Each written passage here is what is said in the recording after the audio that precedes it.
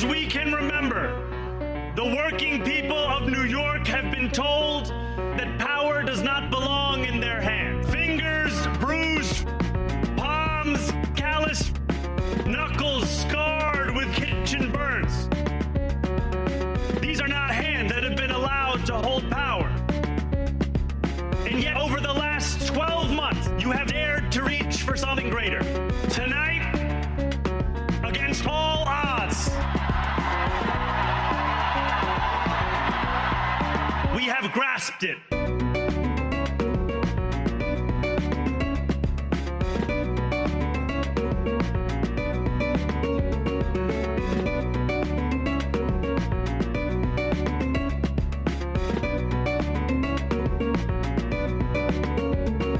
New York, tonight you have delivered a mandate for change, a mandate for a new kind of politics, a mandate for a city we can afford, and a mandate for a government that delivers exactly that.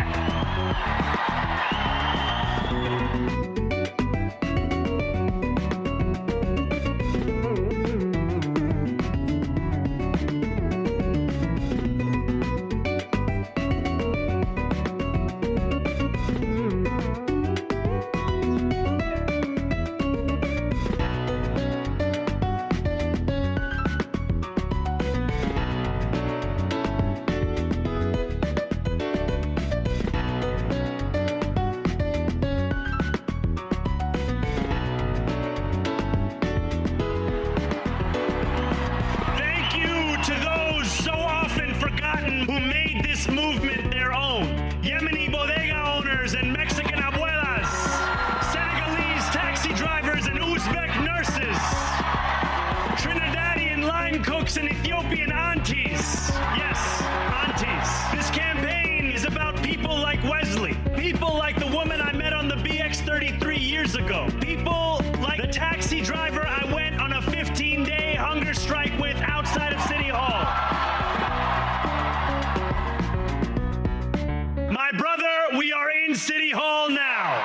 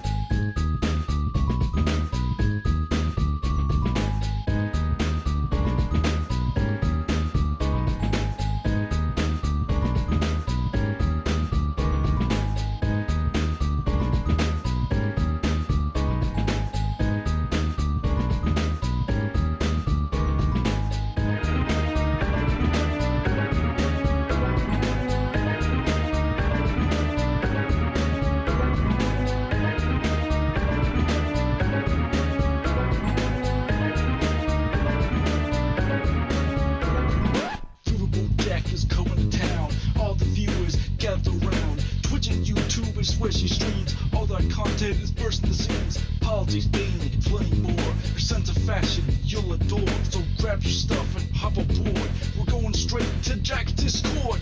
Viva Bojack, Viva Bojack, Viva Bojack, Viva Bojack, Viva Bojack, Viva Bojack, Viva Bojack, Viva Bojack. That's what I'm talking about.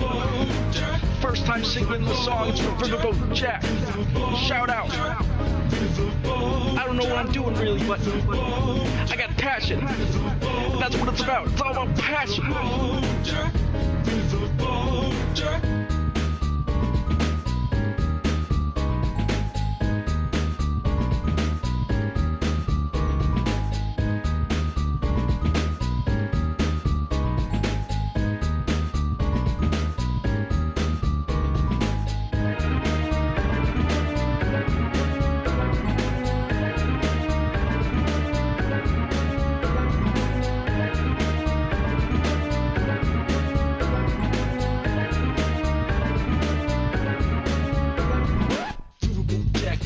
in town. All the viewers gather round. Twitch and YouTube is where she streams. All that content is bursting the seams. Politics, gaming, and plenty more. Her sense of fashion you'll adore. So grab your stuff and hop aboard. We're going straight to Jack's Discord.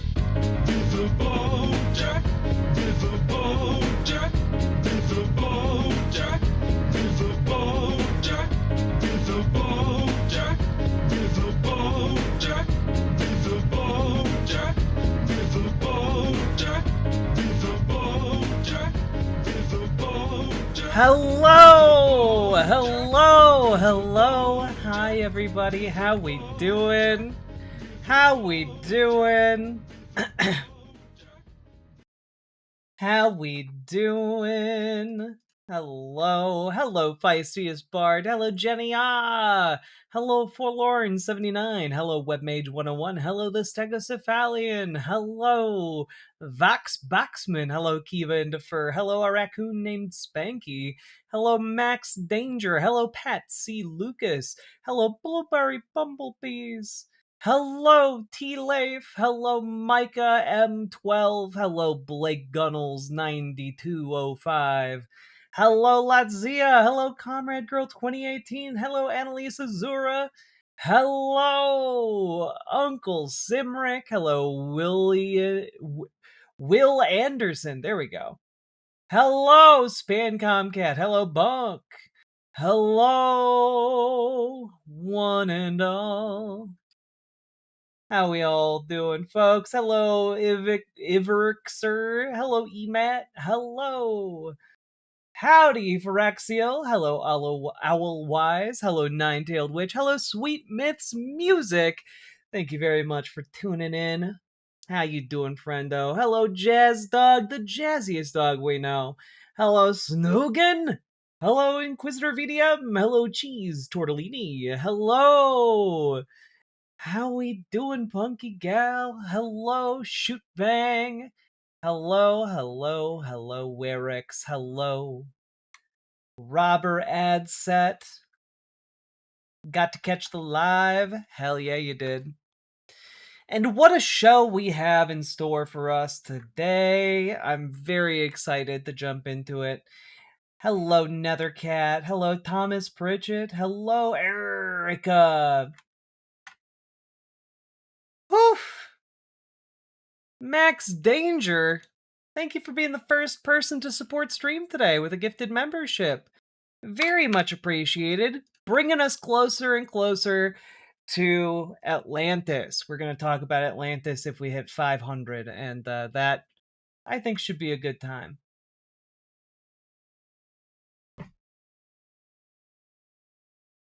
Hello, Spectra Incarnate. Or Spectre Incarnate, rather. Hello, Ashley J. Curtis! Thank you for helping to invent the internet, and thank you for being here. Hello, Gamer G! Hello, hello, hello! Hello, Alpha Mooch! New week, new horrors, indeed, indeed, indeed. We're gonna be getting into the content mines. Just got home from some good DSA stuff. Tired. I bet you do so much. Hello, Superjet Guy.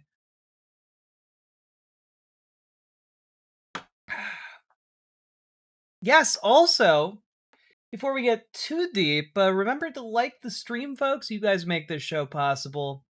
So also consider supporting with your dollary dues, because you guys are my sponsors. It's brought to you by viewers like you. Thank you. Hello, Twin Tails. Hello, Screech.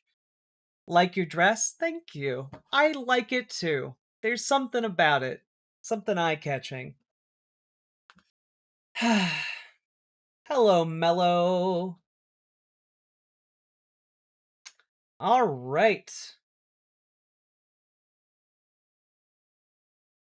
Is it going to be the usual live stream time, 4 to 5 hours, or is it going to be 2 to 4 hours? Never can tell. Pat C. Lucas, thank you for gifting a membership. Very much appreciated. Before we even drop the song, remember, folks, click the goddamn button.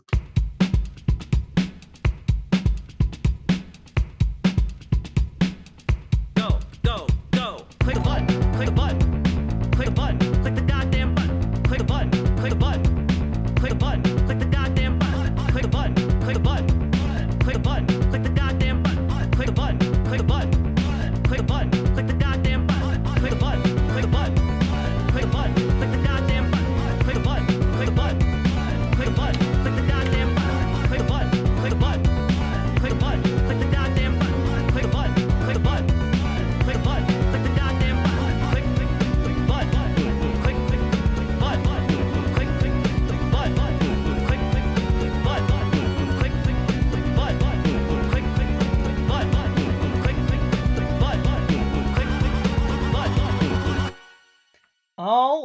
right.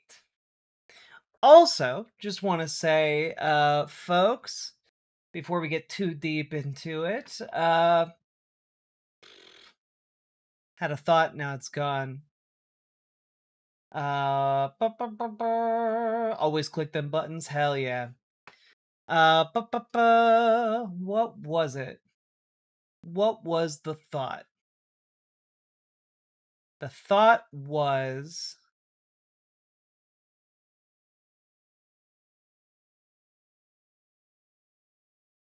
I forgot. It was soup. My brain's soup. I got the soup brain. Oh, God. Was it the like button? It might have been the like button. Hello, Carver Ebane.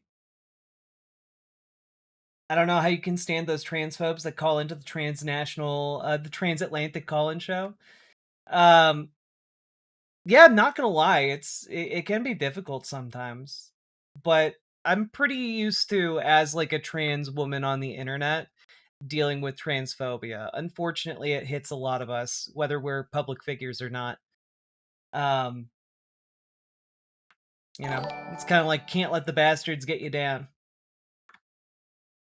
Ahoy, all! This is your monthly reminder that the best tool you have to keep corpo comprise candidates who won't resist fascism is your primary vote. Indeed, indeed, Red Rudy. Thank you for the membership. Appreciate you. Look at us, folks. Hell yeah. This is why I'm not on most of the internet. Yes. I mean, that is kind of what it boils down to, right? Like, a lot of trans people curate their their interactions with others, both online and in person, based on like self-preservation, you know? So if you ever wonder, hey, what happened to that trans creator I used to like who stopped making stuff? It's probably because like the amount of hatred you have to put up with for not enough money is, you know, like trans people be flaming out. Like it's hard to sustain that level of public presence. Like I remember being like a channel with like maybe 1,000 subscribers or less and getting like, you know, raided by neo-Nazis and like having to talk with my parents about what happens if they get swatted, you know, like it's You an have a awful great part of the job. transatlantic accent. Heart emoji. Thank you, Star Pilot 149. Don't ask what happened to Star Pilots 1 through 148. Thank you for the $10 dono as well. Very much appreciated. And I did remember what I was going to say, which is that we started at 87 subs today. And when we hit, what would it be? 112 subs, I will let my hair down. There we go.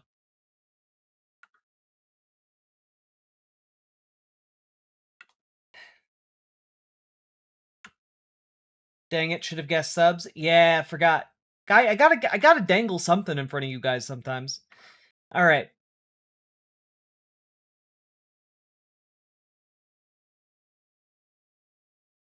$87 subs. How do you manage all of them? It's difficult. You people are like cats. It's like herding cats or nailing jello to a tree.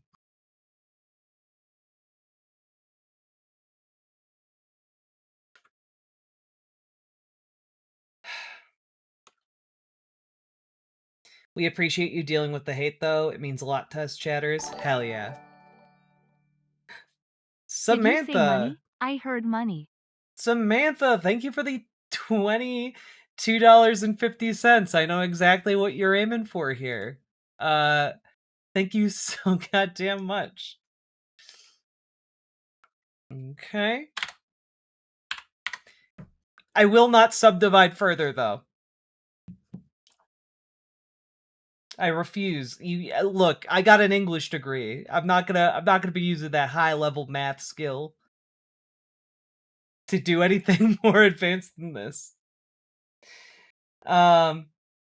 Hit 500 subs tonight, get 50% discount on Imogene Olivia. No, hit 500 subs tonight. We'll talk about Atlantis for a decent chunk of time. Yeah, if I wanted fractions, I'd go play Frog Fractions. The riches of government be upon you. Thank you very much.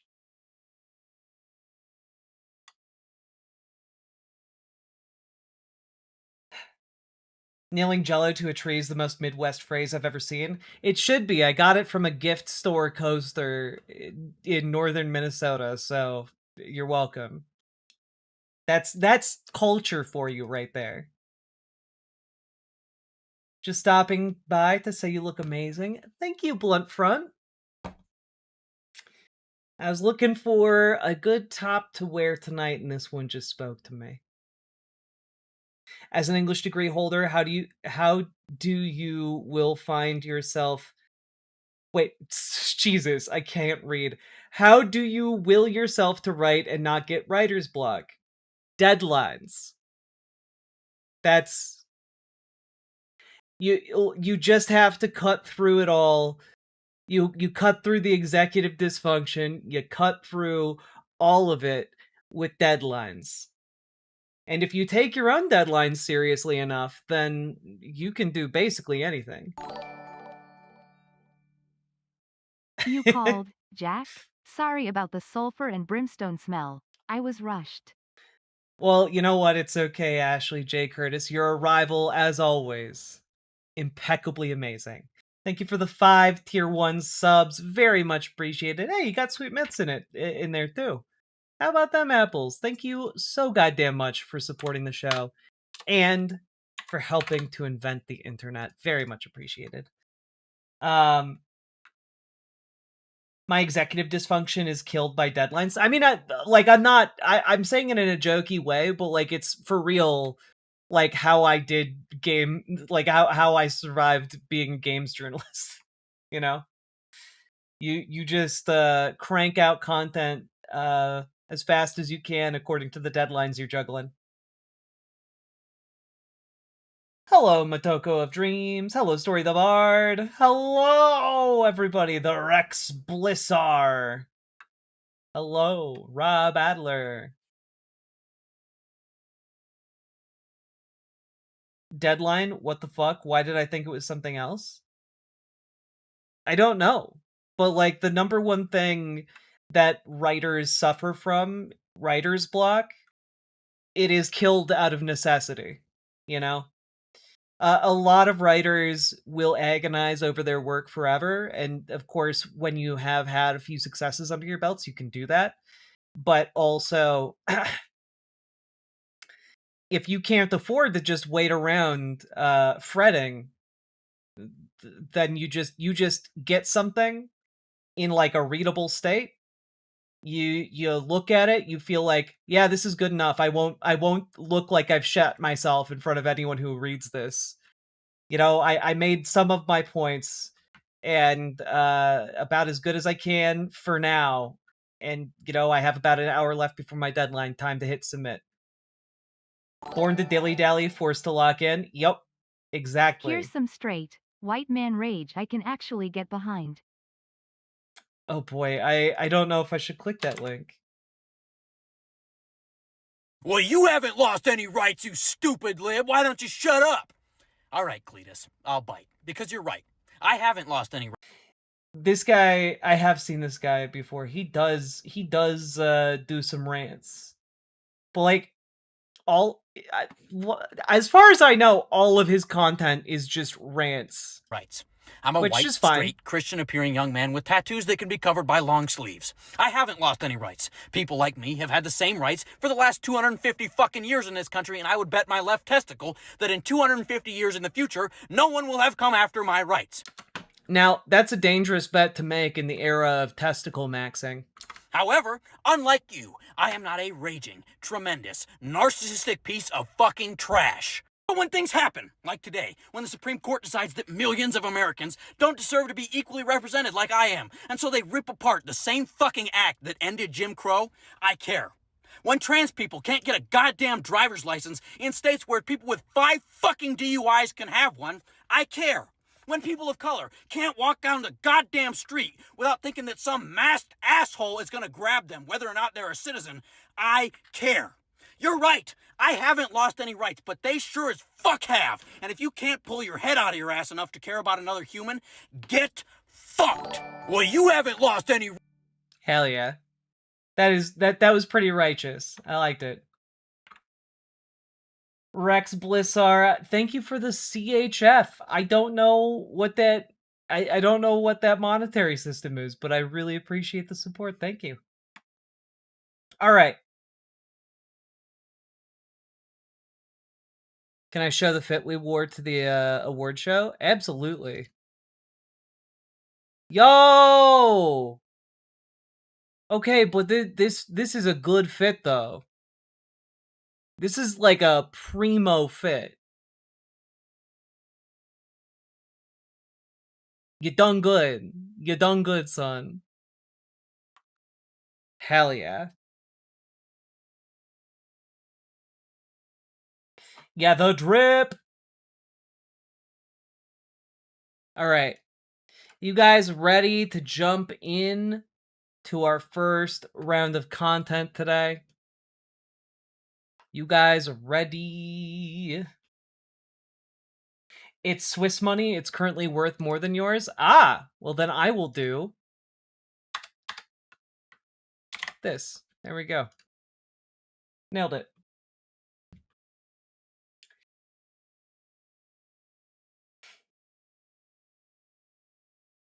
Okay.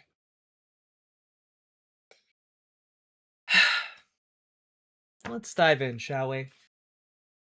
Hello, Skunk Frunked. Professor Zhang content when? I don't know, when I have time to like dive into like an hour-long video. So, folks, we gotta talk about the fact that like Donald Trump is falling apart, right? Like it's just very obvious to everybody involved that like his brain is turning to mush. This was a Truth Social post from like 2 days ago or so. He just went on a lengthy tear of posting AI slop images of him on a battleship for some reason, blowing up Iranian boats, presumably. And like he's gone, guys. Like you can look at videos of him from like even 5 years ago and like he hasn't more together, but like we've arrived at like possibly a new low for the Trump administration, which is saying something. But like in terms of its sanity, in terms of its self-preservation instincts and skills, we're at a new low. I just want to play this quick clip for you guys here. This happened earlier today. Okay, go ahead. So let me speak a little bit about the reality that 1 in 3 Americans are underbabied. What does underbabied mean? That means that you either don't have any children or you have less children than you would normally want to have. And to Katie's point, we have a crisis that's causing our fertility rate to drop below 1.5. The replacement rate is 2.1. So we're way below what we need just to replace the people that we have in America. And okay, go ahead. Now, something interesting about this, just right off the bat, is that America isn't at 1.5, when it comes to the replacement rate. But also, that is where the white people in this country, what their replacement rate is. Like it's it's not even like subtle anymore, guys. Like they are just straight up employing white supremacist statistics. Like what they are explicitly saying here is that white people in this country are not having enough babies or are underbabied, which I feel like that's a really dystopian term just on its own, but I've got another one for you here. Here's another clip from the same press conference. They're private companies who are now taking advantage of the whole group of individuals who can get access to fertility medications and the treatments that go with them. And as the services get better, we make them more affordable, we'll have more Trump babies. Yeah, and we hope that that lays the groundwork though, so that anyone has an ability to receive these. And also remember, this is all on moms.gov as well. Yeah, so they're trying to call children conceived while Trump is in office Trump babies. Like, I gotta be honest, guys, it's like seeing someone try and force a new nickname or try and force new slang. Like, fetch isn't gonna happen here, guys. Stop it. It's weird and gross. These people are weird and gross. Like, they got up in front of the entire country to talk about how white people need to have more babies and how, don't worry, we've put all of the information you need at moms.gov. And that's a real place, by the way. They've been heavily pushing it on their social media platforms. Make American families again. Moms.gov is the ultimate resource for expecting moms and parents. And like,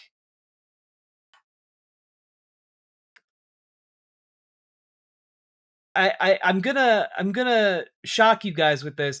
People aren't foregoing having children because they just don't know how to have babies.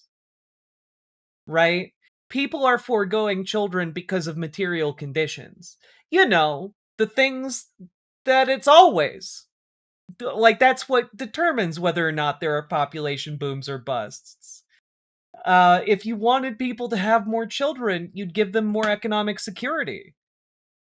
Like, it's all so stupid. And it's all so very obvious. And it all is, of course, connected to the fact that Donald Trump's brain is turning into mush. And I say this because we've all known for a long time that Donald Trump is a longtime proponent of, like, the anti-vax movement. You know, he was one of the early guys out there saying vaccines cause autism without any proof. You know, he's just absolutely wild in these days. But I wanted to play this clip for you. This is from an interview he did just either earlier today, late last night. I'm not entirely sure, but here you go. A woman named Katie Talento, if I'm saying her name correctly, who recently stated that in 2017 she worked for you, and her job was to keep Bobby Kennedy as far from the West Wing as possible after you had agreed to a vaccine safety commission. Did you know about that? She's published on that the last couple of days. She says she's apologizing for that, basically. Did you know that at the time that there was somebody supposedly tasked with keeping Bobby Kennedy away? No, I didn't. He's doing a good job. I think Bobby, people love him. I didn't know about that. Do you think there should be a vaccine safety commission? A commission on what? Vaccine safety, something to examine. I'm like, it's like we've encountered a lich. He's just falling apart. Like, bits of him are cracking off. It's crazy. Like, I'm the main thrust of playing this clip, by the way, isn't even like this point that I'm making here, but like, Commission? A commission on what? A commission on what? People love him. I didn't know about that. Do you think there should be a vaccine safety commission? A commission on what?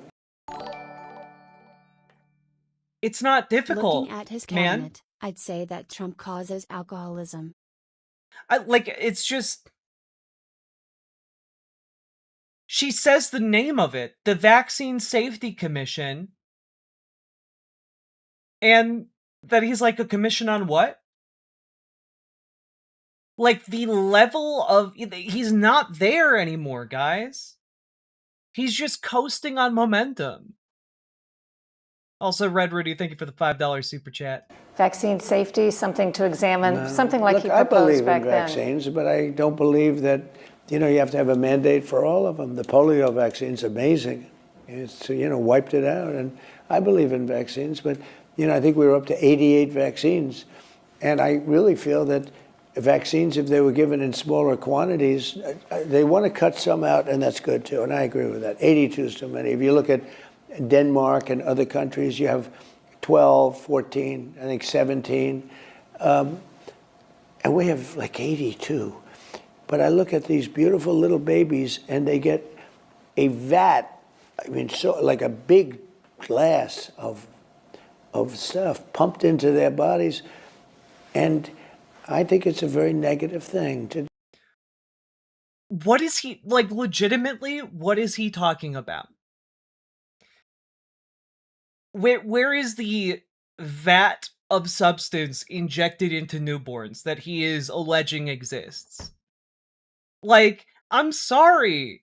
Anyone who has ever, like, gone to a hospital to meet a newborn baby knows that he's full of shit. That's gotta be the soup brain talking? It's gotta be.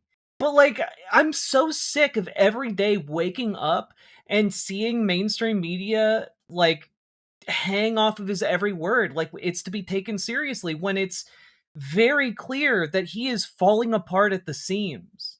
Like, he's seeing, like, AI imagery and thinking it's real. Like Jordan Peterson, how Jordan Peterson that one time saw, like, Chinese milking porn and thought it was, like, a real thing that they were doing to get secrets out of American GIs.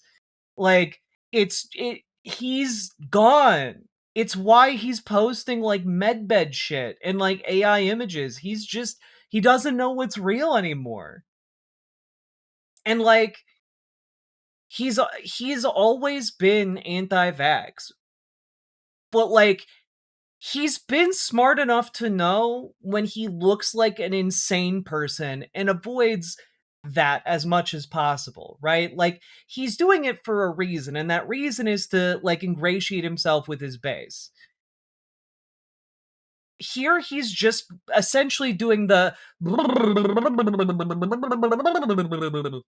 never get me, Lucky Charms," and then, like, leaping over, like, the background set. Like, he's just gone, guys.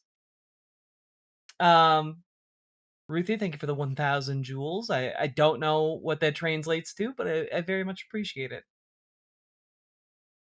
Do. And I would like to see it. I'm not doing this in terms of Bobby or not. I hope they agree with that, but that's just my opinion. I would love to see much smaller shots, like 4 visits to the doctor. And I think you would have a much better result with the autism. Like, he's literally just over here being like, what if we gave the babies less substance for each shot? And it's like, that's not how vaccines work. Like, if you dilute the dose, it doesn't, like, then it doesn't work. It's so stupid. It's just so stupid. God.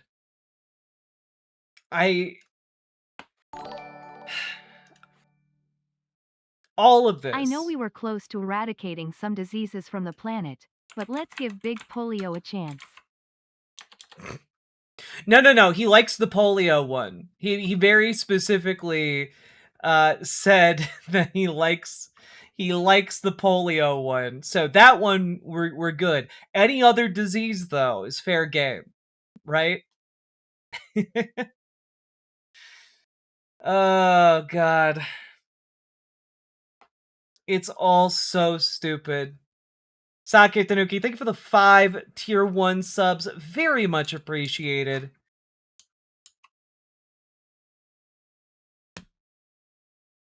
Well, yeah, the original point of, like, the anti-vax movement was so that a grifter could sell 3 different vaccines instead of a combined single-dose vaccine. And, like, Donald Trump is keeping that alive because he bought that entire grift hook, line, and sinker, you know? Like, he just straight up went out there and was like, hey, we are, in fact, just gonna keep running with the grift. Andrew Wakefield has gotten tens of thousands of children killed at this point. Like, genuinely vile, evil shit. Lucy Hayes, thank you so much for the raid. Nathan, thank you for the $5 Watching dono. your Steven Crowder stuff right now, wanted to say you were afraid of the monosphere. Now get ready for the woman cube. The woman cube. And they're not ready for the non-binary T-posers. Lux Progressive, thank you for the raid. Very much appreciated. Annalise Azura, thank you for the 1,000 jewels. God. Had to use my gem things. So if the gems are free money on YouTube, I appreciate that big that Google money you're redirecting into my wallet. I appreciate it. But of course, all of this is absolutely bonkers nonsense because the guy who is clearly deteriorating in front of us, who is getting worse and worse and worse all the time, they're now having people like essentially kowtow to him while talking about how they're gonna create more Trump babies for him. Like, I gotta be honest, guys. It's deeply, deeply weird. And I wanted to share another clip from this. Yeah, here it is. It just in case like the weirdness of it wasn't really hammered home. Supporting the journey of American moms at every stage is so important to the success of our nation. I'd now like to ask Senator Katie Britt. She's the one that got me into this, I have to tell you. I hope she always remains loyal to me so I can continue to support her. You got it. I would hate to go against her. That will never happen, Katie, right? That's right, sir. But to say just a few words, she's really a fantastic woman. She's a great senator. And I got lucky. I was supporting somebody else, and then I realized that somebody else wasn't very good. And I said, who's that young woman I met that was so impressive? They say, her name is Katie Britt. I said, let me talk to her. I talked to her, I endorsed her. She won a landslide, and you've been winning in landslides ever since. So you've been doing a great job, Katie. Thank you very much. I thought I should explain it. Thank you. I built you up, Katie. You would never betray me, would you? You would never betray me, Katie. I made you and I can unmake you. But I love Katie so much. She's so good. Like, it's genuinely, like, creepy abuser behavior. Like, he's threatening her at a press conference in front of the entire country. It's really, with, like, abuser rhetoric. It's very weird and deeply disturbing. And all of this is on top of the fact that he's continuing to escalate things around the world with other countries. And if you think I'm talking about Iran, I mean, yes, but that's not even the only country he's doing that to right now. Here's Venezuela's acting president having to reject Donald Trump's continued pushing for Venezuela to become the 51st state of America. Genuinely, Donald Trump seems to be thinking that his way of making sure Republicans stay in power is by making Venezuela a state. That's not a joke. Yeah. We're in insane times. If Trump wants more babies, all he has to do is pump the sweet, sweet sound of Tim Pool singing. It's true. That's the real baby making music for MAGA. But yeah, we will continue to defend our integrity, our sovereignty, our independence, our history, said Delcy Rodriguez, who assumed power in January following a U.S. military operation that ousted then President Nicolas Maduro. Venezuela is not a colony, but a free country, she added. And apparently that's all in response to, on Fox News, Trump jumped on and started talking about how he was seriously considering making Venezuela the 51st state. Like, he's saying it about Canada, he's saying it about Venezuela, and also he's picked a war with Iran for no reason. And also, I've got additional bad news for you guys. Things regarding Cuba are getting worse. This is from, You know, yesterday, US intelligence gathering flights are surging off of Cuba. Like, he has now threatened to invade Canada, Iceland, Cuba, Venezuela, Iran. Like, he's just going around the world like a toddler with a gun. And it's really gross. And it's really awful. Like,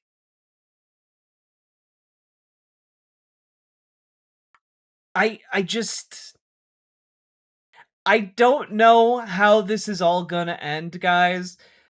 But, like, this is some wackadoo nonsense shit. Like, we are, like, maybe one bad week away from Donald Trump declaring war on the sun and committing the entirety of the US military to launch via Space Force to go and fight the sun. Like, we are so fucking close to just some absolute madman nonsense order. And it's like, I don't know where it goes from here, but I do have to say, I do think that it is indicative of the collapse of kind of support in Trump and his behavior. Like, the support of Trump lags behind his behavior, but his behavior has gotten increasingly erratic, increasingly irrational, increasingly something that you can't just excuse infinitely with rationalizations. And, like, it's being reflected. You know, this piece in the New York Times came out like last week, and people are upset. These are like Trump voters feeling frustrated, worried, betrayed, disappointed, surprised. 11 Trump voters on what has gone wrong. And, like, I do have to say, this is maybe one of the most infuriating articles that I've ever had the displeasure of reading. But, like, I just, like, I want to shake each and every one of these people and ask, like, what the hell were you thinking? You saw everything that we did. What the hell were you thinking? Kitty, you said disappointed and hopeful. Tell me more. So much has happened. We're starting to see we're getting disillusioned, and all these false promises are starting to be like, we know it for what it is now. Now that we know and we don't feel as naive or trusting, then we can properly create a path forward to get going in better directions. It's like, bitch, you saw him. He's already done this. He did this already. No Democrat in this article? What? It's because it's talking to Trump supporters to try and, like, understand them. Chris, you said surprised. What made you say that? Life is becoming more and more unaffordable. The prices of things like gasoline and food overall haven't come down. I thought it would just be a lot more affordable. Yeah, he thought Trump would give egg back, and instead Trump take egg, Trump take gas. What? Who could have ever thought that this guy who's famous for not paying his workers would ever screw you over? Like, tell me why you feel betrayed, Francesca.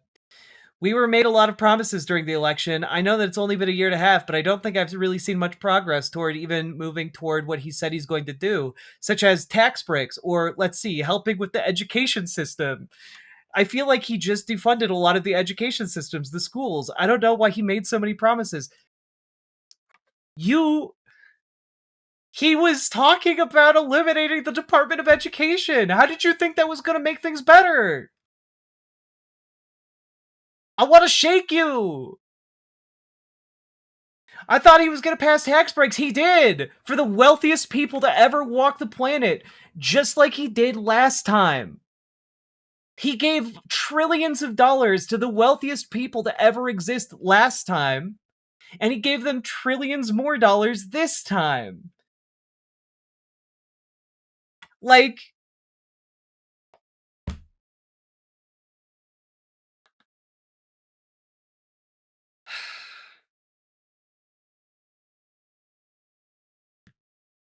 I'm so...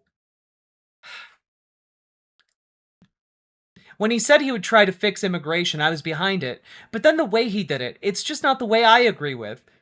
What turned out to be different? How ICE was treating people, this is not the way to do it. I thought he'd learned his lesson and was going to prove to everybody he learned from his mistakes and he was going to turn the country around and he was going to be a stellar president, but it turned out to be a horror movie. I was so wrong with the vote for him. Like, he was literally campaigning on mass deportations now. What the fuck did you think that was going to be? What the fuck did you think mass roundup and mass incarceration of immigrants was gonna look like? Did you think it was gonna come with a concierge and a mint on the pillow? Yeah, last time we got kids in cages, you thought we were gonna get not kids in cages again? Yeah, it's like his first term never happened, exactly, and I'm just absolutely baffled, right? But this is kind of what I meant. You know, when we roll back the clock to like a year and a half ago, right after the election, what did I tell you guys? I told you that the only way these people are going to wake up is through economic pain and through seeing kind of these consequences happen. The only way they're going to be disillusioned with this cult of personality that Donald Trump has built up around himself is through pain, through suffering. And my hope was that enough pain and suffering would allow them to realize that not only was Trump wrong, they were also wrong. The positions they had were wrong. And it's only now, as this like shambling monstrosity, you know, empowered with necromancy, shambles along, heaving out words through every torrid breath. Like, it's only now that they're like, maybe we got some things wrong. You know, maybe this decomposing homunculus doesn't have all these things figured out. And I'm just like, yeah, it only took you almost a decade to figure that out. And all that being said, right, like, and this keeps going on. Like, it is a very lengthy piece. Are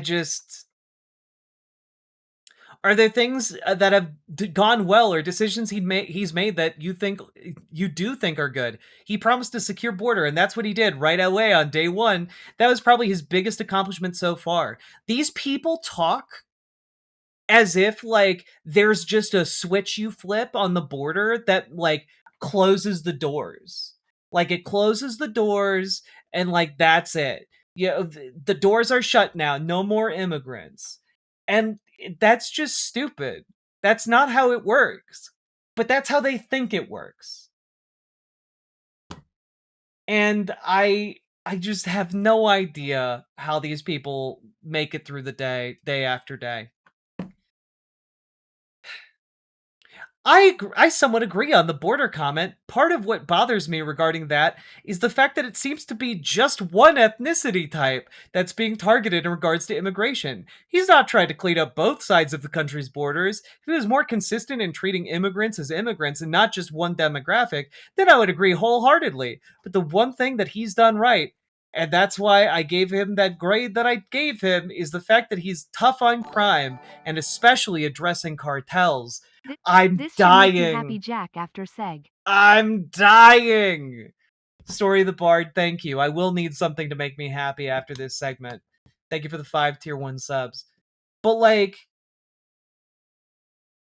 well, I guess it'd be fine if he was putting both brown and white people into concentration camps is insane. It's insane. Like, you would feel better if more people were being tortured is an insane thing. Like, Donald Trump's entire administration is falling apart. And he's in front of the world just straight up saying nonsense. Like, absolute meaningless, garbled bullshit. And after a year and a half of that, in front of these people who voted for him, only now are they starting to say, well, some of these things seem pretty nonsensical and bad even. But, you know, damn it, he does make us feel a bit more secure. Like, that's insane.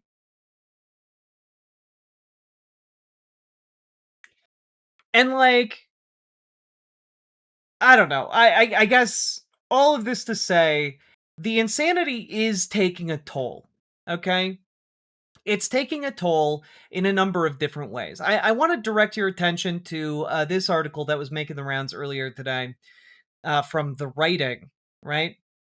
And this one monitors different traffic to different websites and essentially takes a look at how the different conservative outlets are doing based on their traffic and compares it to the previous year, of course.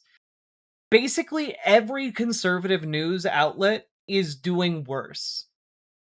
In some cases, significantly worse. The Daily Wire has been hit particularly hard. As we've noted in the past here on this channel, traffic dropping by 39%. The Blaze has lost almost 50% of its traffic. The Federalist has lost 51% of its traffic. And like, but this isn't a limited phenomenon, right? And part of it is that I had assumed that it was localized to the Daily Wire based off of like maybe like Hungarian money stopped flowing in and they couldn't support like their ecosystem anymore, right? They made some bad investments, the money stopped flowing, you know, and that left them with not enough resources to keep on making content and buffing it in the same way that they had in the past. However, this makes it clear that either Hungarian money from Viktor Orban was extremely spread out, or it indicates to me that there was some Hungarian money at play here, but also the insanity of these far-right propagandists is suddenly being received as insanity, right? Like, these people are watching all of these outlets and going, well, that doesn't seem right. Well, and they're stopping. They're like going elsewhere.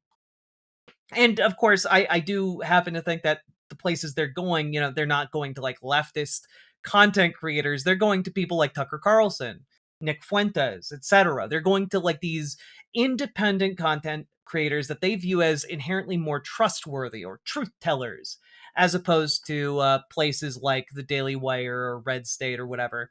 And I think that's why places like the Epoch Times are less affected by this, because you can see here their traffic has actually gone up by 0.2%. They've remained in a field of massive freefall, relatively stable.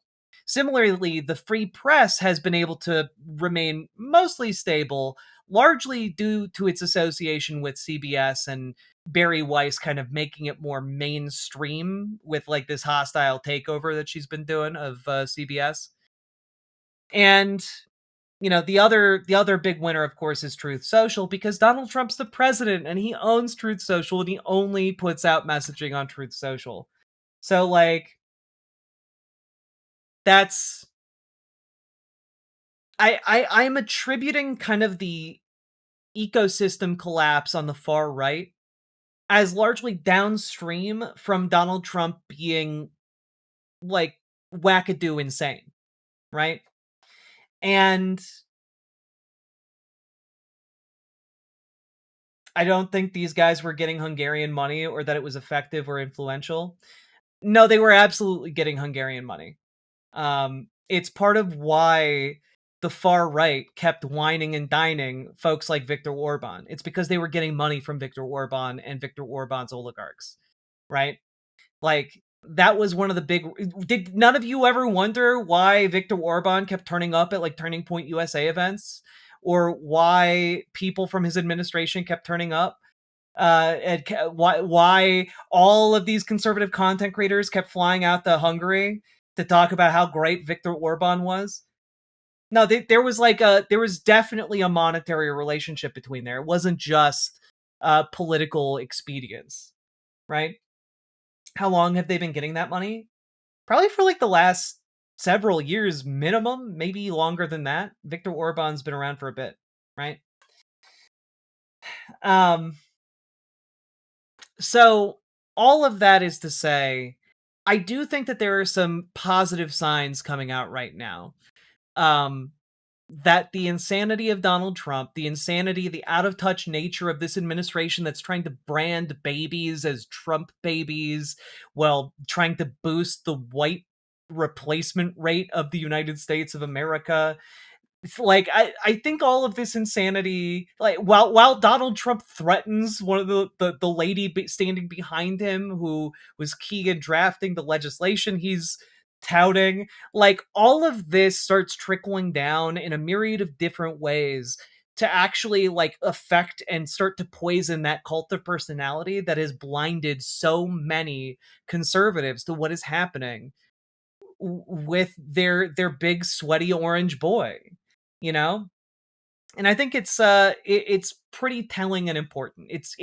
We are watching, you know, obviously the decline of America on a mass scale, but and the decline of American empire, but we're also watching like the entire infrastructure of the GOP bend and break and like groan under the weight of Donald Trump's incompetence, both mental incompetence as well as, you know, physical incompetence, right? So like it is falling apart for them, and you love to see it, but it also, and just to end this segment on a bit of a word of warning, you know, it also makes the GOP a wounded animal. And what we are seeing right now with the redistricting wars, with GOP members of Congress going along with Trump's insanity, it's because they're wounded animals. They know it, and it makes them more dangerous. And that, more than anything, should make us all realize the need, existential need, for us to organize, to hold true to one another, to build our support networks, to, you know, show up for our communities, etc. And if you want to take the first step towards doing that, we have folks in this community who can help you get involved with your local Dems or your local DSA. There are many other groups you could organize with, of course, but those are the two that we can get you started on. And we need folks to join your local Dems so we can make them more progressive, so we can make them like actually willing to fight this administration. And that starts at the local level. You can start it actually at the local level if it hasn't started already. And we also need folks to organize labor in their communities. You know, go out, join your DSA, get organized with the local labor unions, with the local workplaces, maybe organize some new workplaces, but build that base of political power however you can, because we need it. We need to build this power base because what we're seeing right now is the dying collapse of a supergiant, and that can either explode or it could implode. And either way, we're going to have to hold on to one another to keep ourselves safe, okay? And all that being said, get organized, reach out to GamerG for help with DSA, reach out to Dragonfly for help with your local Dems. And if you got anything out of this, hit the like button, subscribe, leave a comment. Comments longer than 8 words really help in the algorithm. And also, check out ImogeneOlivia.com, gender euphoric lingerie designed from the ground up for trans femmes. Also tested with cis men, cis women, non-binary folks. Go check it out, ImogeneOlivia.com. It is non-tucking lingerie, very sexy. Link down in the description, and let's keep on going.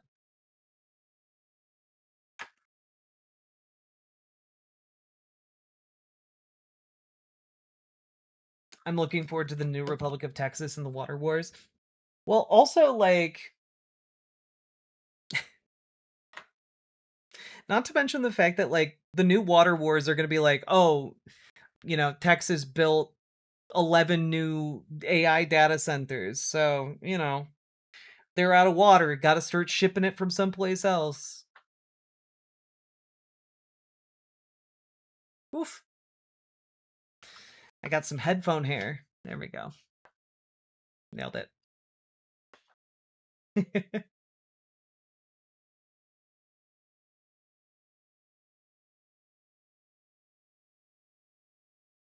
I don't think we're on a long-term collapse. I don't know. I look and I see American empire in shambles because we've torched our credibility with every nation on Earth. No country on Earth is ever going to be able to rely in our lifetimes on the United States for military aid. No other country on Earth is going to be able to rely on the United States in our lifetimes for trade. We have torched essentially all the goodwill we built up over the course of the past century. And like it's not, that is not easily replaced. Every single person who has paid any attention to politics in their respective nations around the globe is going to remember that the United States is an unreliable, like, sack of shit, you know?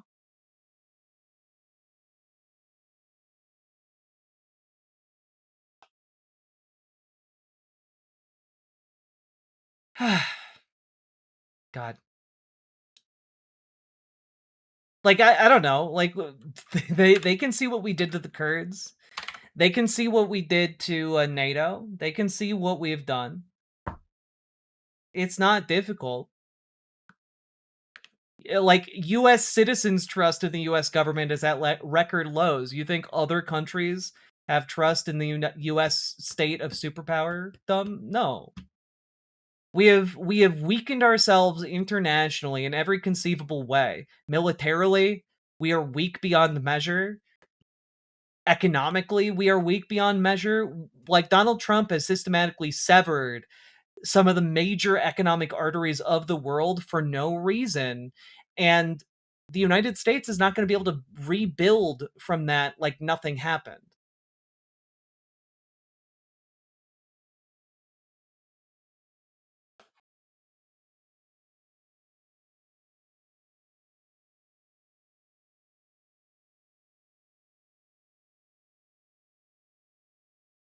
But Jack, we're hot. Did you forget? Ah, yeah, I forgot.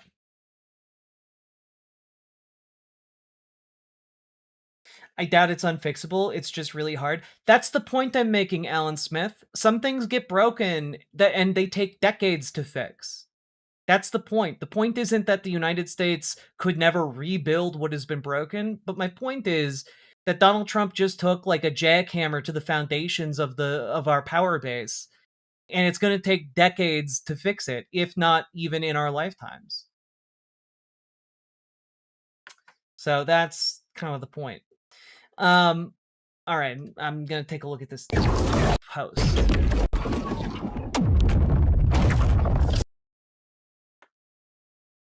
What is this?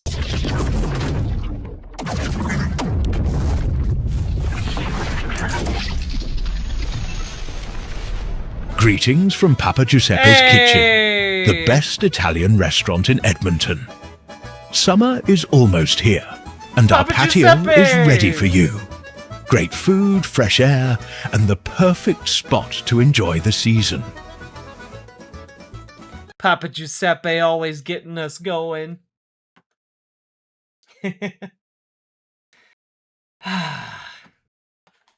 I was not waiting for it. I thought I got sent a bad link.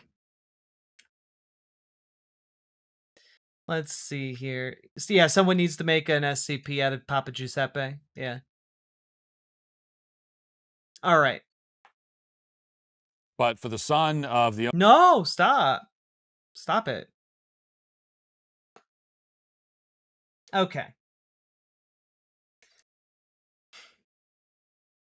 Bada bing. Also, Story the Bard, thank you for the earlier 5 tier 1 subs. Oh god. I can't we can't listen to the whole thing, but we'll skip to we'll skip to the most replayed part. How about that? Find the place. Oh no! His band got Thanos snapped! Didn't he know? Didn't Tim know not to mess with utilitarianism? It makes him the villain in most films. Oh no! Alright. Someone really went crazy with After Effects there. Did I hear about this? Yes, we'll talk about it later.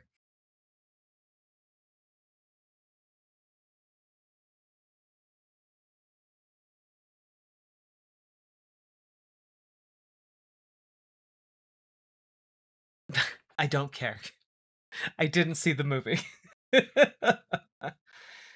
Oh god. Also, Pappy the Pappy Theist. Thank you for the raid. Welcome, raiders.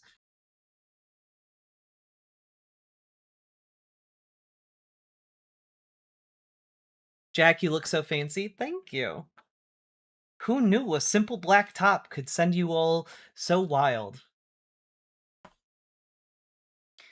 Amazing what a thrifted... No, not thrifted. Amazing what an estate sale necklace can do.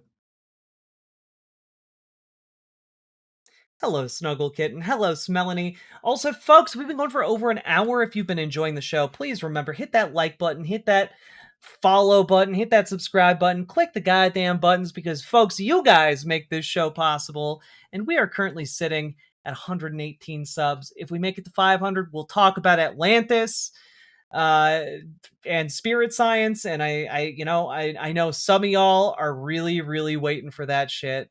So, remember, folks, click the goddamn button and do consider supporting the show because you guys make this show possible. Here you go.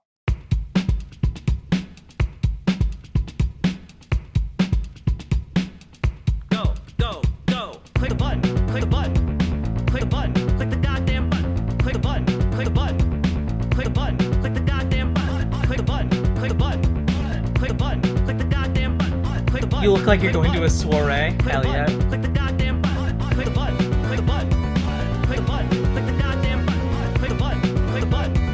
Click the button. Click the goddamn button. Click the button. Click the button. Click the button. Click the goddamn button. Alpha Mooch, thank you for the 5 tier 1 subs.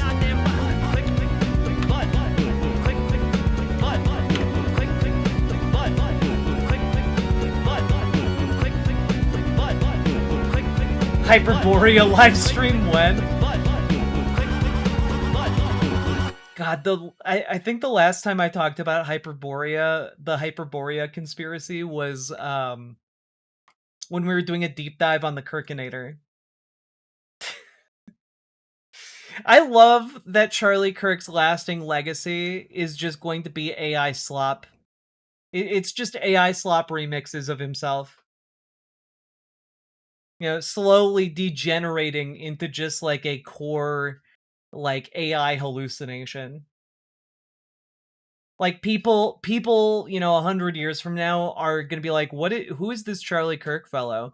We can't find any information because it's all just garbled nonsense.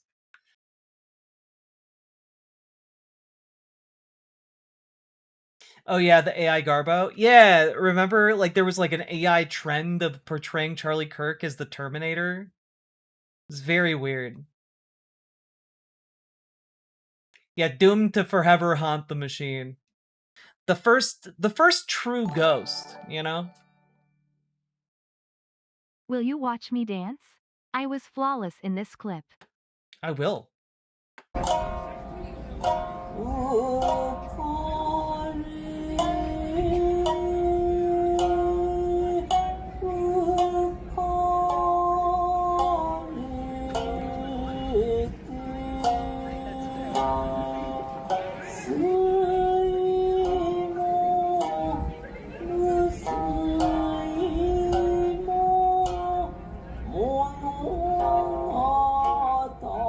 That's so cool.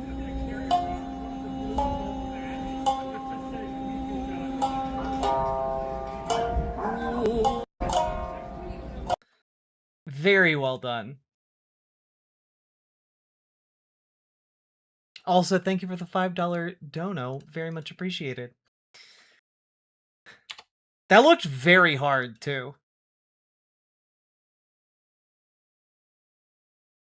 All right. You guys ready to dive into our next segment, though? We got to talk about WAPU. You guys ready to talk about WAPU? Who is that? Community member Eddie666?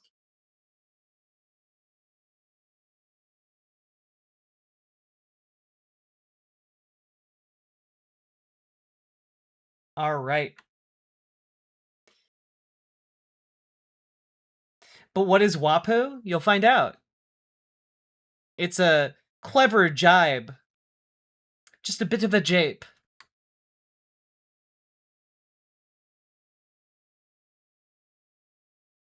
Ready? Cool. Let's do it.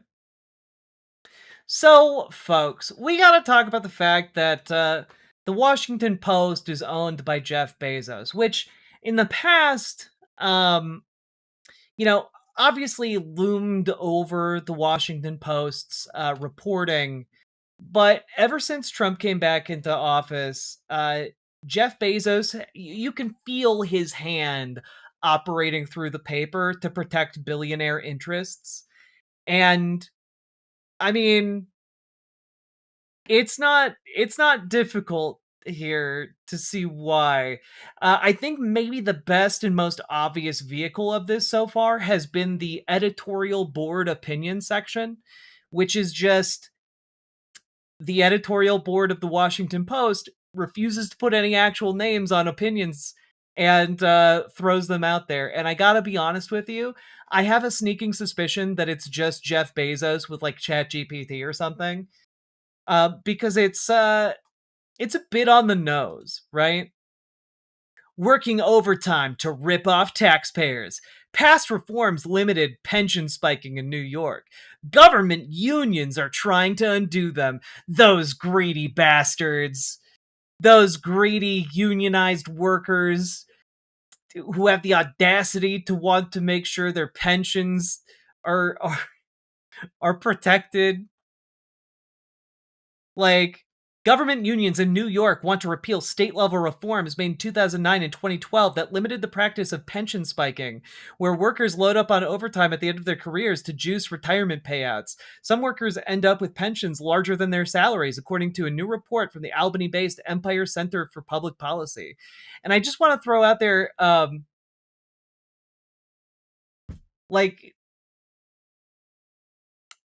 if they've done the work and earned their pension, they should get that pension. And it's telling here that the Washington Post is really, really, really concerned about, workers taking advantage of overtime by, working beyond their normal hours. Essentially a way to incentivize workers to do work outside of normally scheduled business hours. And they want to single out the unions, right? But oddly enough, it's never ever the cop unions. It is never ever ever like police are taking too much money in overtime. It's never cut the police budget because so much of the police budget is going to pensions for, state or federal employees who worked overtime in law enforcement.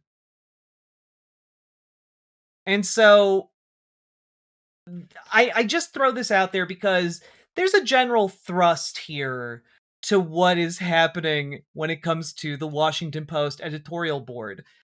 For example, this one. By the way, all of these, this particular one, this first one I showed you is from May 6th. This one is also from May 6th. Zoran Mamdani's creepy and weird attack on success. To put any citizen in harm's way is just inappropriate for one of our political leaders. What on earth could Zoran Mamdani have done? Why? Did Zoran Mamdani, were you flipping a loaded gun in front of a crowd? You put all of their lives at risk with your dangerous stunts? Why, whatever could this mean? Let's take a look. New York Mayor Zoran Mamdani has been scrambling to come up with money to fund a major expansion of city government, and he has put the politics of envy at the center of his effort. This is bound to be a fiscal failure, but it's already a moral one. Last month, the social media savvy socialist filmed a video outside New York home of billionaire Ken Griffin. He told viewers who lived there and declared, "We're taxing the rich." Why pick on a hedge fund manager? Guys, okay, cue Sarah McLachlan music. Have you been too mean to the billionaire hedge fund managers in your life? Have you never stood and thought to yourself, what about the rich? Shouldn't they be getting more? How could this poor hedge fund manager ever make ends meet without our assistance?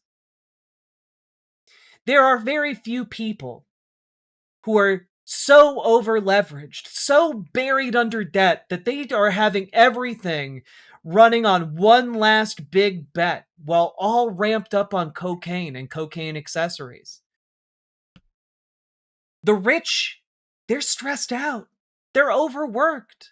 They're high on a million different drugs just to make it through their next big bet on Wall Street. And you know what? It's a really stressful job because they're playing not with their own money, but with all of your money, the Mimas and the Pop Pops. It's a stressful job. And if they lose it all, then they'll just get one of their millionaire or billionaire friends to reinvest in them again. But that would be embarrassing in the cocktail circuit. I will remember you. But will you remember me? Remember, folks, when you're falling asleep tonight, shed a tear for the poor, beleaguered, much maligned billionaire class that Zoran Mamdani has cruelly targeted in his campaign of terror. I had a former coworker who literally thought the rich deserved the most, because they created the most and everyone else were ungrateful and lazy. Man, it is incredible how cucked some people are, right? Also, Mackenzie, thank you for the Mackenzie L, thank you for the $5 super chat. There are some people who genuinely are like, well, billionaires are my betters, though. They are inherently better than me and inherently work 5 million times harder than I do, which is why they are worth 5 million times my net worth. And it's just like, I can't imagine a more pathetic framing of yourself in the grand scheme of things, you know? But yeah, basically this entire piece is whining about the fact that Zoran Mamdani filmed a social media post outside of a millionaire's, I believe it's $250 million penthouse mansion. Like, he's saying tax the rich because this guy has multiple houses. The entire point of Zoran's proposed tax is on people who have more than one home, who own multiple houses worth over $5 million. Like, this isn't, to my knowledge, this isn't even this guy's only home. But they are all acting like it is just an insane attack on one of New York City's humble billionaires. And it's just like, go fuck yourselves. But you can kind of see now, right? Like, the thrust here of the new Washington Post editorial board is, you know, they got a bone to pick with empowering the working class, right?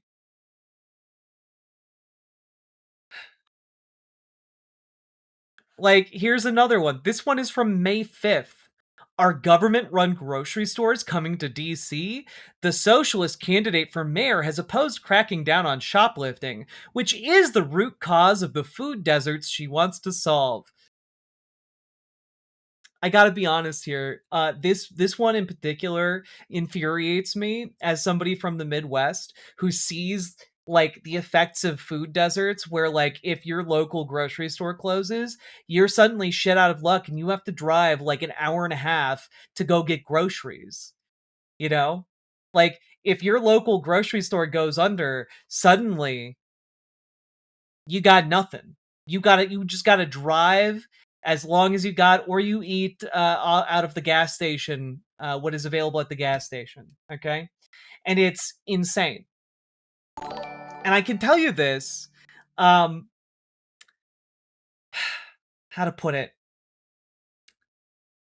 Grocery stores in the Midwest don't close because of shoplifting.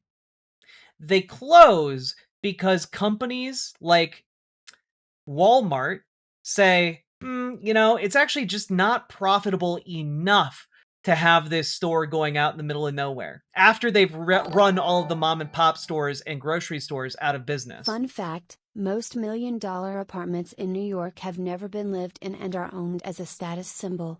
I'm not against taxing those. Jeff is. No normal person is against, like, taxing millionaires who have more than one home worth over $5 million. No normal person is against that idea, because no normal person is like, well, but if I have multiple homes that are worth over $5 million, this will put me in the poverty house. Like, that's just not, no one thinks like that. Only billionaires think like that. Only like rich assholes think like that. So my point being that grocery stores out in rural America in the Midwest don't fail because of shoplifting. They fail because corporations worth billions of dollars look at a given store and say, well, it's not making us enough money, as much money as we want, right? Because they want all the money. And great examples of this, by the way, have been the claims in the past that essentially, organized retail theft was killing CVS or Walgreens. And then it came out in the earnings call that actually organized retail theft wasn't an issue at all. They had been making it up the entire time. And in fact, the real issue was that they weren't making enough money overall. Like, their sales were going up, their profits were going up, but they closed the locations so that they could put new stores in locations that were more trafficked nearby. It was a way to optimize their income streams, not to serve people, right? And the issue of like food deserts in inner cities is much the same, which is that these stores don't view it as profitable to sell to, poor people, essentially, right? And that's how you get kind of this chain, or food chain, if you will, of different retailers when it comes to serving different communities, right? How this kind of happens is you get like a Walmart comes in, it runs the mom and pop grocery store out of business by deliberately undercutting their prices in a way that, mom and pop can't really compete with. But eventually, there is an oversaturation of Walmarts, right? And it just doesn't make sense to open a new Walmart to cover some of the gaps in the geography, as it were, right? And in that case, you then have bottom feeders, right? Which would be, the Dollar General. You get these stores that are effectively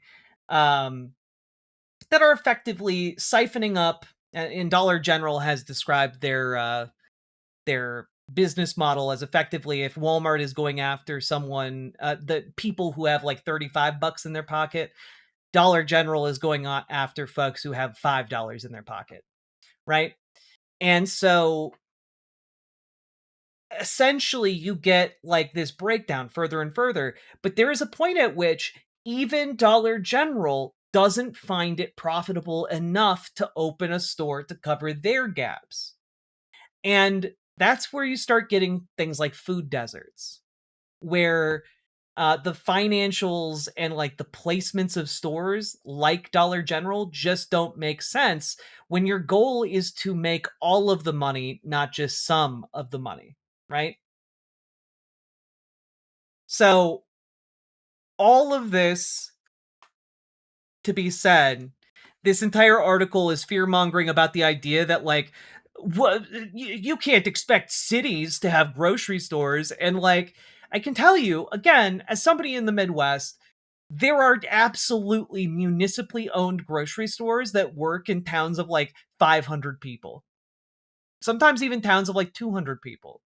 And the idea that, like, well, a town of like 250 people can run a municipal grocery store, but not Washington, D.C., it's just fear-mongering bullshit. And it's fear-mongering bullshit specifically to serve the interests of the wealthy who do not want to be competing with a municipal grocery store, right?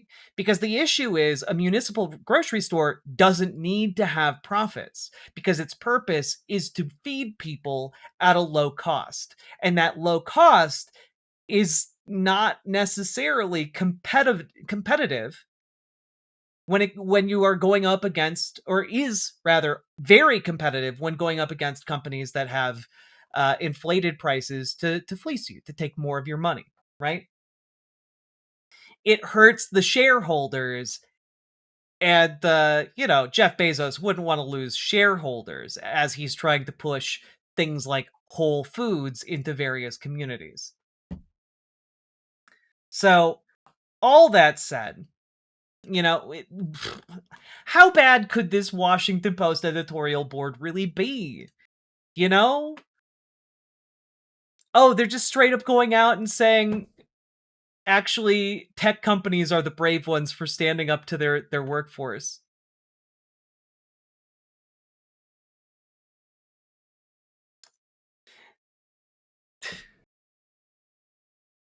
The brave tech billionaires finally standing up to the overly powerful tech activists who work for them. It's genuinely really stupid. It's like, this is straight up an editorial board piece that is just saying it's great to crush unions, it's great to destroy worker power, because workers shouldn't be able to make demands of their tech billionaire bosses. Written by employees at a company run and owned by a tech billionaire. Like, it's genuinely wild. I mean, like, you get into this and after helping win the Cold War, many technology developers came to see themselves more as citizens of the world than the US.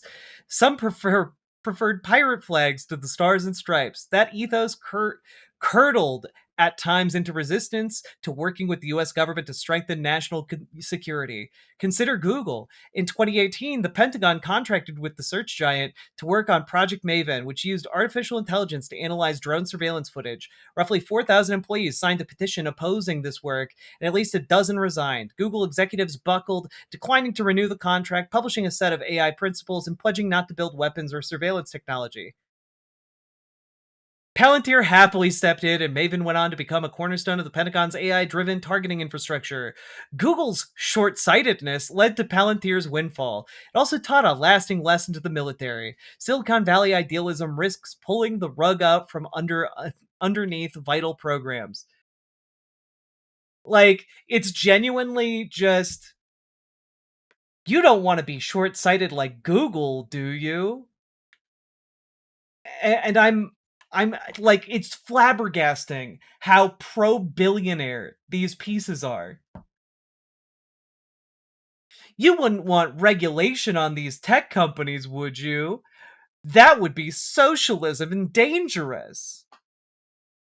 Like, it's so transparently awful how they are basically every day writing a piece that's like just calling you guys filthy poor people to your faces, and arguing that the unwashed masses should have no say in the world these brilliant tech engineers and billionaires are building,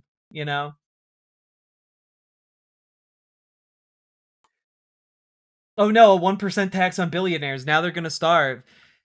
Except that article would be like, if you put a 1% tax on billionaires, all of you poors are going to starve. It would just be a straight up threat, right? Like, I'm not even kidding. This is from May 3rd. California already losing with billionaire tax referendum. The tax hasn't even been passed yet, and the editorial board is trying to argue that the used to work in tech and the tech state industry is is a buckling. nightmare. The job market for it is a dumpster fire. Tech millionaires are ruining a beautiful environment that women made. It's true.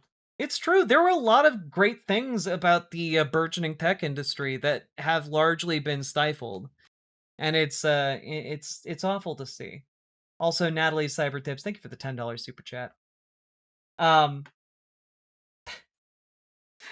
But I just, man, some of this is unbelievable. New studies forecast a costly cascading effect as family offices leave, philanthropy gets redirected to other states, and startups choose to launch in less hostile environs.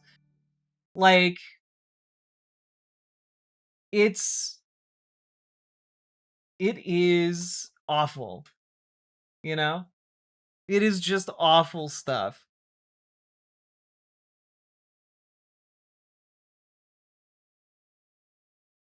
The union sponsoring the initiative asserts that California is such a special place for its 200-plus billionaires that it's unlikely that a one-time emergency tax will motivate these folks to leave. Alas, reality already begs to differ. The billionaire exodus has accelerated, including big names like Larry Page, Sergey Brin, Mark Zuckerberg, and Peter Thiel. Just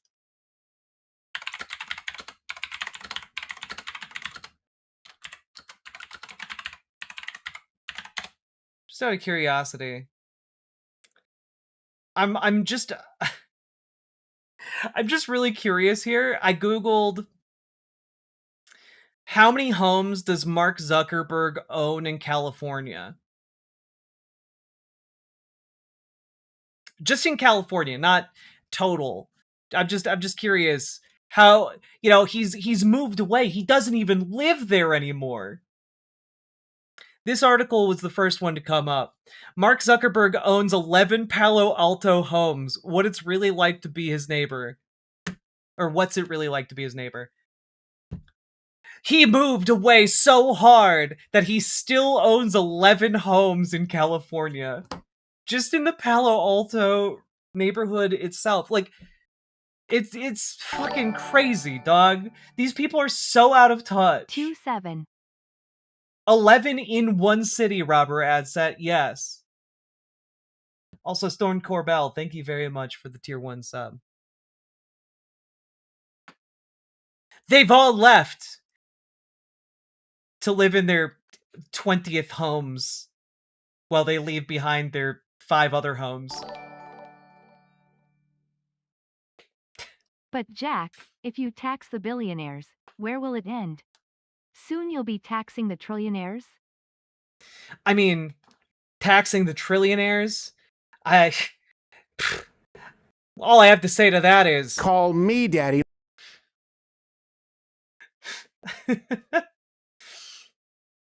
They should be calling me daddy. Just call it the Call Me Daddy tax. Watch the entire conservosphere implode on itself in rage. You know? They won't be able to get anything done. Their hate boners will be eternal. But also, there's been an interesting thrust to some of the editorial board opinion pieces over the last couple days, which began with this. You can earn $1 billion. Alexandria Ocasio-Cortez has a low opinion of human potential. And it's basically just railing about, like, actually, you can exploit your employees hard enough to have $1 billion. And that actually is the American dream. And, like, it's genuinely insane. Like, these people are just gone. They do not understand the fundamental human experience anymore. And, like, no one can earn $1 billion. Her point wasn't that you can't have $1 billion, because obviously there are a lot of people who have $1 billion, but you can't earn $1 billion. You don't earn $1 billion when you inherit it. You don't earn $1 billion simply by virtue of owning something and profiting off of other people's work. That's not called earning something. That's called exploitation. That's called luck. This is not earning.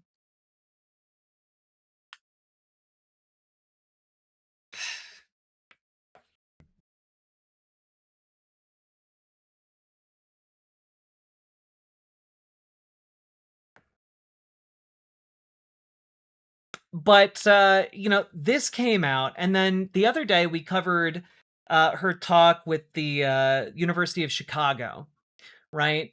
And in that talk, she gave a really interesting answer, right? Many of you might recall this if you watched my, 2.5-hour segment on it.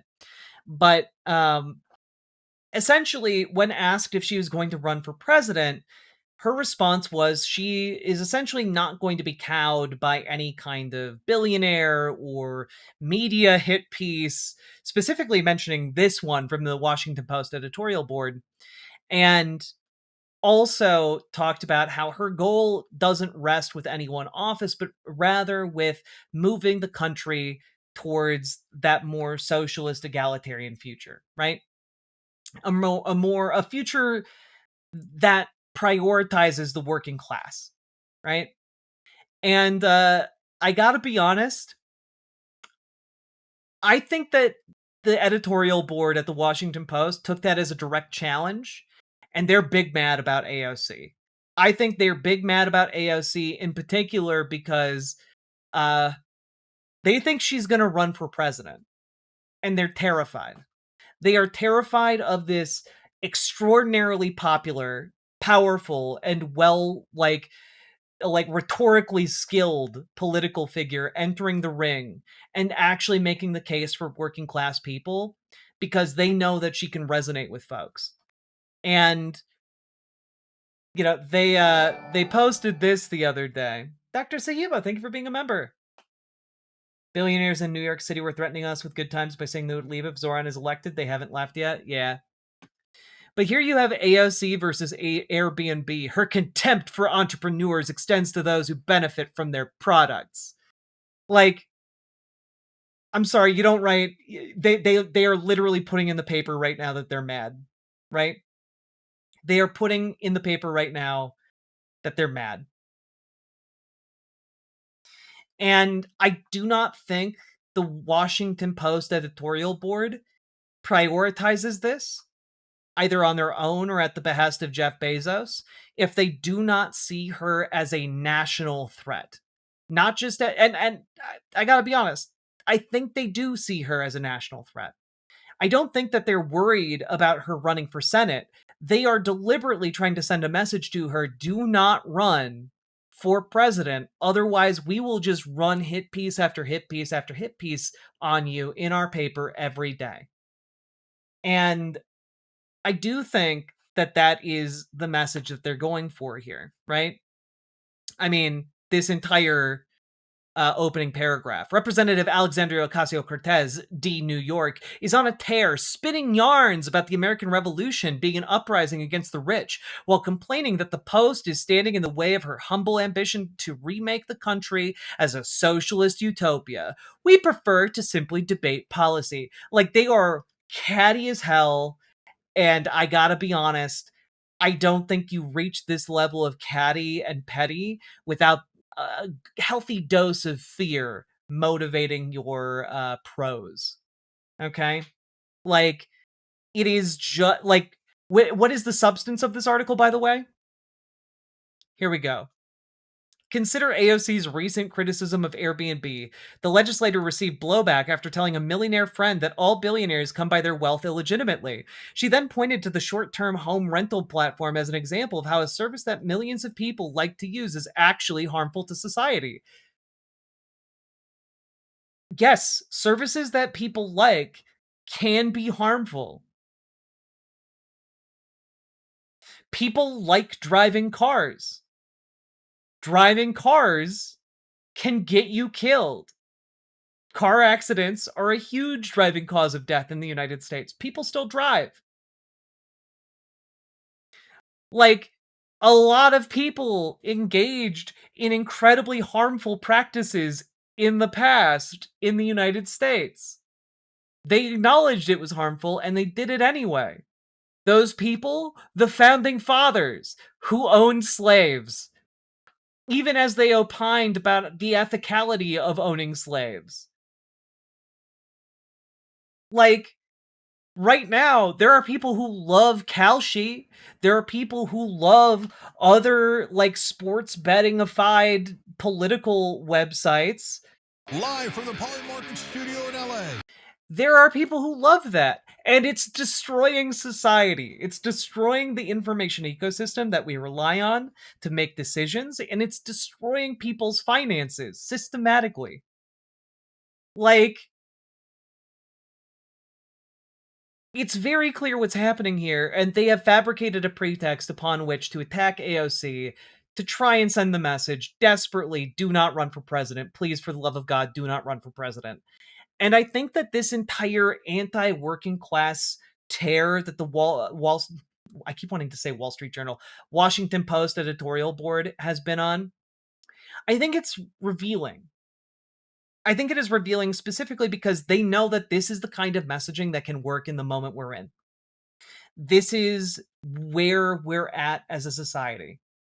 And there are not enough political figures who are willing to full-throatedly support this particular direction, being pro-working class, being pro, normal Americans. But, like, she's one of the few out there doing it, and they're going to do their damnedest to stop her. But I think if she runs, she can do some cooking, She can absolutely snap them like twigs. And I'm really, really excited to see what she's going to do. She's the most popular Democrat out there, full stop. She's the most popular Democrat within the Democratic Party to people who vote in the primaries. And she's one of the most popular Democrats in the entire country, period. So both of these things line up where she actually has a pretty valid shot right now, especially if she can speak to the problems of working people, which she absolutely can and does. And I think she actually has a shot of being able to win this if she does decide to run. And she should.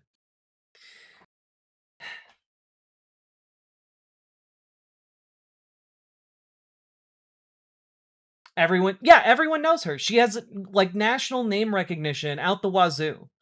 She has more name recognition than just about any other Democrat in the Democratic Party. It turns out that's one of the most useful things to have if you're running for president. So, all that being said, folks, if you want to be part of building whatever movement we need right now to defeat the Washington Post editorial board specifically, join your local Dems. Join your local DSA. Push your Dems farther left. Make them more progressive. Make them more pro-working class people.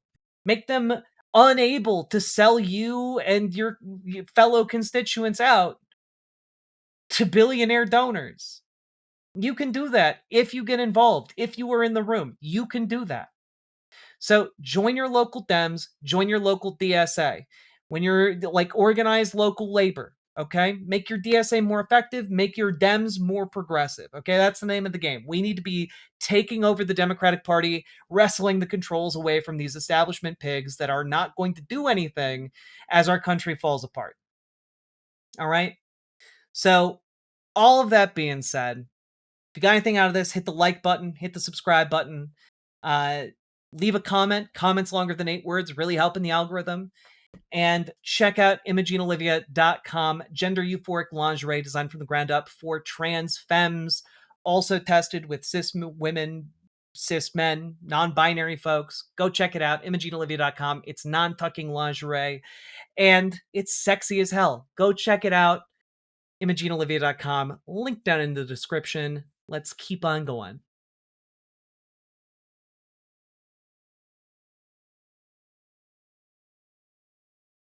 Oof. People hate women more than we think. I do hope I'm wrong. Look, if Mexico can, with a huge, deeply conservative Catholic voting bloc and base, if they can elect a woman president, so can the United States.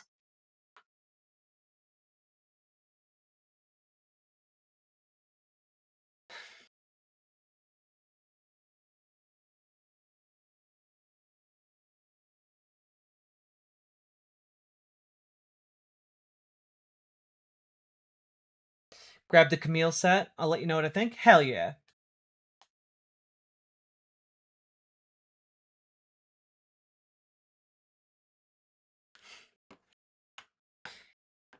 Yeah, I gotta be honest, I have no idea what the YouTube vertical, like, payment things are. I don't know how to convert them. But thank you for supporting the show, folks. Do very much appreciate it. Also, we have now been going for almost 2 hours. We're at an hour 48. And this is just a reminder to click the goddamn button. Hit the like button, hit the subscribe button. Consider supporting the show because you guys make this show possible. Very much appreciate all your help. Folks, here you go. I do have vertical integration, it's true. I just wish I had 2 different setups so I could, like, optimize the vertical integration on YouTube. Click a button, click a button, click a button, click the goddamn button, click a button, click a button, click a button, click the goddamn button, click a button, click a button, click a button, click the goddamn button, click a button, click a button. Hey, Bitter. Click a button, click the goddamn button, click a button, click a button, click a button, click the goddamn button, click a button, click a button, click a button, click the goddamn button, click a button, click a button, click a button, click the goddamn button, click a button, click a button, click a button, click the goddamn button, click button, click button, click button, click button.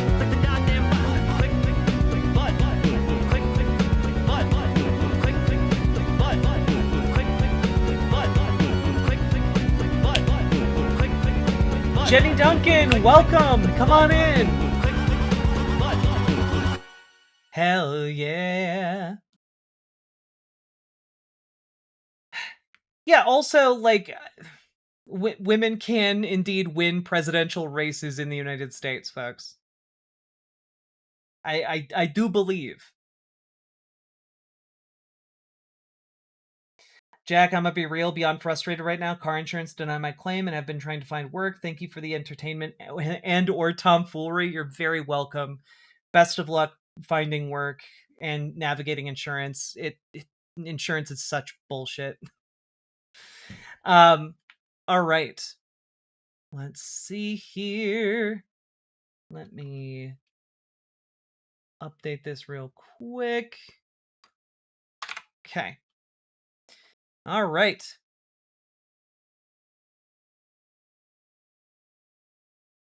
We need her to be president, but I simply can't wish that on her. I can. I'm strong enough. I will wish the negative wishes. Put your wishes in me and you will never be wishless again.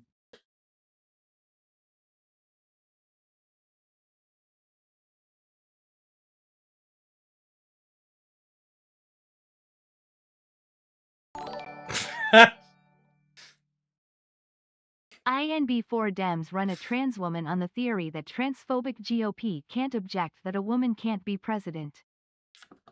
Ladies and gentlemen, we got him. They'll never see it coming.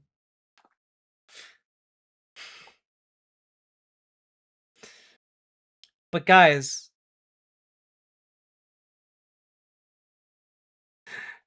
you always say, like, what you always say, if we run a trans woman, you know what all the conservatives are going to be talking about. You have a God-shaped hole. It's just going to be that all the time. All the time. And every single conservative is going to, every time she makes an appearance, is going to be saying to themselves and their friends and their family, We're gonna look like a podling who's been fully drained. They're just gonna be draining themselves all the time. It's gonna, really, really, a lot of conservatives out there will just be looking at themselves being like, it's okay to like to feel being used on a carnal level. they're just gonna collapse in on themselves. It'll be a Blair White pick me. Nah, we can do better. We can do better.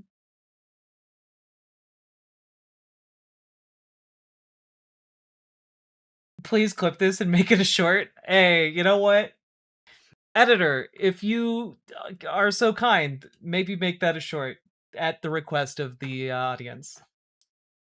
How do you do it, Jack? How do you keep looking at the news and not have psychic damage ruin you? I'm sure you're affected, but you seem to be built of stronger stuff. I mean, part of it is that I am performing right now, right? Like, part of it is that I am autistic and I mask. And so, like, being able to look at horrid, awful stuff nonstop, like, obviously it does affect me, but I'm able to mask that effect, right? And when the camera goes off and I'm no longer masking, like, I do crumple a bit, and I do have to take a lot of care when I'm not live to, like, take care of myself, right? To, like, go outside, to take walks, to run on my elliptical, to get those, the stress out, And so, like, a lot of it is that, and another element of it is that I find it easier to deal with things when I am analyzing it, right? And I have a very analytical brain. I like to, specifically with, like, narratives and stories, I like to look at them and break them down and think about them and how they work, etc. I enjoy that a lot. It's why I did a lot of video game reviewing, back in the day when I was a video game journalist. And so, like, it does affect me, but maybe it affects me a bit differently than some other people, because I look at it as, like, a problem to be solved, like in a abstract sense, like it's a Rubik's cube and I'm just trying to put it together, right? And when I stop thinking of it like that, then it becomes a lot harder, I think.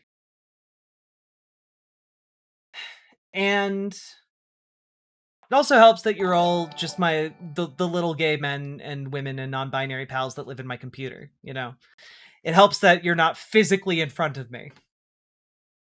Though maybe at some point in the future I will physically be in front of you, talking and doing that kind of thing. What is this? Ooh.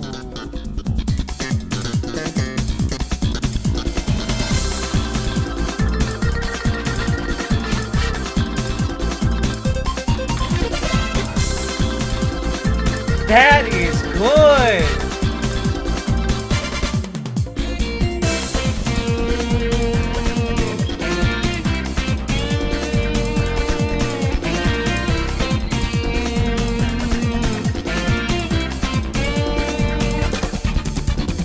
Okay, I'm going to link this to other folks in the other chats. Go listen to it.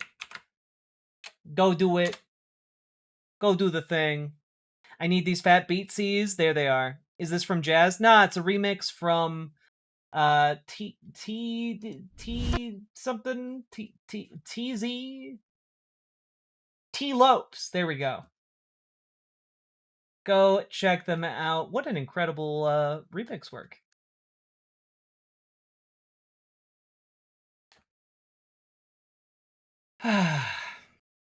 Sake Tanuki can't keep getting away with this. All right. So just some kind of no, profit. Stop. Okay, cool. I'm gonna go pee. because I drank a lot of water prior to doing stream. So I'm gonna go pee. It's not gonna be a long time. I'm gonna be gone for like one song.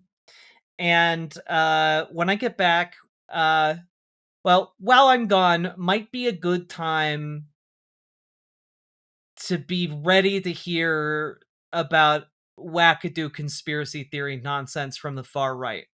Because I'm gonna be breaking one down a bit, or maybe going on a journey through one with you.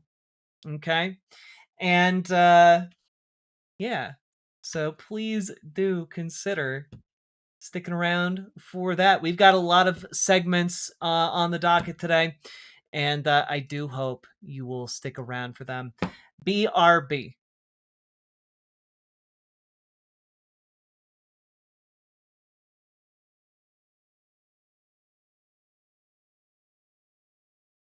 Rat is this. Normal rat's like this. That's a normal rat. Normal rat's like this. That's a normal rat. Normal rat's like this. That's a normal rat. Normal rat's like this. That's a normal rat.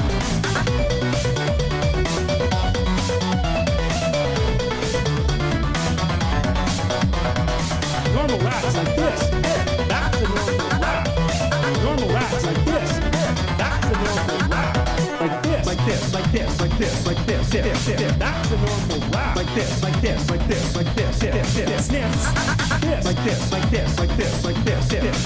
That's a normal rat. Like this, like this, like this, like this, this. Sniffs. Quite the wire, quite the wire, quite the wire, quite the wire, quite the wire, quite the wire. You are now a normal rat. Normal rats like this. That's a normal rat. Normal rats like this. That's a normal rat. Normal rats like this. That's a normal rat. Normal rats like this. That's a normal rat.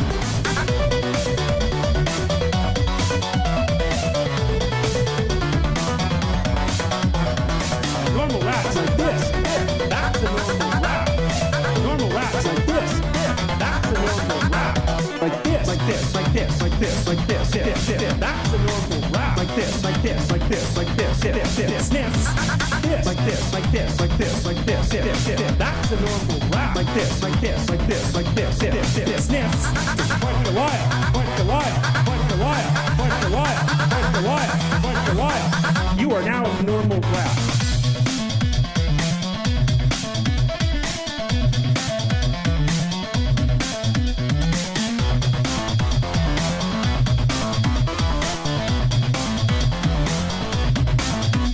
Like this, like this, like this, like this, like this. That's a normal rat. Like this, like this, like this, like this. Sniffs. This, like this, like this, like this, like this. That's a normal rat. Like this, like this, like this, like this. Sniffs. Point the wire, point the wire, point the wire, point the wire, point the wire, point the wire. You are now a normal rat.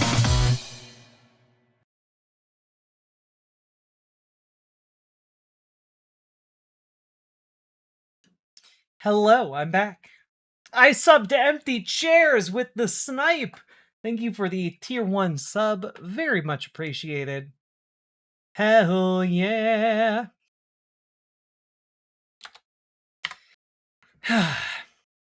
All right. And also, folks, when we hit 500 subs, we will be talking about spirit science in Atlantis. So, you know, just for funsies.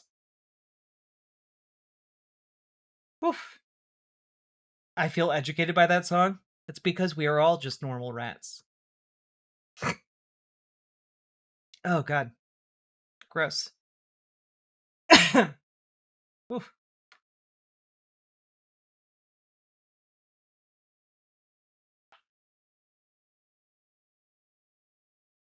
You have such a lovely voice. Thank you, Jenny Duncan. I would love to do voice acting at some point. It seems like a really fun like a really fun thing to do. Who knows? Maybe I'll get a chance. Has someone notified Milo? Yeah, we flashed the Google debunker signal. Google debunkers.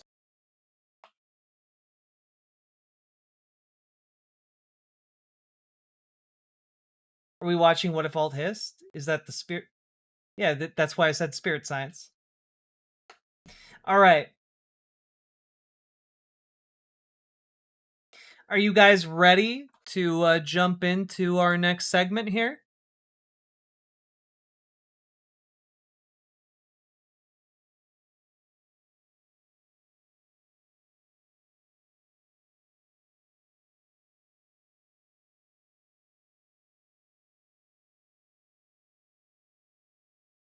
As I'll ever be. Let's do it. I'm ready. Hell yeah. Let's do it. Let's do it. But always remember, folks, never forget. Hey, you know what? You know when it's really fun to be railed animalistically by a man who loves you? Never forget the words of wisdom of Stephen Crowder. Someone who really knows what it's like to be railed by a man who loves you.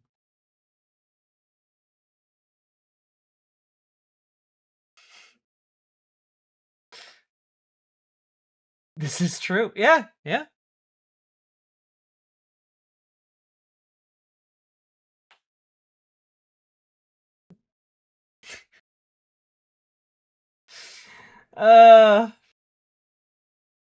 Okay.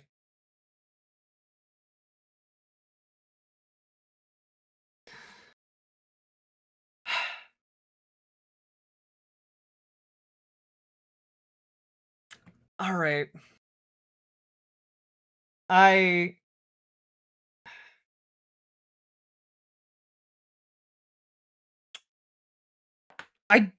gotta be honest. I genuinely, I'm at a loss. Actually, you know what? We'll just jump into this. I gotta be honest, folks. I'm genuinely at a loss at how to intro this appropriately. So I think I'll just come out and say it. Conservatives are now spreading a conspiracy theory that Barron Trump and a whole slew of other figures in the MAGA world are time travelers. And I gotta be honest, I think a lot of this flows downstream from the fact that the entire conservative movement is trying to deal with their disenchantment when it comes to Donald Trump and his family. And I think it's like a mythos they're building for themselves to prepare for being incredibly disappointed, and also so they can avoid talking about what's actually happening, right? Like if you're talking about Barron Trump being a time traveler, then you're not talking about, Donald Trump not releasing the Epstein files, which, obviously a lot of people had a lot of conspiracies about Jeffrey Epstein, but you need to find something new and more bigger to conspiracy theorize about, because your big sweaty orange man hasn't released all the files yet for whatever totally not suspicious reason you can concoct. And who better to bring us on this journey of discovery than Brett Cooper,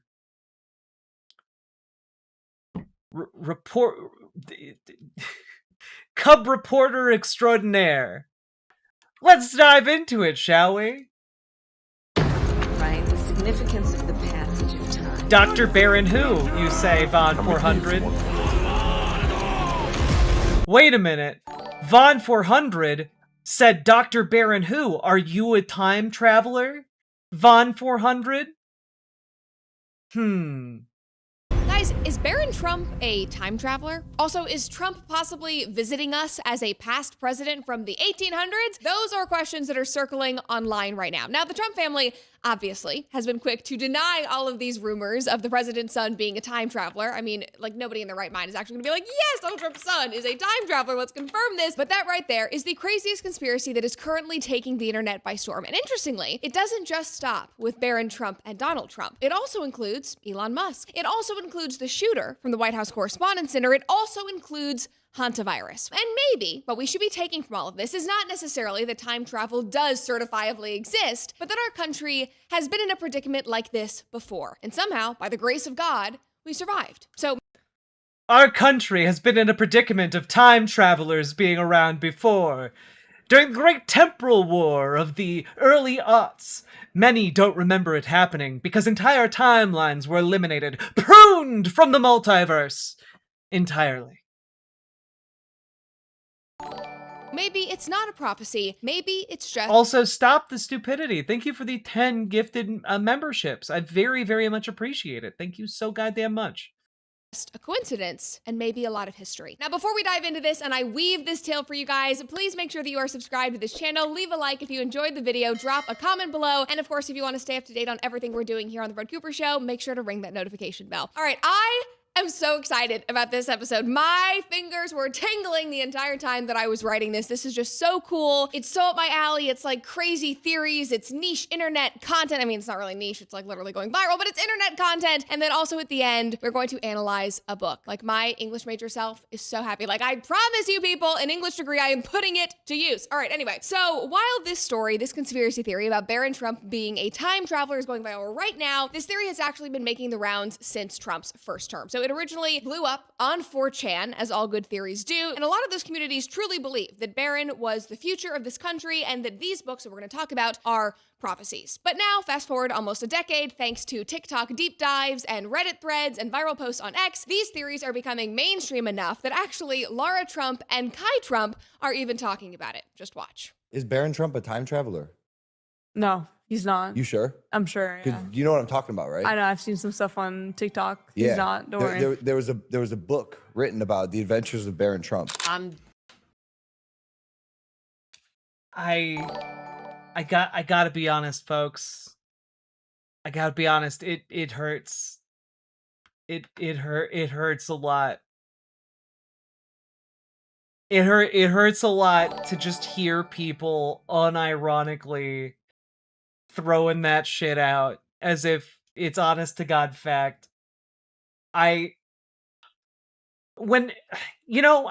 talked in a segment earlier about how everything is downstream of Donald Trump's like psychosis, his dementia, his deterioration, and like the conspiracy theories validate everything I said. Everything I said, okay? By a clone. The real Trump is living under Manhattan with the mole people with the see-through skin. I see them once in a while on my to work. This is old news. This was all from 2020. Well, the one thing you're wrong about is that those aren't mole people. They're ratmen. But thank you for the $10 super chat, David Cliff. God. All right. Okay.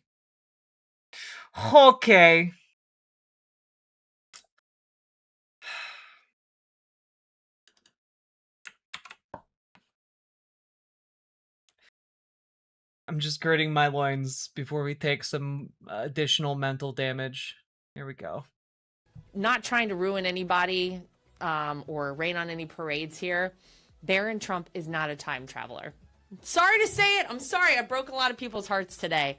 Yeah, I think the theory's crazy, obviously. But listen, that should show you out there how much like really crazy stuff exists, okay? Name me one time traveler. Name me anybody who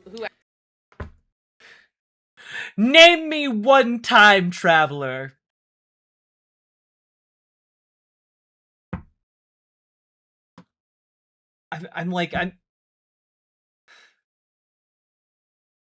This is heavy. I am suffering intellectual collapse. My buddy Dave is a time traveler. My buddy Dave down at the hardware store, you know, he hangs out there. He's got a tinfoil hat on. He says it prevents the aliens from learning his secrets, his future secrets. And you know, now that there are other time travelers that being thrown into the mix here, like who knows? Dave might be really legit. He might be part of the alien time traveler war. actually can say that that's a real thing. It doesn't exist. Name me one time traveler. It does not exist. All right, we've heard that from the Trump family. Let's put away the conspiracy. It does not exist. The Trump family told us he's not a time traveler, so obviously let's just believe them. It's debunked once and for all. Now, just as an aside, this is now like so mainstream. Obviously, Kai and Lara are talking about it. The Guardian even wrote an article about it over the last couple of weeks, and they actually had a line specifically about Lara's response here that you just saw. And I am so sorry, Lara, because I do really like her, but this line was hysterical. The author wrote, "Wow, that was actually a really good point, Lara. I initially thought the theory might have legs, but now that you mention it, I can't actually name a time traveler, not a single one. With analytical skills like these, it is no wonder Lara has her own show on Fox News and once served as the co-chair of the Republican National Committee." Now, obviously, this writer does not like the Trump family, does not like Republicans, but it is quite funny. And like, obviously, no offense to Lara. I went on her show. She was so kind and gracious, literally like flew her entire team, all the Secret Service down to Nashville to work with me. It was wonderful, but in her defense, like, I don't even know how you would respond to allegations of your brother-in-law being a time traveler, but we do have to admit her saying, "Name me one time traveler, they don't exist," is pretty funny. Anyway, moving on from that, I just wanted to lay that groundwork and give the context that this is becoming pretty mainstream. It's getting a lot of attention these days. So in order to understand this now viral story, we need to take it all the way back to the late 1800s, because this is where this conspiracy theory originates. So Ingrid, I can't stress enough that the late 1800s is not where this conspiracy theory originates. Because if it originated in the 1800s, then it would have been a conspiracy theory the entire time since then. Why is she yelling like Mr. Beast? Because you gotta look. She's playing the YouTube game. All right. I don't play the YouTube game, but she plays the YouTube game. Okay.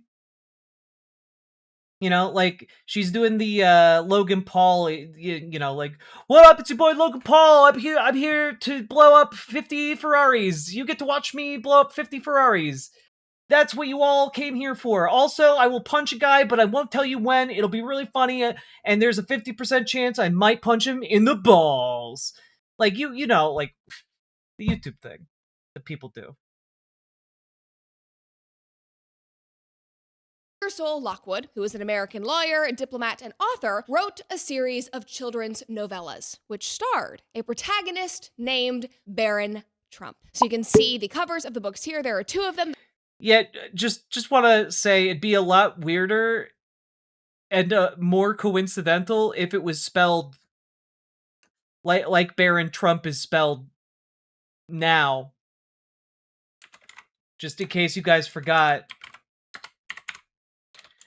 Baron Trump's name is actually not spelled the same.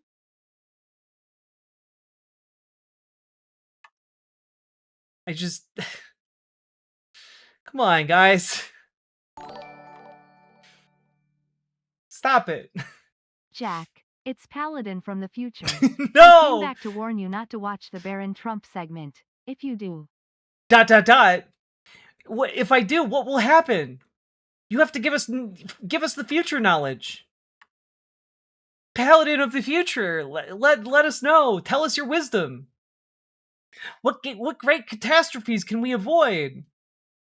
The first one was called Baron Trump's Marvelous Underground Journey, and then the second was called The Travels and Adventures of Little Baron Trump and His Wonderful Dog Bulger. So you might be thinking, okay, whatever. You know, John Smith, there's plenty of books with people's names in them. I'm named after a literary character. Who cares, Brett? Whatever. But we can't stop there. Because in these novellas, Little Baron Trump was a wealthy young boy who lived in some place called Castle Trump and went on... What? A wealthy person living in a castle? It must be that time travel is the most logical explanation.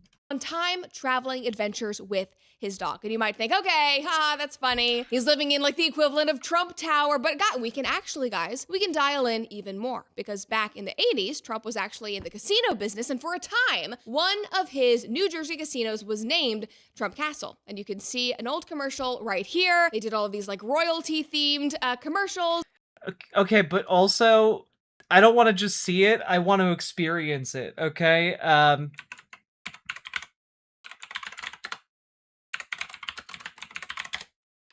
want to experience it. Show me Trump Castle. Do it. Here we go. Trump's castle in Atlantic City opened in 1985. It was renamed Trump's. Wait, did they not get the original audio from the commercial? 80s. This quirky Trump's castle. No, they didn't get the fucking audio from the commercial.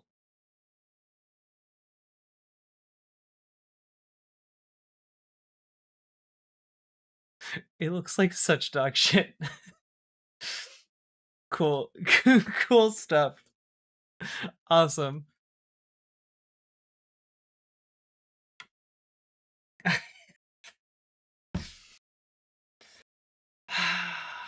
And then you can see Trump's castle. And again, you might think, okay, whatever, ha ha ha, that's silly. Yeah, Baron Trump.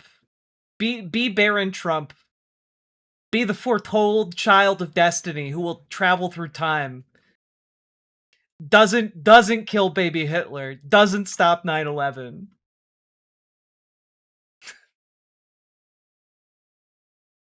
That's fun, but again, the comparisons between Baron Trump today and these novels from the 1800s, they don't just stop there, because Little Baron, in these books, he is guided by a mentor. No. Jack, it's Paladin from the other future. I had to kill my doppel. You have to watch the Baron video. The future depends on you. Wait, Paladin of the other future. Is this like a Looper situation? There can only be one, a Looper Highlander situation? Oh no. A Looper Highlander Back to the Future situation? And that mentor's name is Dawn. The mentor in the man. Whoa. That's crazy. A mentor named Don who lives in Trump Castle? There could only be one explanation. Time travel's real. Who is helping guide Baron on these adventures, time traveling to Russia, time traveling all over the world. His name is Don. And also in the book, the Trump family, the family of Baron Trump, is of German descent, much like our modern day Trumps are now. And yet, guys, it still gets even stranger. Because Ingersoll Lockwood did not just write The Marvelous Adventures of Baron Trump, he also wrote another novella. This one he wrote in 1896, and this one was called The Last President. It also went by 1900s, so it had two different titles, but most commonly it is known as The Last President. And it follows a unlikely populist leader, an unexpected outsider candidate who happens to win the presidency in the United States of America. Whoa, that's crazy. No one had ever written a story about a different person winning the presidency. You know, in the post-Civil War period, no one would be wondering about that. In, unfortunately, the downfall of the USA. But listen to this. This author writes, the second book, The Last President, is where things get even stranger in regards to this conspiracy theory. It describes a shocking and contentious election that leaves New York City, Trump's hometown, in chaos. Protesters storm Fifth Avenue, where Trump Tower stands today, led by anarchists and socialists outraged. No, it has to have been the Fifth Avenue. It foretold. It foretold Trump Tower. He's the chosen one. Lisan al-Gaib. Lisan al-Gaib. By the election of a populist president. Adding to the intrigue, the fictional president appoints a man named Pence to his cabinet. I mean, come on. It's just like, this is so much fun. It's so crazy, but it is so much fun. But guys, we still are not finished. We have to tie all of this together. So bouncing back to Little Baron and his adventures, you should know that Little Baron Trump in the book, his best friend is named Elon. So now we have Elon Musk accidentally in the mix. Elon obviously makes us think of Tesla, and what do you know? Iconic inventor and engineer Nikola Tesla is also part of this theory. So this is— Wow, that's crazy. Hey guys, so obviously when I saw this, and I did watch like the first couple minutes of this, the first thing I did was Google, what the hell are the travels and adventures of Little Baron Trump and his wonderful dog Bulger? It's written in 1889. And also, Jack, it's Baron Trump from the third future. Oh no. Don't trust the Paladins. Make the timeline great again. Wait, don't trust the Paladins. They both told me conflicting things. What is the third path? Baron Trump from the third future. Which way shall I go? I'm so lost. Also, Baron Trump, like, the Paladins each gave me $10 apiece. In the future, are the Trumps poverty-stricken again? Anyway, of course, the first thing I did was look up travels and adventures of little Baron Trump and his wonderful dog Bulger, and the Wikipedia for it, it's pretty helpful. There's an entire entry for the Baron Trump novels. It's a good place to start looking for information, and I'm just gonna read you this sentence. The novels recount the adventures of the German boy Wilhelm Heinrich Sebastian von Trump, who goes by Baron Trump.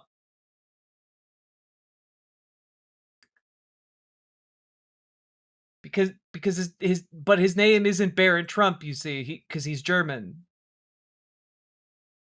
and so his name's Wilhelm Heinrich Sebastian, and his last name isn't Trump, it's Trump. So I don't know, guys. I'm starting to think that maybe, just maybe, this theory doesn't hold water. Is what TikTok has to say. Just watch. Wait, is this the Trump psychosis equivalent of when Biden people would post the Dark Brandon meme acting like everything is going according to plan? Yes. Yes.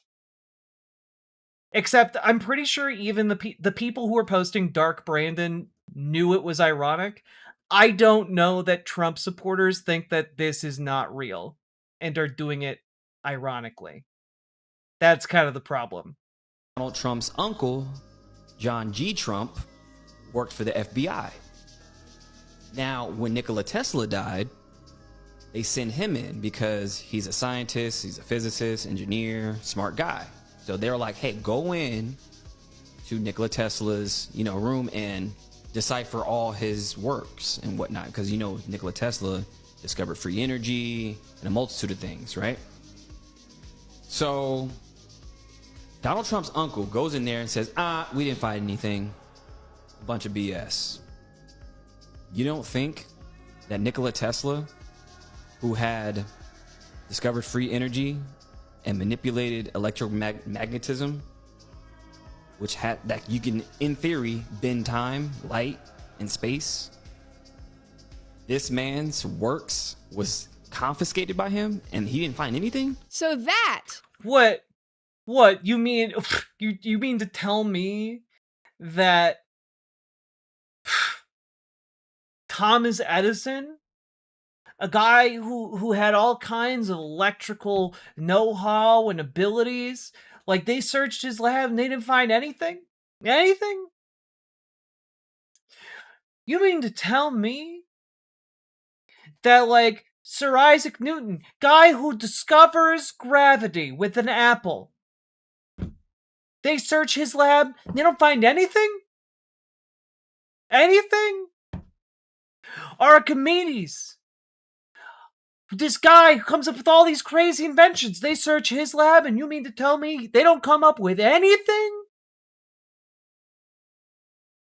He was literally talking about different physical constructs that could bend reality to his will. They don't find anything? Makes you think.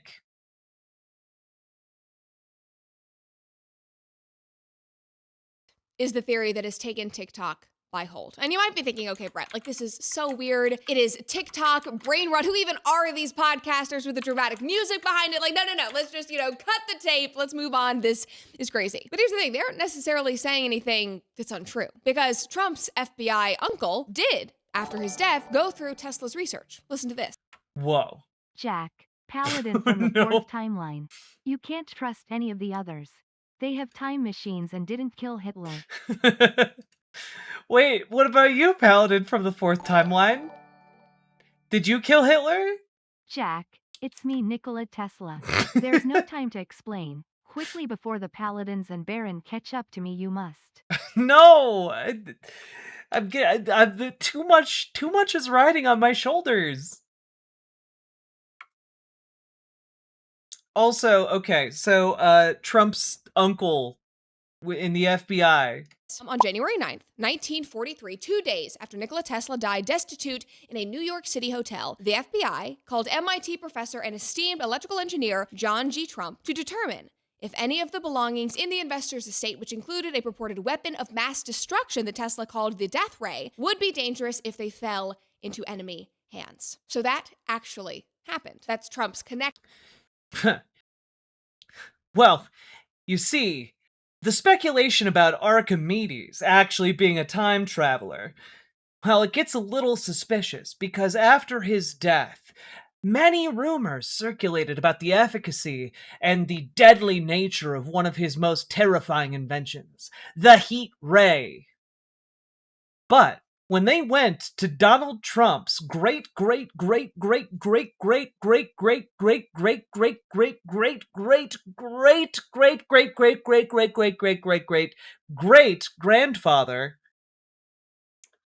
esteemed Professor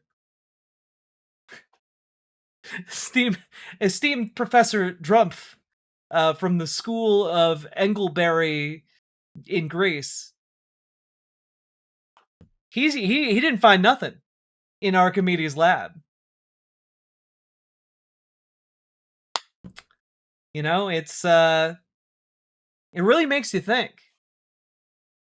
To Nikola Tesla. And there is a theory out there that Nikola Tesla was already time traveling in a sense, that he was, receiving information from the future. He was possibly even in contact with aliens. I know you're probably going like, Brett, hold on. But guys, this is not even like a weird 4chan TikTok theory. Look at this clip from the History Channel. Some ancient astronaut. You know,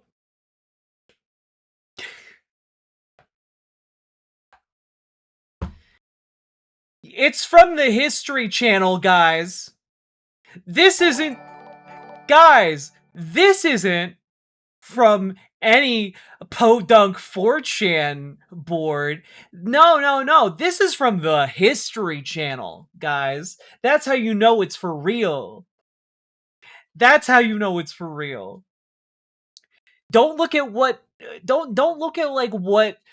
program it was on the History Channel. It aired on the History Channel. And that is as good as fact. All right? That is as good as fact. Theorists believe there may be another explanation for Tesla's uncanny abilities and mysterious visions.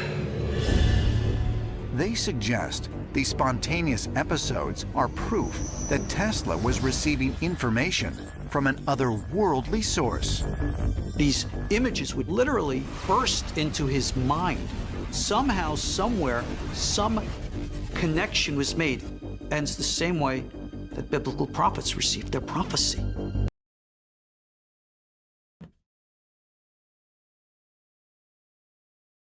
I really hate everything. Why don't these people talk about the only real time traveler account, Saint Germain, who is this Tesla nerd? Does he even spellcraft? Number one, I can't escape ancient aliens. I can't do it. Number two, I love when conspiracy theories boil down to a guy had ideas. Clearly, he must be a witch, a demon, an alien, or a time traveler. Because he had ideas. And we all know you can't have ideas without one of those four things being true.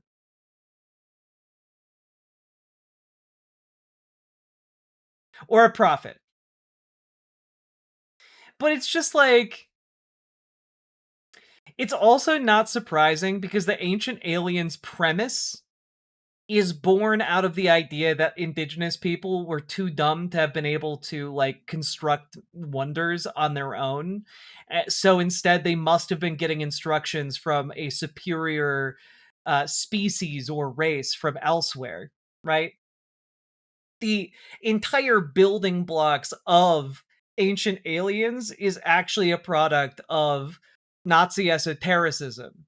Like when the Nazis got together a bunch of like archaeologists and experts in the occult and sent them out around the world, like their takeaway wasn't, wow, indigenous people were really smart because human beings are smart and we're able to figure this shit out.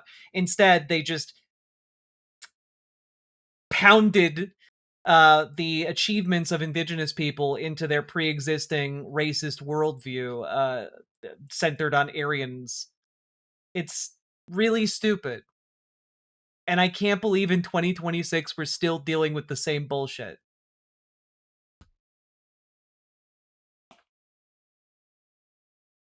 Three things. Where do you think the time travelers got their info from originally? I mean, the only sense I can answer that question in is in the same sense that we're all time travelers. We're just all traveling forward relatively at the same rate through time together. Like,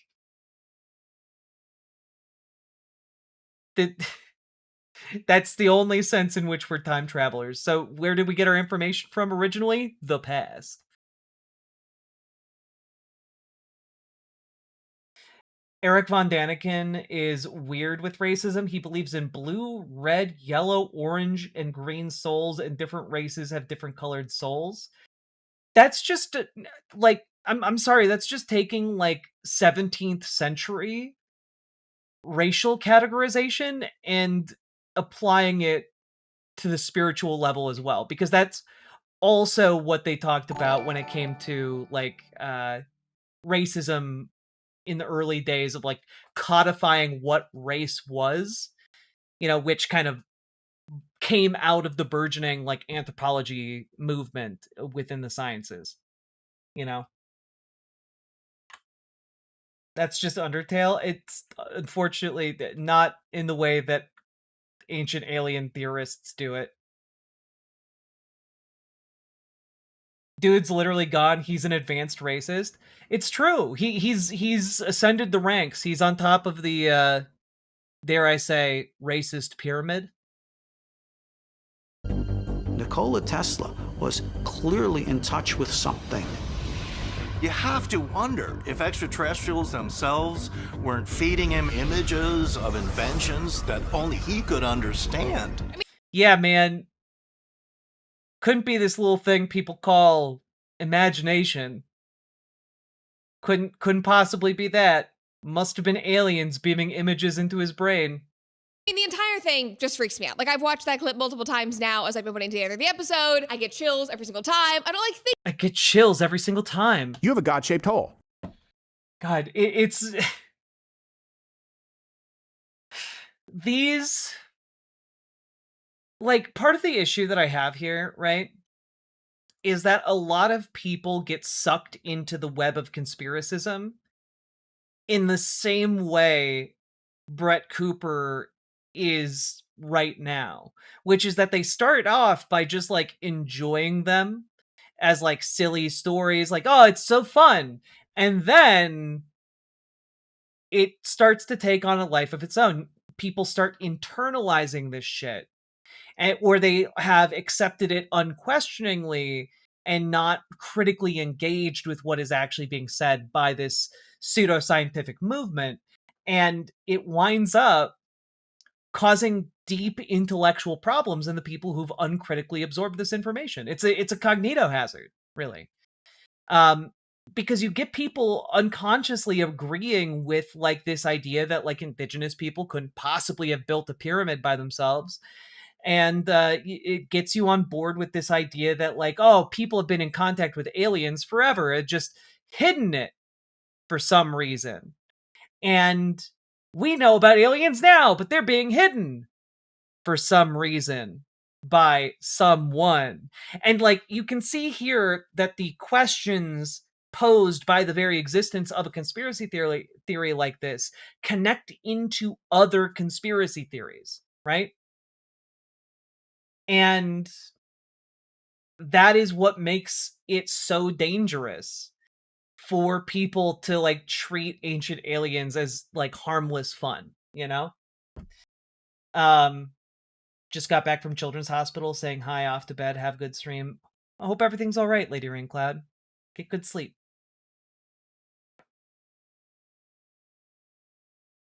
I miss left-wing conspiracy cranks. My grandpa used to have very coherent and well-researched conspiracy theories about the CIA.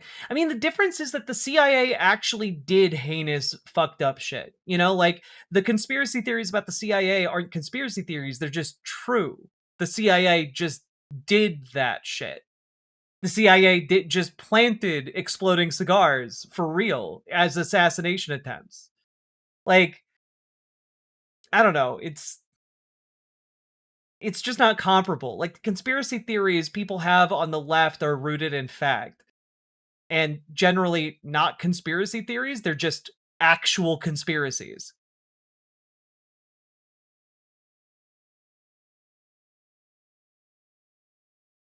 Day 22, I'm almost at the summit of Mount Racism. Navigation is hard without my Sherpa who left when I told him the pinnacle was only for superior races. I am suffering from severe snow blindness, which has made my vision all bright white as God intended. That was a 10 out of 10 post, Paladin. God. Thinking about those things, it is very unnerving to me personally. I also loved this comment underneath the History Channel's video, and somebody said, imagine being so intelligent that people think you are in contact with aliens, which is pretty epic. So now tying this all back together, the alleged conspiracy goes that what actually happened 2 days after Nikola Tesla's death was that Trump's uncle did find something in his hotel room. He found Tesla's time travel plans and that Sherpa's name? Baron Trump. Da-da-da-da-da-da-da.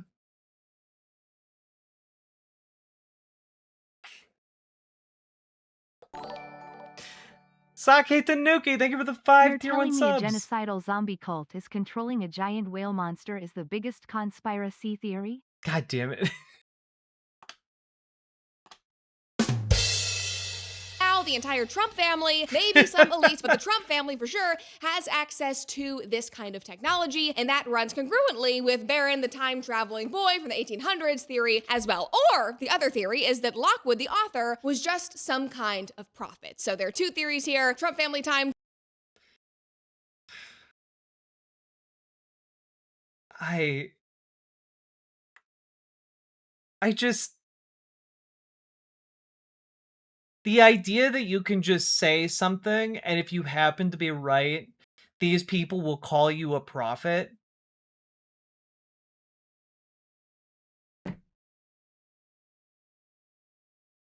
Literally just claim as many things as possible, and in like 10, write it all down, and in 10 years, like, you can make an excellent lifelong grift for your retirement off of these conservative saps who can be easily duped into believing your every word, apparently. You know, like, it's just...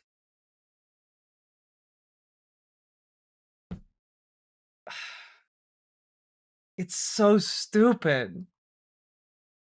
Travelers, a prophet from the 1800s, maybe they work together, I have no idea, but that is what people are talking about. Now, there is also a whole other rabbit hole you can go down with Tesla. The theory is that he was murdered by the government because he found out how to make energy free, which you can read here. It claims that Nikola Tesla discovered a way to provide unlimited or nearly free wireless electricity to the world, and that powerful bankers, industrialists, or the government stepped in because it would destroy energy profits. Now, people love this theory. A lot of people are 100% sold on it. It's also very in line with theories like the sinking of the Titanic, where people claim that JP Morgan, who owned the parent company of the Titanic and was one of the creators of the Federal Reserve, that he actually sunk the ship because of...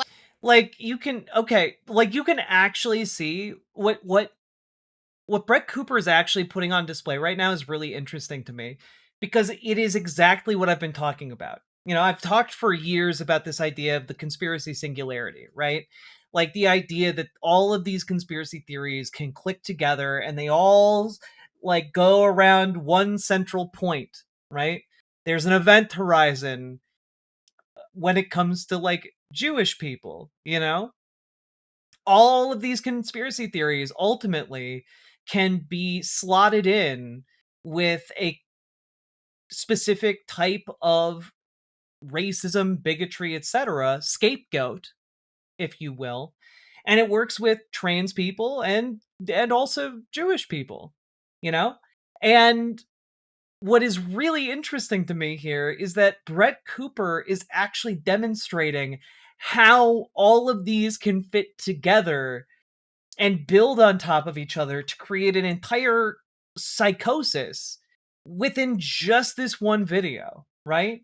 Like, she started with Barron Trump is a time traveler, and then got to, well, also Nikola Tesla might have been a time traveler who's also connected to aliens, and also the writer of the Barron Trump books might be a prophet, and also, you know, the government was trying to suppress the truth about Nikola Tesla's inventions, and also, you know, there was free energy that the markets and industrialists and globalists wanted to destroy and suppress that information. And you see how that also dovetails nicely with how JP Morgan and one of the original creators of the Federal Reserve deliberately sunk the Titanic. And like, it all goes together and it's all bullshit. And it gets bigger and bigger and bigger. And by getting bigger, it invites other conspiracy theories in. And all of them can circle around that same gravitational conspiracy force of wanting to scapegoat a vulnerable population. Right? And I mean, it's actually incredible how she is putting all of this together in a way that is, I think, really useful. If you have never seen this happen or seen this work before, this is exactly what I talk about when it comes to conspiracy theories. Allegedly, 3 major opponents of establishing the Fed were on board. They were going I wonder if this connects to Nazi esotericism. Yes, it does. We already connected it via the ancient aliens. To try to convince him, or they were going to stop him from being able to establish the Fed. He was also supposed to get on the Titanic and sail with them. He got ill last minute and pulled out. Then mysteriously, the ship, you know, hit an iceberg and sunk. Not trying to go down more rabbit holes, but just saying those theories are kind of connected there. Just throwing it all out there. Now, speaking of throwing things out, have you made the switch to Pure Talk? Now, paying... Oh, God. Brett Cooper is one of the best when it comes in the conservative sphere at introducing her ads. Just, you know, and you know, this wealthy globalist banker orchestrated the sinking of the Titanic. Anyway, Pure Talk. Pure Talk. You have a God-shaped hole. For when you have a God-shaped hole. And you know the only truly fulfilling thing. Hey, you know what? You know when it's really fun to be railed animalistically by a man who loves you? And that man, Jesus Christ. $70, $80, $90 a month to big wireless for unlimited data is insane. You've looked at Claim Unlimited Need, and and Pro Baby, not just pro life, they empower with the pre-board. But back to sinking the Titanic. time traveling conspiracies, because we still have more. So to make this entire thing just crazier, you know, everybody's talking about Barron Trump, they're talking about 1800s Donald Trump. At the same time, simultaneously on social media, there are a few other time traveling allegations that have also gone viral. For example, this was an email that Jeffrey Epstein was CC'd on in 2011, and it went viral after the most recent drop of some of the Epstein files. So in this email, this person says, Seth, we should explore the biological consequences of time travel. It would be amusing to calculate the rate of evolution of a population or a mutant that can travel in time. Signed, M. Casual. Why not, Seth? Let's just CC Jeffrey. Why not? It's a Monday afternoon. What time did they send this? 2 p.m. on a Monday afternoon. Let's explore it. Why not? It would be amusing to see what would happen to a society if time travel was real. So that. Yeah, but also, like, Jeffrey Epstein, in all of his communications ever, in all the reporting on him, was an immense dullard who, like, couldn't wrap his head around science, and he just had a huge interest in it and asked very weird, often sexually charged questions about it. And yeah, I just have a feeling here that this is just another element of that. Like,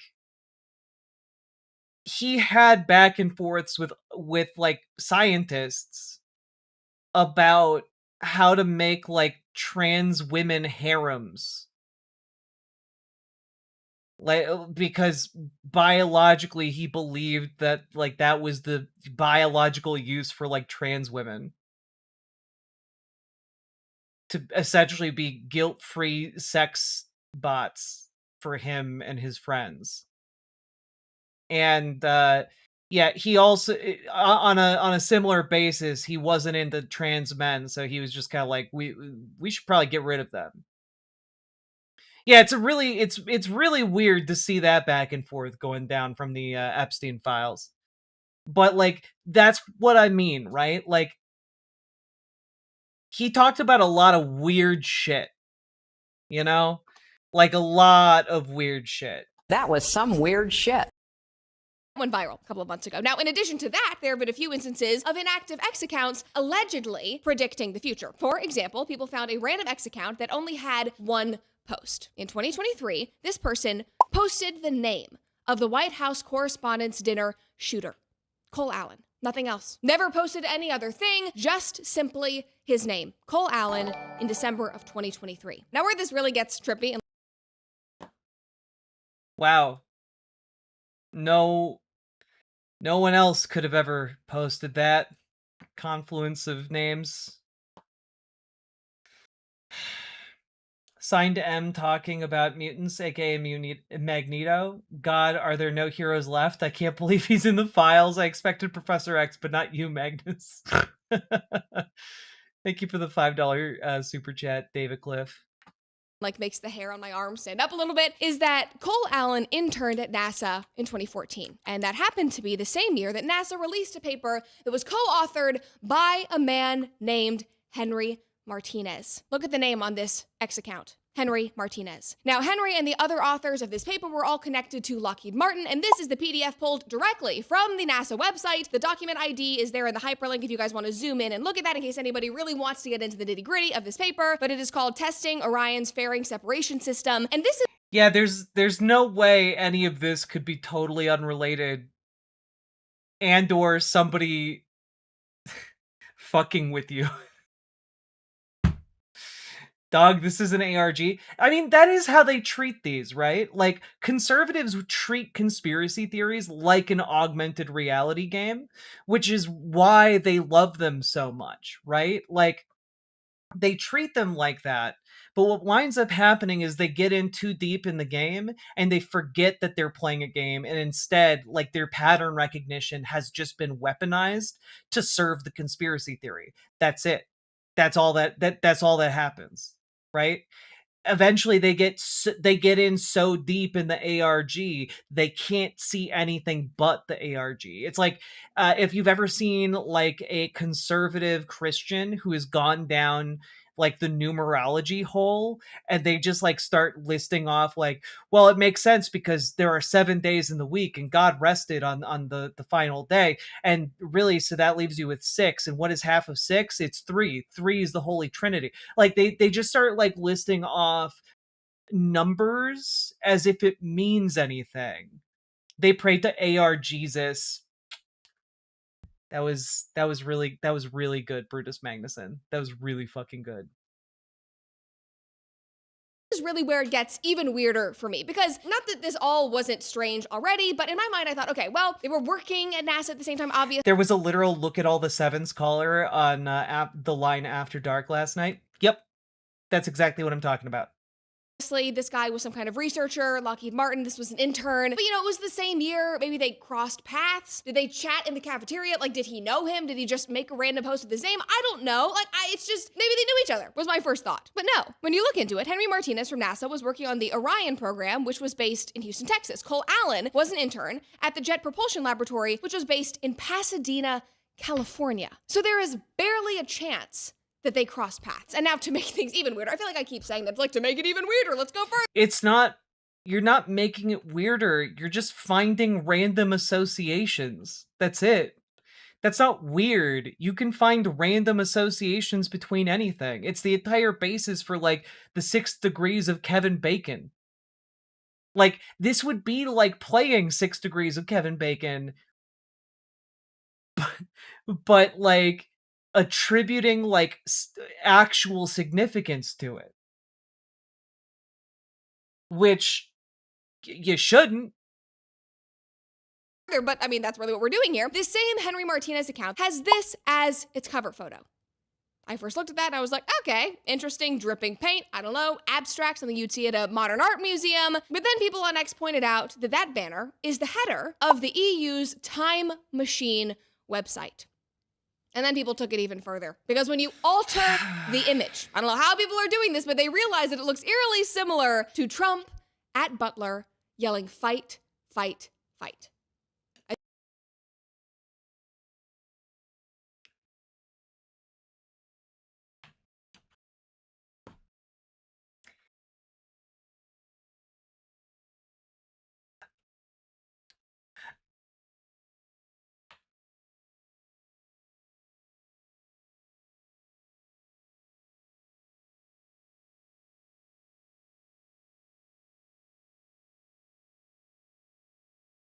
I am the intellectual equivalent of an assault rifle.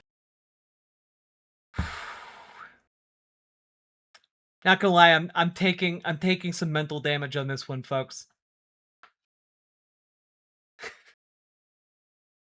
I'm taking some mental damage on this one, folks. Oh God. I just, yeah, when you superimpose an image on another image then make it does tend to start looking like what your brain has suggested it looks like. It like, your brain is very susceptible to suggestion. Can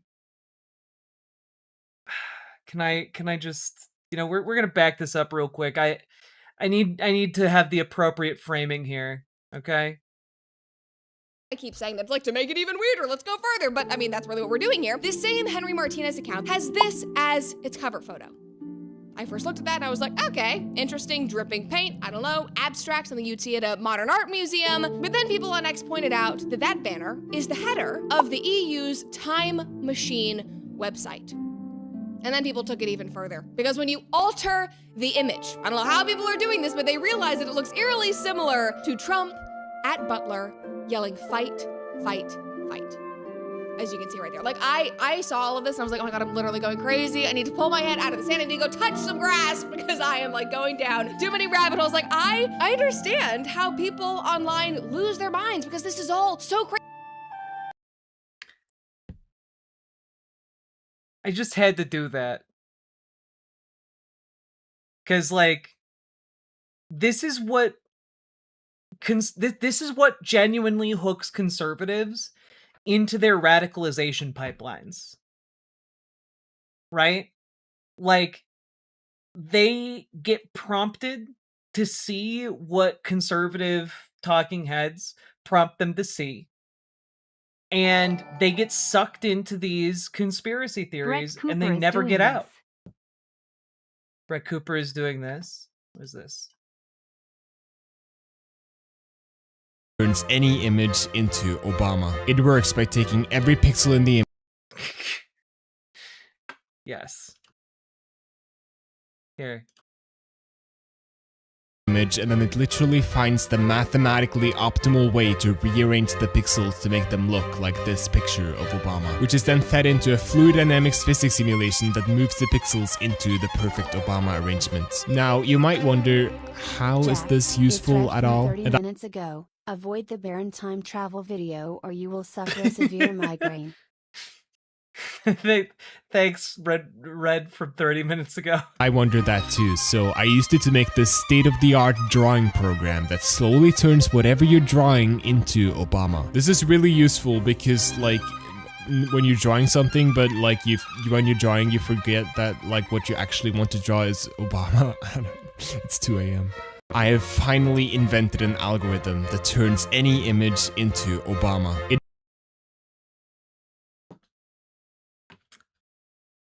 We're too late. God, that was Comrade Girl 2018. That it was literally that. That's what's happening here.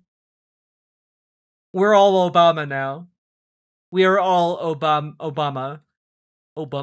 Crazy. I cannot even fathom how people went down this rabbit hole in the first place and made these connections. I am not that expert of a researcher. I am just compiling the information for you guys in an interesting story, but it truly... Yeah. You're not a great researcher, but also I love how she's essentially just trying to like thread this needle of like, I'm merely compiling information for you. I have no opinion one way or the other. Is wild, but I hate to tell ya, we still aren't finished. We have more to dive into because Whoa. Another random inactive account, this one back in 2022, seemingly predicted the 2026 outbreak of hantavirus that the world is now seeing unfold. This person said it's soothsayer account, June 11th, 2022. 2023, Corona ended. 2026, hantavirus. And if you don't know, there is a strain of a rat virus. I think it is transported through like rat feces, but there is also a human strain called like the Andes hantavirus. There was an outbreak on a cruise ship. Now it's popping up all over the world. It's crazy. If you have not seen it, get your like coronavirus TikTok dances ready, get the fluffy coffee ready. We might be back in lockdown. I don't know, but it's weird. So yeah, take that as you will. Maybe time travel really does exist. Maybe everybody in the world gets to play with it except for us. I have no idea. Or maybe these are just a bunch of very, very odd coincidences. Now, as a little aside... Yeah, who could say? You know, like, maybe it's this, maybe it's that. Who can say? You be the judge. You guys, with your massive brains. I don't know, like, hantavirus existed?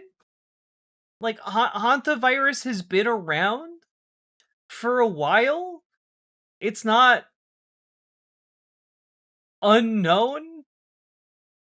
Like, it has a Wikipedia page. It's been around since 1913.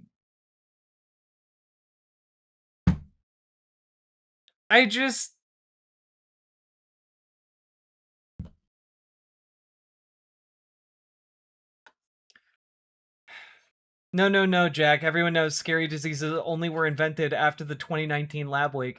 It couldn't possibly be an online shit poster choosing a random obscure virus to like predict to come into being as like the next pandemic.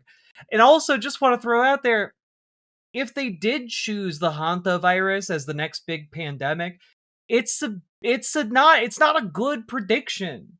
It kills people too fast. It kills people too fast for it to be a good vector for a pandemic.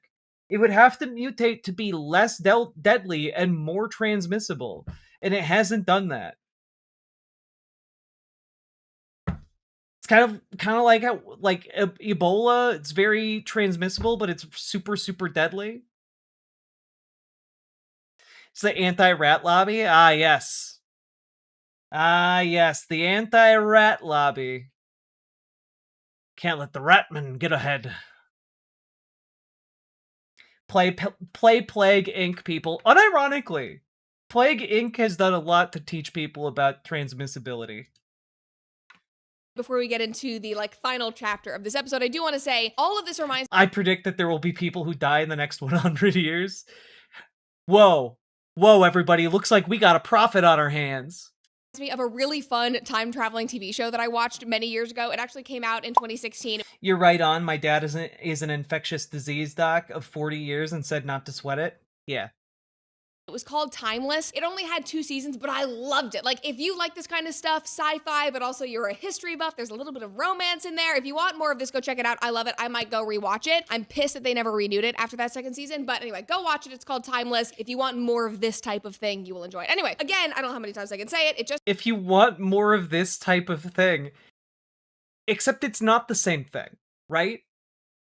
Like, that's kind of one of my issues here, which is that conservatives treat conspiracy theories and ways of viewing the world as if they are the same as like a television show, right?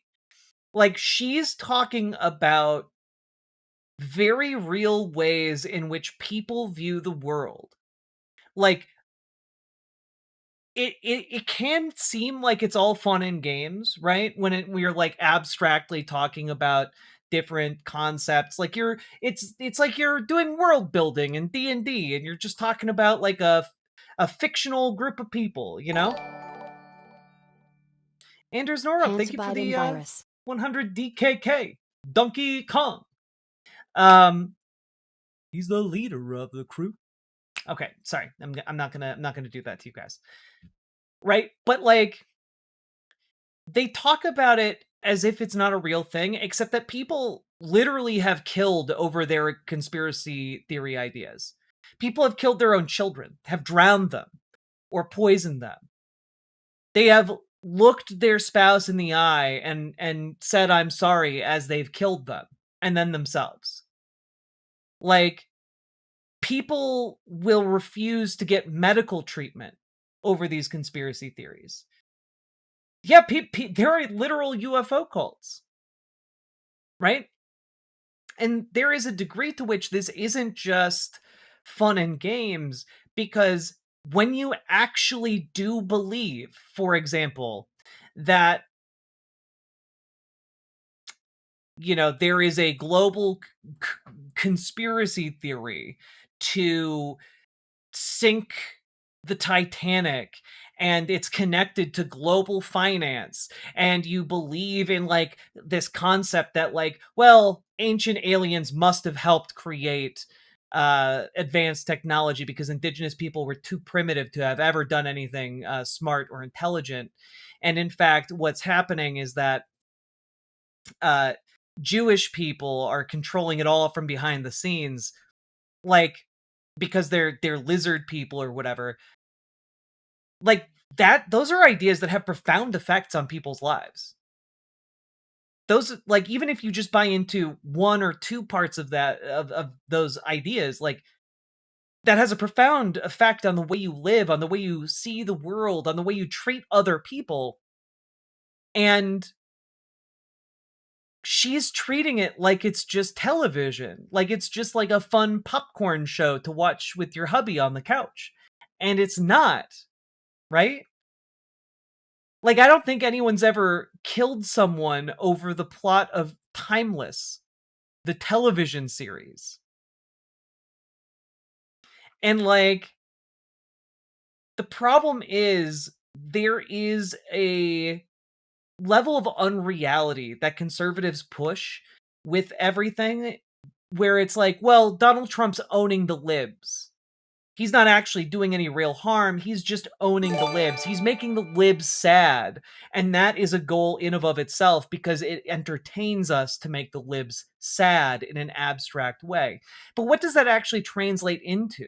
It actually translates into abject misery for millions of people. It translates into concentration camps, into torture, into the systematic defunding of people's benefits to get food and housing. Like, the fictionalized version of it that a lot of conservatives believe in for fun has real world effects, both on themselves and on the people around them.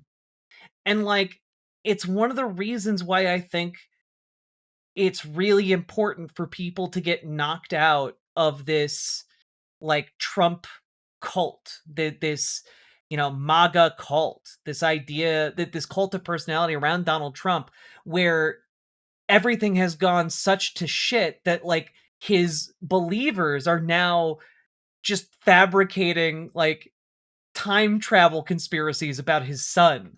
It's really weird, but I think it's indicative of like the MAGA world kind of falling apart under the onslaught of reality itself, on the consequences that come after fucking around. So I don't know, that's just kind of where I'm at. Somehow this video goes on for another 6 minutes and I am intensely curious.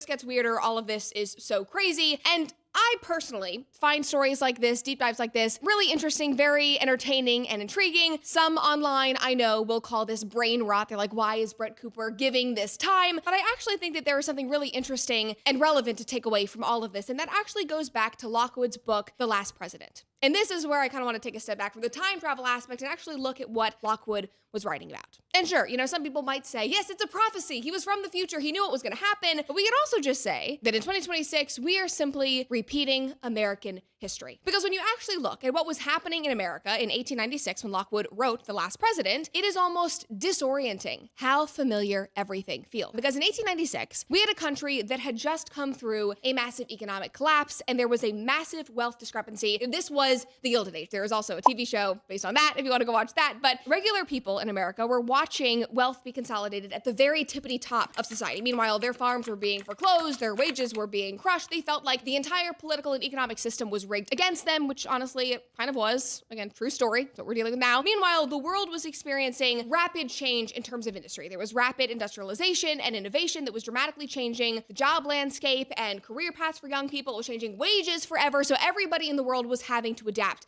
to that. And so around this time, then in walks a populist candidate. This is a true story. He's a Democrat, William Jennings Bryan. He was this unhinged, crazy outsider that terrified the establishment in DC in America, but he electrified normal Americans. He made them feel empowered. He made them feel like they had a chance to stand up against the man, like he was their voice up in Washington. And that candidate, William Jennings Bryan, he was the inspiration behind Lockwood's protagonist in the book, The Last President. So all around the country, which Lockwood writes about, this is like in real American history, protests were firing off as angry, disgruntled Americans were standing up to this big business, big government. The anarchist and socialist movements really took hold around that time. Like the unrest in the country was just incredibly, incredibly significant. And essentially, Americans, in large part, thanks to this political outsider who ran, I think, 3 times for president, he never won though, they started to realize how rigged the system was and how fragile the institutions truly were. Plus, they were all Yeah, and I wonder what kind of solutions they came up with. General Americans, working class Americans. I wonder what their solution was to all of that. If only a history buff could look into what came out of the unrest, like maybe some kind of labor unions and the demand for some kind of antitrust enforcement.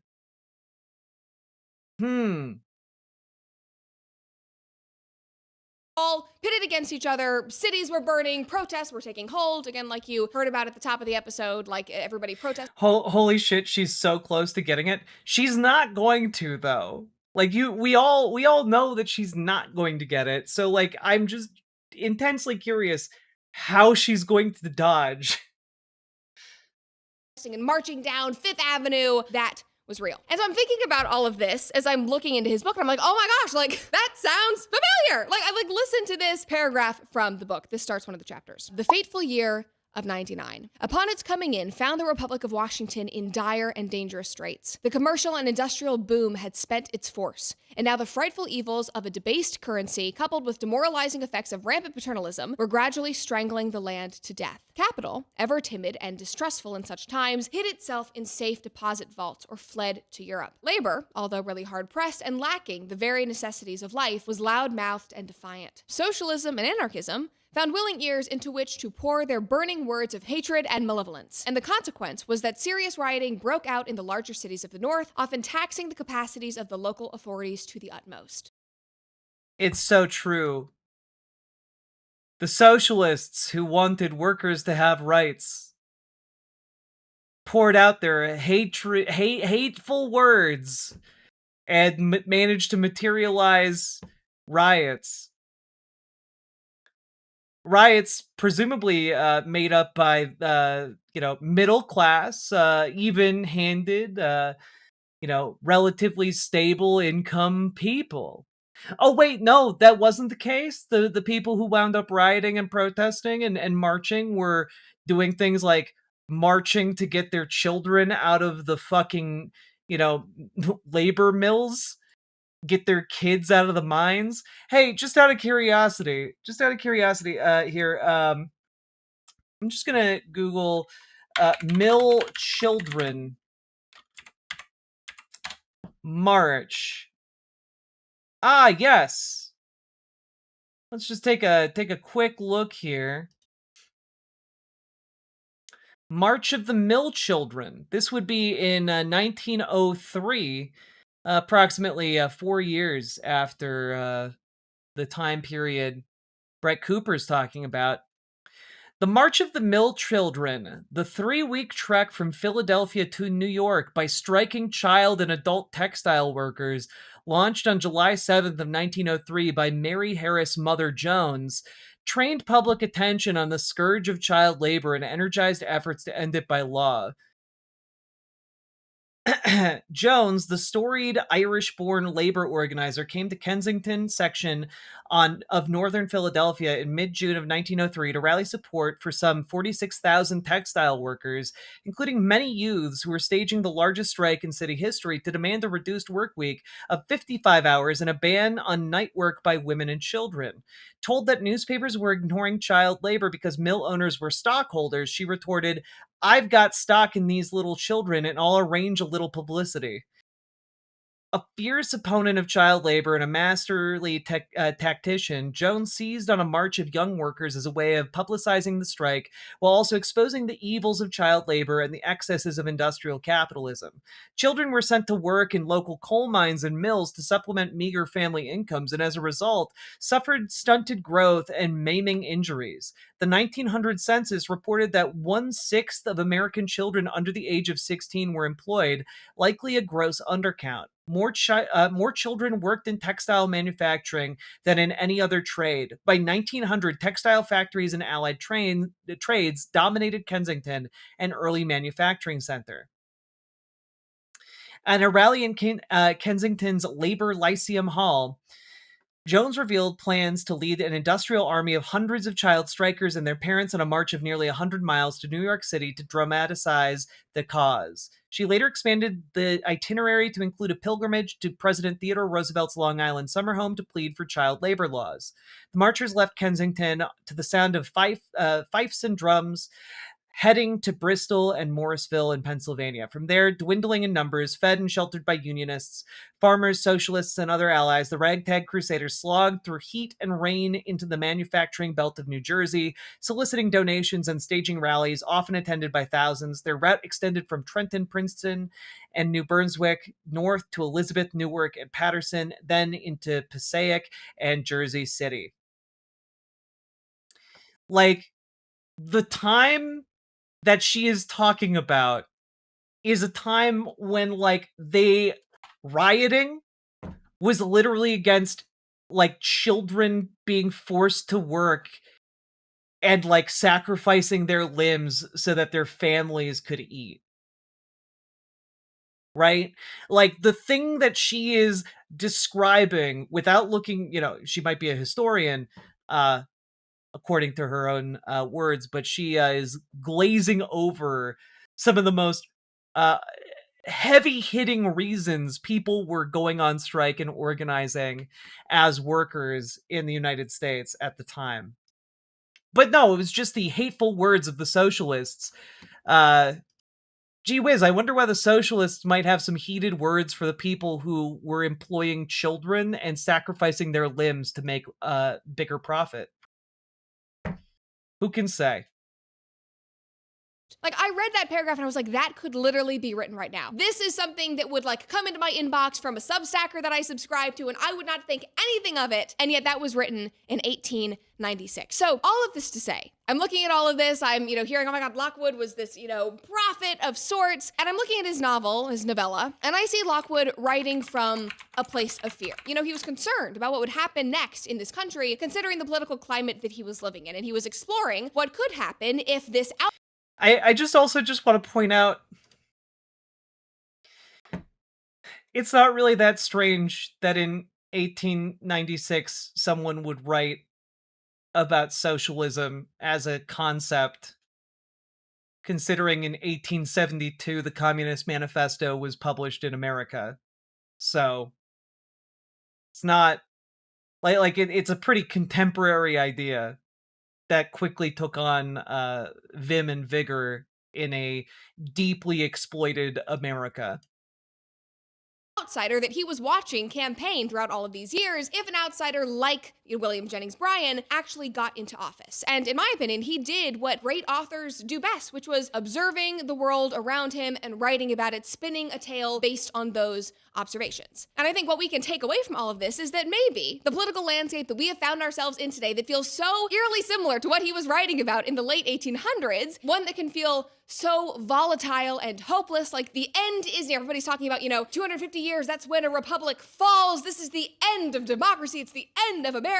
That actually, it's just something the previous generations have already experienced and they have already survived. And in my opinion, the question that Lockwood was asking throughout this entire novella was, when does a democracy, or can a democracy, ever become too divided and too distrustful to the point that it is not able to save itself? And it's kind of unfortunate. It's a black pill moment because his book actually answers the question, and he answers it with a resounding yes, like a country can become too divided to save itself. He ends the book with a capital literally being blown up. He's saying like it will end at this point of time, which is not really the message that we want to hear if we are relating this to the modern world. But the good thing is, in actual American history, the Capitol wasn't blown up. That didn't happen. We stared into the abyss. We stared into this destruction. We fought to come back, and we're still here in 2020. And we're still here. Hey, real quick, how did we fight to come back? Real quick, what was it that saved America again? Was it something very famous? The New Deal. That's like what unfucked America for a bit. Before capitalists engaged in a decades-long battle to undo the New Deal.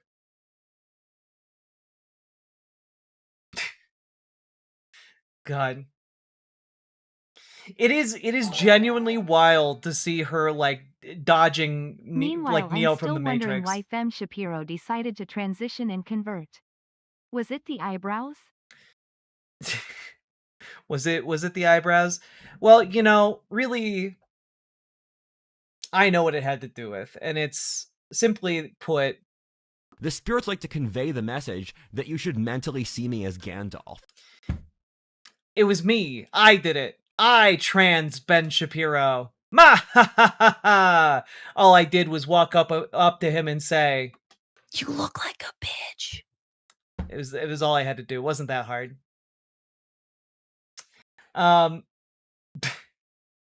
So they refucked the country? Yes, conservatives refucked the country. Also, Sake Tanuki, thank you for the 5 tier 1 subs. Very much appreciated.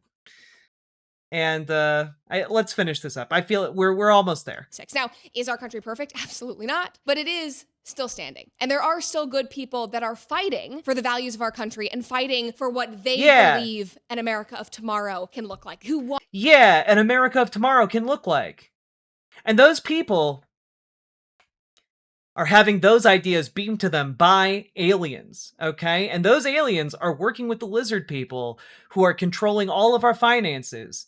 And they sunk the Titanic to get a big insurance windfall. And they also are replacing you.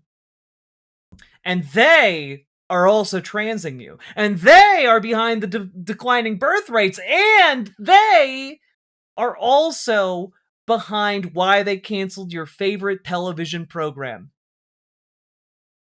And they love ancient aliens. Like, it's really difficult for Brett Cooper here to go from a video that was mostly pushing conspiracy theory nonsense, because notice she brought up like a quotation from one of Ingersoll's books, but didn't bring up any quotation from like the Barron Trump stories, because if you start looking into the Barron Trump stories, like the entire conspiracy theory falls apart. Like, you have to be only engaging on the most surface level. You can't look into any of it, otherwise the entire thing is pointless. And she knew that. She made a choice to push conspiracy theory nonsense slop.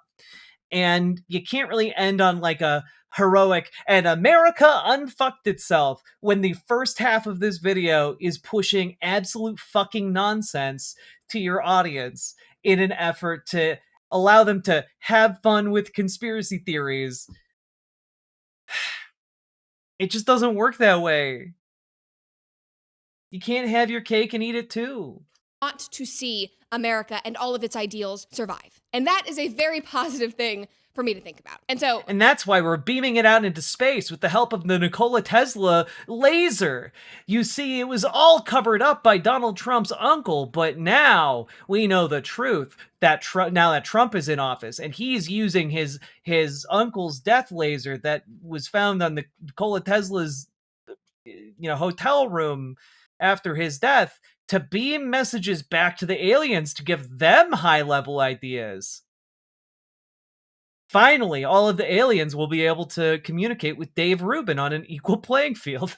Tying this all back together with the time travel and the prophets and Barron Trump, all of that, like if Lockwood was actually a prophet, if he was writing about Barron Trump and what happens when Trump is president, then maybe he would have written about what actually happened. He would have written about that. Or maybe he actually is a prophet and we just have another thing coming. He was like, all right, that didn't happen in the 1800s, but get ready for 2026. So... Oh, okay, yeah, because if anyone makes a prediction and it hasn't come true yet, just give it more time, and eventually it will come true.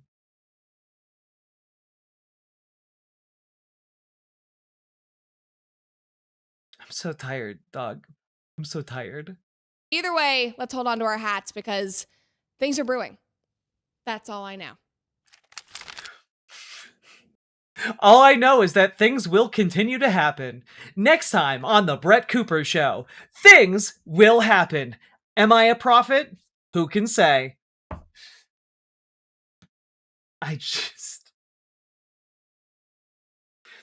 Will you wake up tomorrow? Will you not? Who can say? It's a risk we all take every time we close our eyes, including when we blink. Maybe this next blink will be your last, and statistically, for some of you, that could be true. I'm a prophet. That's how she ended it? That is how she ended it.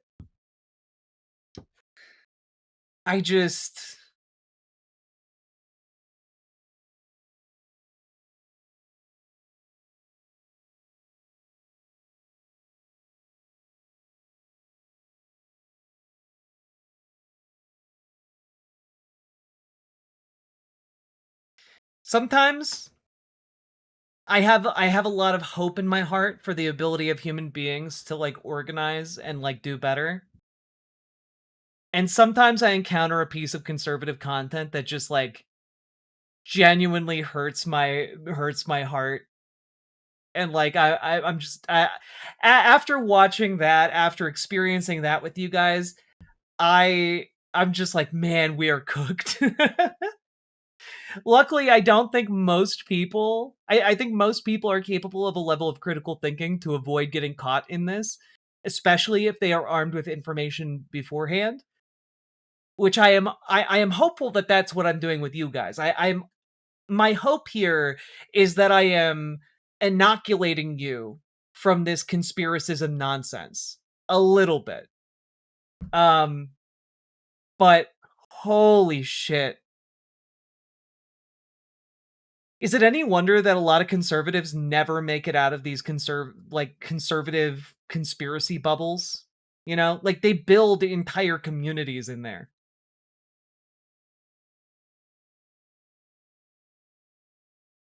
So I do think that there is hope. I don't know, though, how you reach people who have fallen deep into the conspiracy theories, you know, other than getting them to question the frayed edges of their conspiracy theory. I don't know, like, because for every single person who gets involved in conspiracy theories, their motivation is different.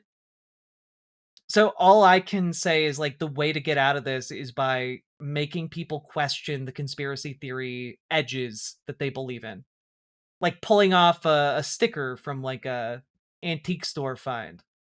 You know, you gotta pick off the edge. Oh, but man, the only way we get out of this, though, is if we organize together, we build communities with one another, we educate one another, we step up, and we, like, are able to say to our friends and family who are starting to get into this, actually, this is kind of bullshit and racism, and don't even go down that path, friendo. Because, like, by being fully informed and or at least mostly informed and like capable of critical thought and analysis, we can inoculate ourselves and others against these conspiracy theories. At least to a degree, anyway. I think everyone is susceptible to propaganda, including myself. And if you think you are not, it's usually an indicator that you are more susceptible to it. But I think that by talking about it, having open conversations about some of this stuff, we can do a lot of good to act as a prophylactic of sorts, a mental prophylactic to conspiracism. And I am here to tell you one of the ways you can find community and counteract your ability to be indoctrinated into conspiracy theories is to find community. Join your local Dems. Join your local DSA. Find community while also becoming politically active. Okay? Because folks can step up and help you. Folks can, like, get you out of that shit. Folks can, like, do all that while also making your community a better place. Make your Dems more progressive. Make your DSA more effective.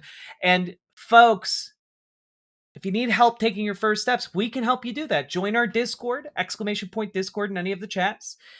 Reach out to Dragonfly for help with your local Dems. Reach out to Gamergy for help with your local DSA. We got folks who have been organizing for years who want to plug you into your local political orgs, and let us help you.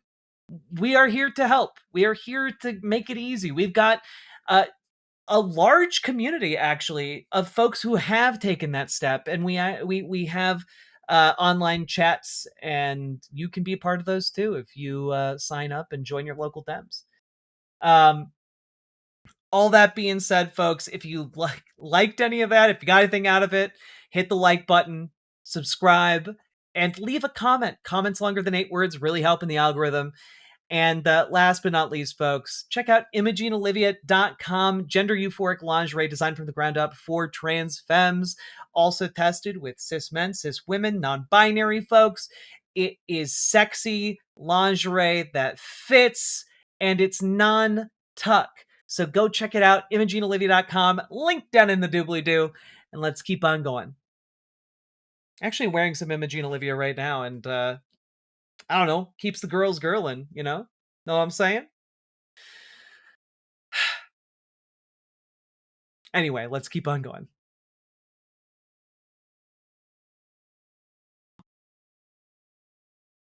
Yeah, I mean, conspiracy theories thrive off of the atomization of people, right? Because the previous bulwarks against people falling into conspiracism was you like needed to be in physical proximity with enough other like-minded people. And that was a difficult hurdle for a lot of conspiracy theories to overcome, right? With the advent of the internet and the advancing scourge of atomization, people are more and more isolated and are able to connect with other conspiracy theorists via the internet. And so, like, conspiracy theories have taken on a much like a bigger life of their own, especially when that's combined with like the monetary incentive to spread conspiracy theories for profit, you know? It's a whole thing.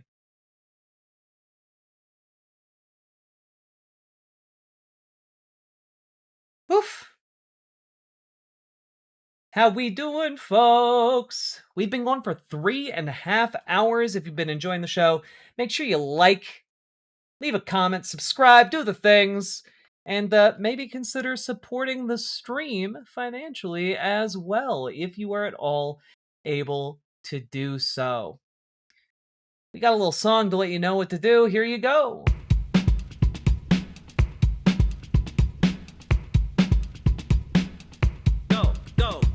Click the button, click the button, click the button, click the goddamn button, click the button, click the button, click the button, click the goddamn button, click the button, click the button, click the button, click the goddamn button, click the button, click the button, click the button, click the goddamn button, click the button, click the button, click the button, click the goddamn button, click the button, click the button, click the button, click the goddamn button, click the button, click the button, click the button, click the goddamn button, click the button, click the button, click the button. Hell yeah! Let's see I think here.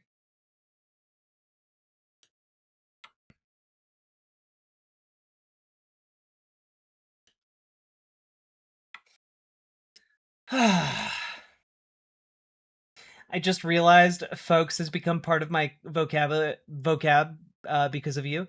Well, it's just a very useful word to throw around, you know? Like, it's a really great gender neutral greeting for like a group of people.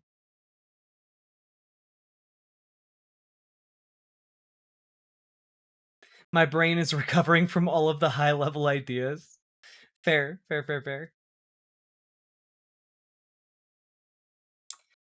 Whew, folks.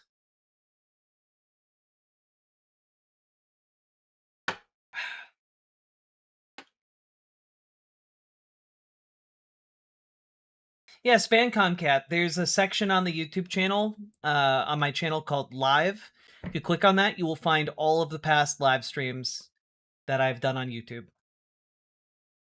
So if you miss catching me live, you can just go back and watch one of those. The one you missed, or whatever.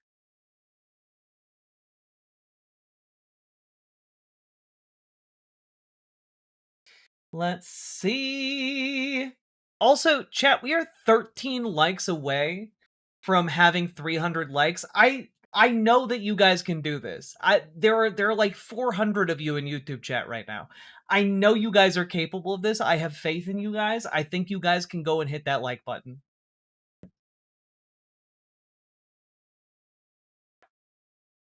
Oof.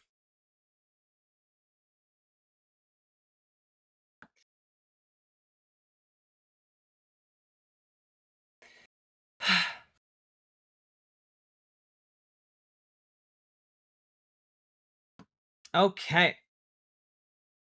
Are you guys ready for another segment? There you go. See, I thought the song would work, but some of you guys, I needed to berate you a little bit. Some of you guys need that like hard dom reinforcement. I get it.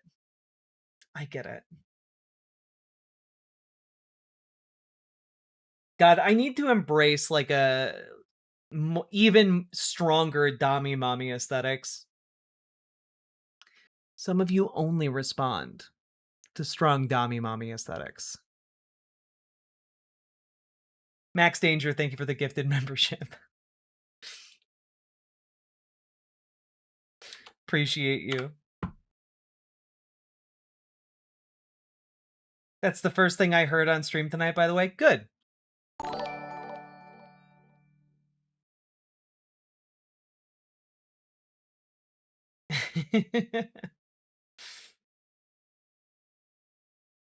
Hit me, baby, one more time with a saggy. Kept liking and unliking to be a brat. Oof. We got some who aim to misbehave. All right. Are you guys ready? Why is it getting hot all of a sudden? Who can say? Who can say?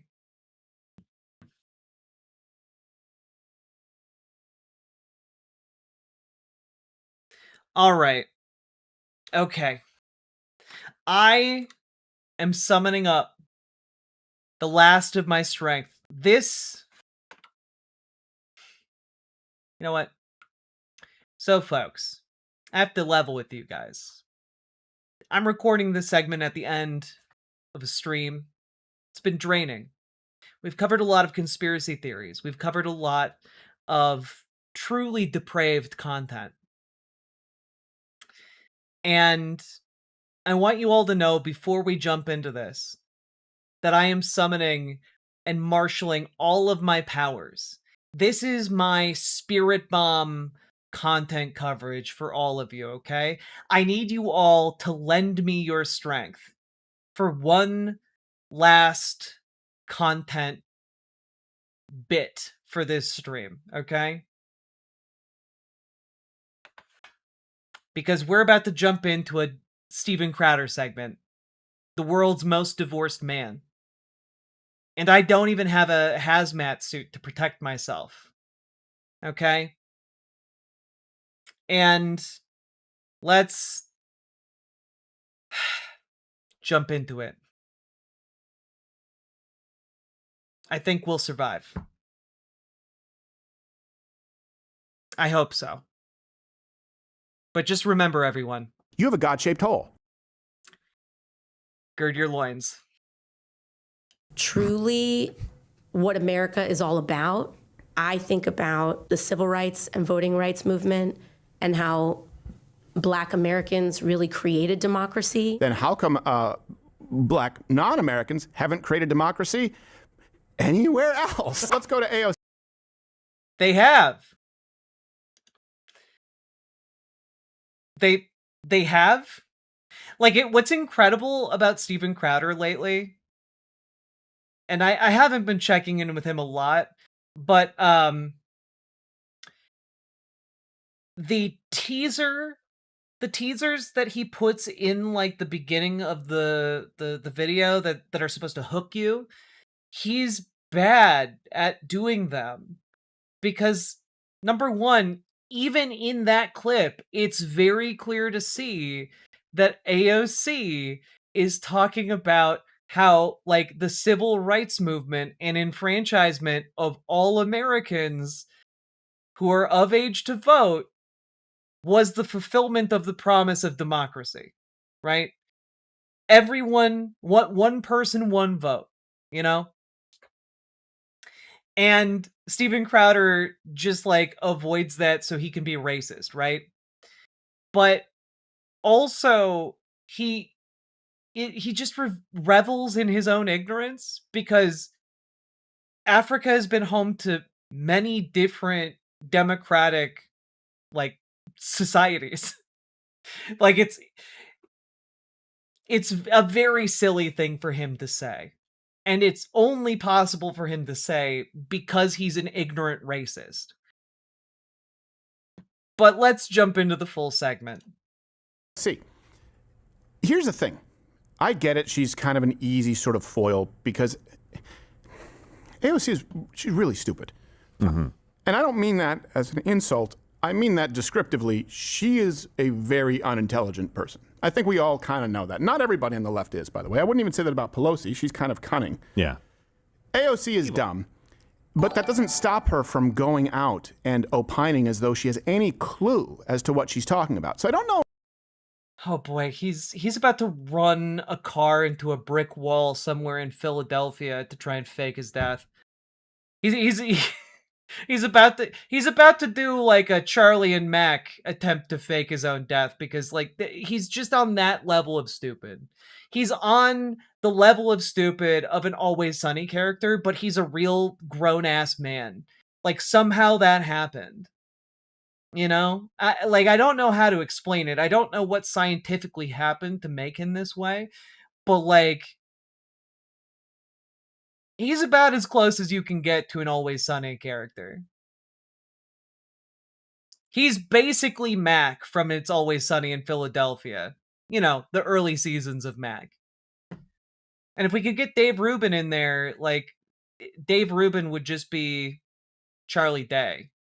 Like, I don't know. I feel like we could make a roster of conservative talking heads that's basically just the Always Sunny crew.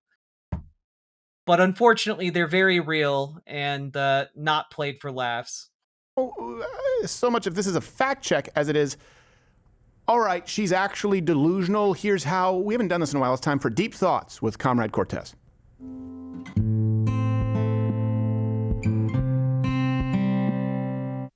First claim that she makes here. that was a pretty shallow stinger. Yeah, it is, yeah. Man, sometimes it's really obvious that he pays these people to laugh at his jokes. Like that. That's what she deserves. So the first claim, and by the way, all the references are available. We do this, links in the description every show. We stream 11 a.m. weekdays. She said that the American Revolution, picture in your mind the American Revolution. Mm-hmm. Okay, what it was about, think of the Boston Tea Party. Mm-hmm. Think of that, okay. It was actually about fighting the billionaires of their time.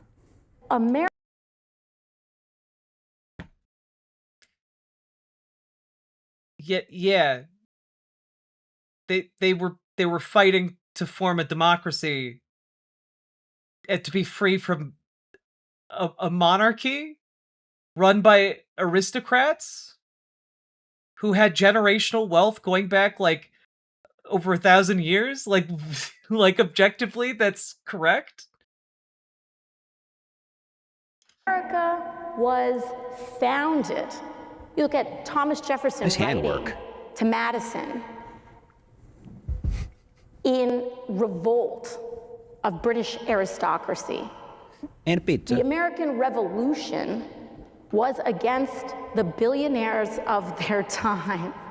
Okay, and this is... Yeah, the billionaires of their time would have been aristocrats.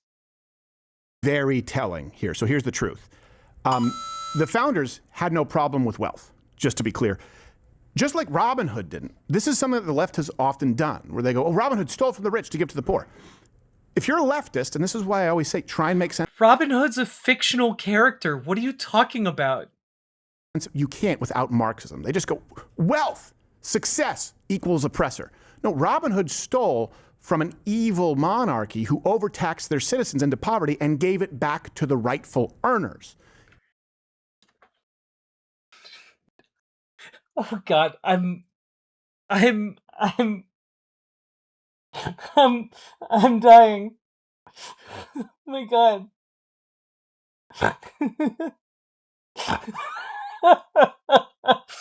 This is the funniest thing I think I've ever heard Steven Crowder say in my life.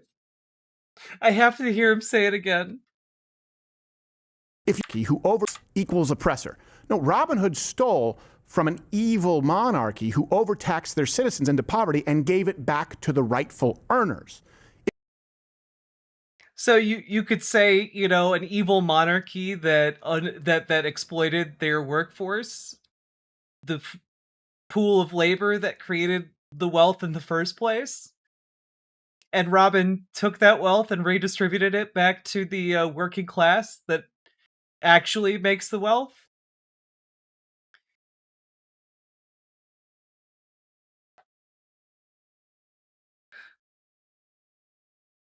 More like Robin of Locksley, more like Robin of Marksley, am I right? Hey! You have a God-shaped hole.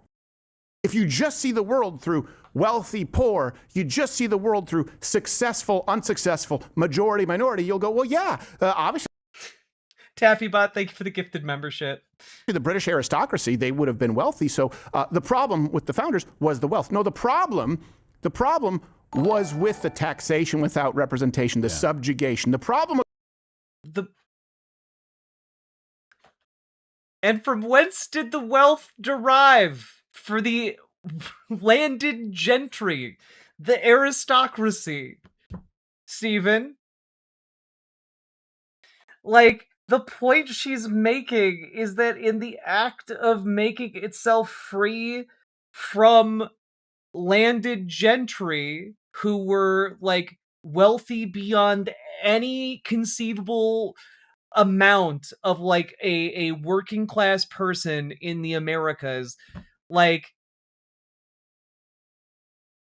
they were seeking to be free from that monarchy system, that monarchical structure of power that put forward that those who had wealth and positions were like had that wealth and had those positions by virtue of God's favor, right? Because keep in mind, this is a concept a lot of people forget.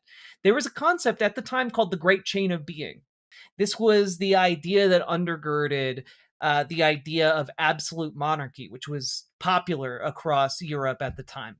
And the idea was that everything that is in heaven is hierarchical, right? With the Trinity at the top. And so too, everything on earth should be hierarchical as well. And that includes kingdoms. That includes everything else. So it puts the king at the top of all society. And then there's a hierarchy based on blood, based on land, based on wealth, and all that usually going together there, that puts a certain class up like below the king, but above the rest. And then you have, you know, tradesmen, and then you have the working class, like the serfs and such, right? And what she's saying there is that in freeing itself from monarchy and from aristocracy, because an important component of the American Revolution was not just getting rid of kings, it was also getting rid of aristocrats. You know, people who could inherit title by virtue of their birth and thus power and prestige along with it. That was an additional part of the American Revolution. And what she is drawing a parallel to isn't the fact that, well, people had wealth back then and people have wealth now. It's that wealth creates an unsustainable power dynamic where there are people who have effectively escaped any and all forms of accountability by virtue of their wealth, by virtue of how much they have exploited their workers and the working class, and by virtue of that wealth, wield political power, the likes of which no working class person could ever wield. And so she's drawing that line that we call a person like that an oligarch, right? And she's drawing a line between an oligarch and an aristocrat. And I think it's a fair line to draw because an aristocrat has unfair levels of power and avoids accountability by virtue of the political position of being an aristocrat. And same with an oligarch. It's just that an oligarch buys that power at a little bit more of an expensive rate. They're very similar. You can see why someone would, I don't know, compare the two. With the corruption. The problem was with the lack of freedom. The founding fathers, I can disabuse you of this notion, they came from wealthy land-owning families, by the way, and they believed that one of the primary roles of government was to protect people's wealth, and specifically property rights. That's a distinctly American idea as far as it being central to our form of governance. That's what makes these people so incredible. They actually were pretty well off, and they still fought because they knew that others would not be well off. To give you an idea, George Washington... They still fought because they knew others would not be as well off. Like, you know, their slaves, for example. Washington, if adjusted for inflation, he'd be worth like $580 million today. And still had... Worth noting, not a billionaire. You know, I feel like it's worth noting in this conversation, AOC's comparing billionaires to aristocrats. Even in Crowder's own argument, George Washington isn't the billionaire. bad teeth. Yes. Yeah, he was quite wealthy. He owned people and stuff. Yes, he was very, very wealthy. You got to be wealthy to own people. So the left, they do this all. Yeah, Robin Hood, steal from the rich, give to the poor. Well, Yeah. is the primary defining characteristic? It's how much money you have, or is it your character? Meaning, how did you get that money?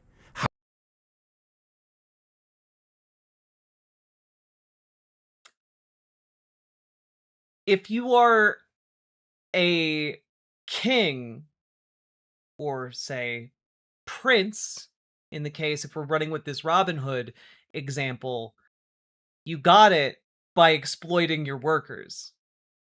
If you are a billionaire, you got your wealth by exploiting your workers. In both circumstances, the wealth of these two individuals in their various systems comes from worker exploitation.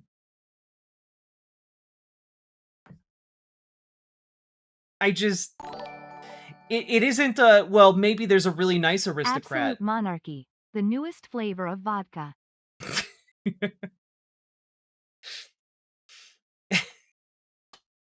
Saki Tanuki, thank you for the 5 tier 1 subs. Much appreciated. He's so close. He's right on the cusp of a realization. No, he's not. I can assure you he's absolutely not. Right? Ooh, drink the rich is actually a really good slogan for absolute monarchy. They should steal that idea. But the issue here is that like both got through this. Both achieved their wealth through exploitation of the working class. The issue is with American oligarchs, theoretically you have a remedy in the form of, taxation. You tax them, and so they no longer have the amount of power to like corrupt society, to buy political favors, etc., etc., etc. We aren't doing that though. And instead their wealth is becoming more and more consolidated, greater and greater power being concentrated into fewer and fewer hands. And what that starts to look like is a system very similar to an absolute monarchy, where effectively control of the country is jostled around by a few wealthy families as opposed to a few aristocratic families. Like, it's basically the same problem with a different veneer. And so when he's talking about like the character, the criticisms of our like capitalism are not predicated on the individual character of people who happen to have money, right? It's criticism predicated on the system that relies on exploitation to enrich them in the first place. Right? You could have someone theoretically who's a very nice billionaire, who's just a swell guy, And that doesn't change that the system is bad, right? Like, theoretically, there could be, like, a good person who operates within an evil system. It doesn't make the system less evil. I hope that makes sense when I put it that way. How did you accrue that wealth? What did you do with it? Right? If someone actually accrues that wealth through legitimate means and then wages a war, a revolutionary war, for example, so that other people... Well, I mean, it also really depends on what you mean by through legitimate means. For example, Washington derived a lot of his wealth by stealing the labor of unpaid slaves. Is that legitimate? I don't think so. Like, if we are only deciding what is and is not legitimate on the basis of, like, is it legal, then, like, it was legal for Prince John and the Sheriff of Nottingham to tax the people in the way that they did. But you were okay with Robin Hood stealing from Prince John and the Sheriff of Nottingham because it was unjust, right? Like, even within the examples he's giving, he's already lost on his on just the things he's pointed out himself. Who come after Crowder is still relevant. Yeah, he gets about 1 million views per show on Rumble.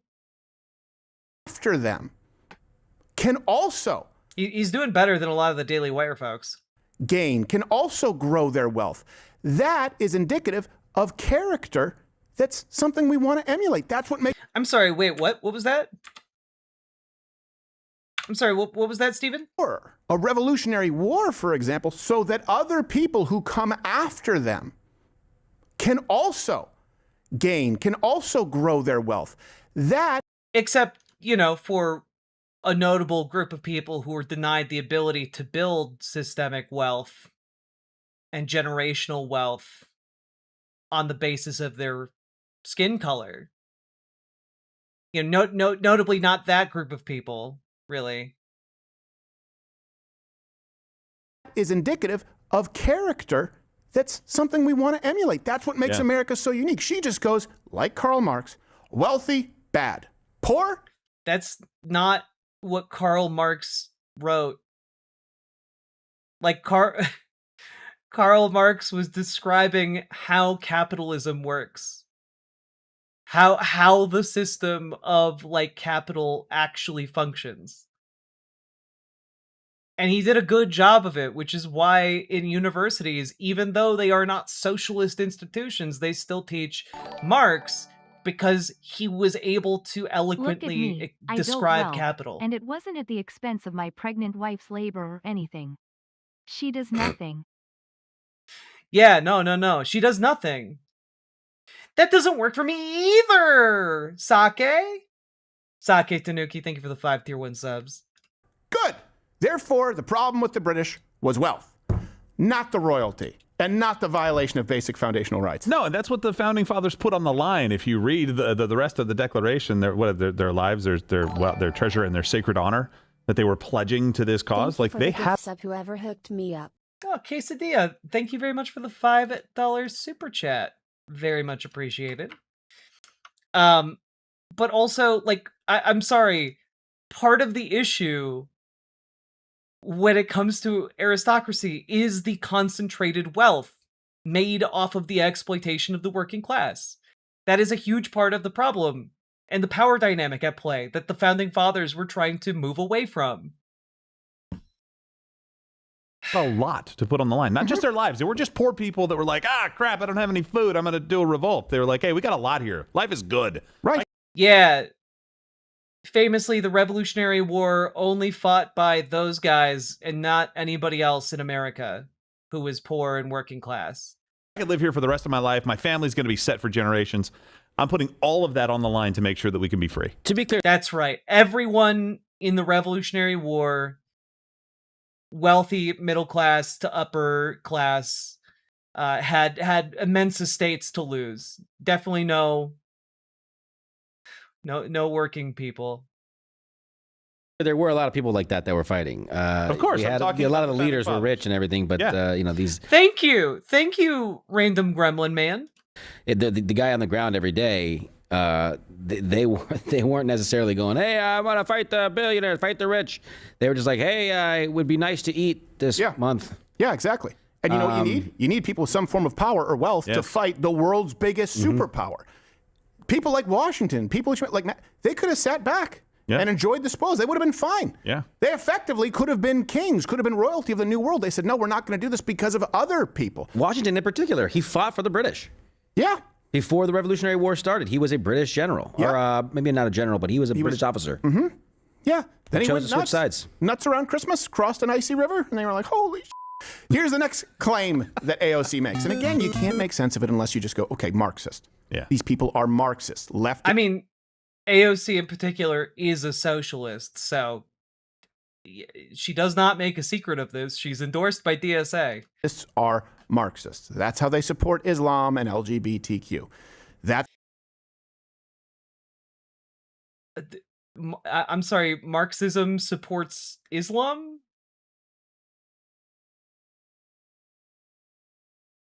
It's the first time hearing about this as a socialist. That's how they try and claim, oh, wealthy is automatically bad.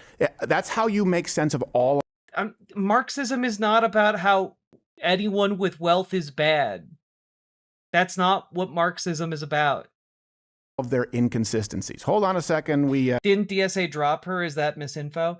DSA New York endorsed her actively. And she got their endorsement like maybe a month or so ago. DSA for like the wider state, I'm not sure. Might have beef with her still. My understanding was that the beef got squashed because she became like more explicitly anti-arms to Israel. Hate Christians, but or at least we think that Christians have enabled and created a patriarchal system. But Islam, it's beautiful because Islam is a minority. That's not the. No, it's just that socialists believe in the idea of freedom of religion. If you want to be Muslim, you should be able to be Muslim. If you want to be Christian, you should be able to be Christian. If you want to be Jewish, you should be able to be Jewish. If you want to be Hindu, you should be able to be Hindu. Like, there's a freedom of thought and freedom of religion, and like that shouldn't be like no one religion should be institutionalized by the United States. And like, but like socialists aren't like actively trying to convert people to Islam. Marx worshipped the left. That's why he teamed up with John Lemon. It's called Marxism-Leninism for a reason. Oh, God.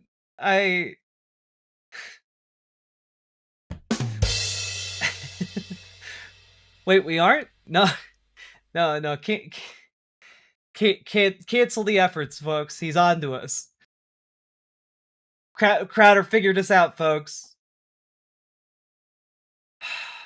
God. It's all so stupid. Minority. Oh, a billionaire is bad. Poor people good. So the next claim. Billionaires are bad because they are billionaires by virtue of exploiting people for their wealth. You cannot get $1 billion without massive amounts of worker exploitation. She makes is that there are 3 archetypes, effectively, that define America. Think of what those are. Mm-hmm. We just sort of went through the founding fathers. No, to her, it's black people, Native Americans, Indians, and immigrants, I guess. There are very few like real archetypes of, in my opinion, truly what America is all about. I think about the civil rights and voting rights movement and how Black Americans really created democracy in this country. That's exactly. She's going to Black say Americans created. She's like, that's exactly right. Okay, then how come Black non-Americans haven't created democracy anywhere else? Pause. So, they have repeatedly throughout history, and Stephen would know this, except that he's a racist, right? I opened this by saying this when he played this clip at the beginning of this, but like, you don't have to go that far to like figure out like what kind of democracies might exist in Africa in particular, right? And I say this because you can just Google pre-colonial democracies in Africa, and you can find a whole lot of really great examples. For example, one would be this particular. Let me see if I can pull up the pronunciation here. There is a phrase that is pronounced, hopefully I'm not butchering it, Igbo Enwe Eze. And that translates to the This Igbo just have no in. king. Steven Crowder is still extremely divorced. Very true, Big Rackled. But that phrase translates to the Igbo have no king, right? Because they had democratic governance, pre-colonialism. Like, this was actually remarked upon by colonial forces when they first arrived to subjugate folks. It is not a society in which power was centralized. You also have examples like this. Here's the UNESCO Cultural Heritage website.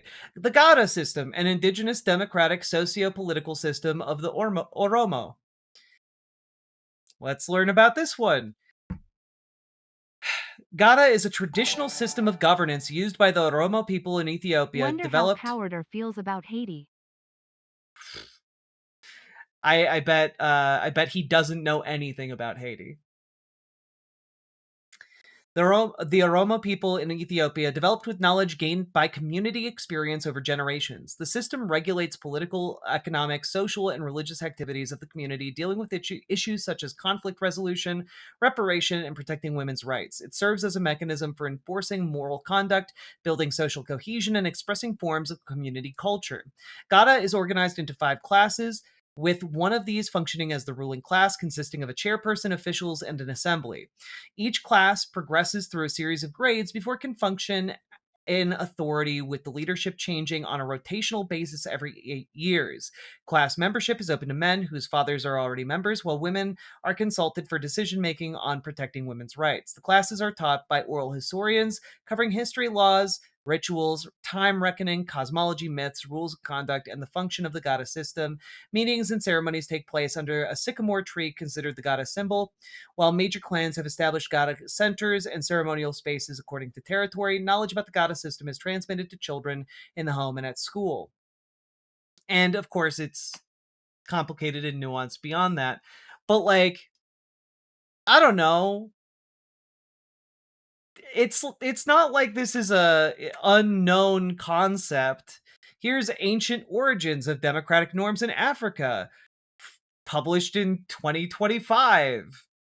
And again, it goes over and talks about different systems, different ways these systems are reproducible and, like, have existed. It's interesting stuff, okay? And I also just want to throw out there, like, those are just a couple of examples. It's by no means an exhaustive list. There's also the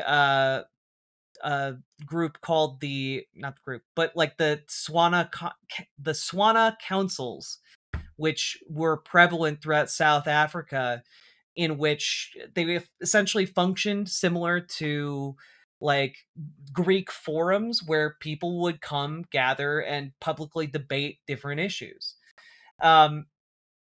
There's a whole lot of these democratic structures and concepts embedded in indigenous cultures across the entirety of the continent. And this decentralization of power and emphasis on democratic value, a lot of more recent research has kind of lent credence to the idea that this reliance historically on democracy and democratic principles is actually what allowed for a lot of resistance across Africa to colonialism to really take on a life of its own, right? And again, anyone who actually gave a shit could find this out relatively easily. This was not difficult to figure out or look for. And it's very clear to me that what AOC is saying is that African Americans have shown the promise of an American democracy by fighting for and getting the right to vote and participate in it. Right? That's one of the reasons she's talking about African Americans as, like, an archetype of the American experience of democracy. Because they are, in essence, one of the groups that worked hard to fulfill the promise initially posed by democracy here in America. No, but there's No. Mm-mm. Yeah, just here. Spoiler: every continent had a precursor to modern democracy. What about Antarctica? Checkmate. Atheists. Forgetting about just here, they created democracy. No, Barbados probably. Right? Yeah. Sure. Let's continue. Exactly right. How they literally made something from nothing. It is just beyond me. I think about how. Also, Haiti overthrew its slavers and set up a democracy. Of course. Like I don't know. Like they came so close in their racism to almost saying something that was correct just by sheer happenstance. Like beyond you. Native people have survived and preserved and treasured Windex. their culture. I think about. God, I hate Steven Crowder. This is my biggest pet peeve. No one group in history invented democracy. It's far older than monarchy, because how are you going to convince 30 people you're the king with your weak flesh body?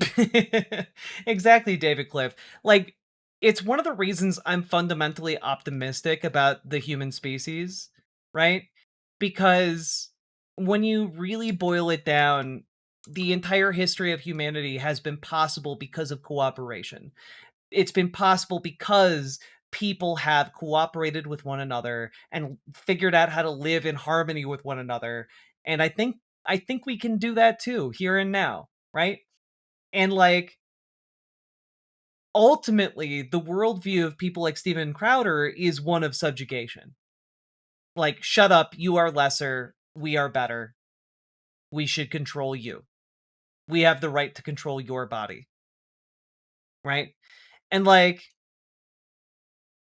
AOC here is talking about how Indigenous Americans have fought and died to preserve their culture, to be able to live, really live.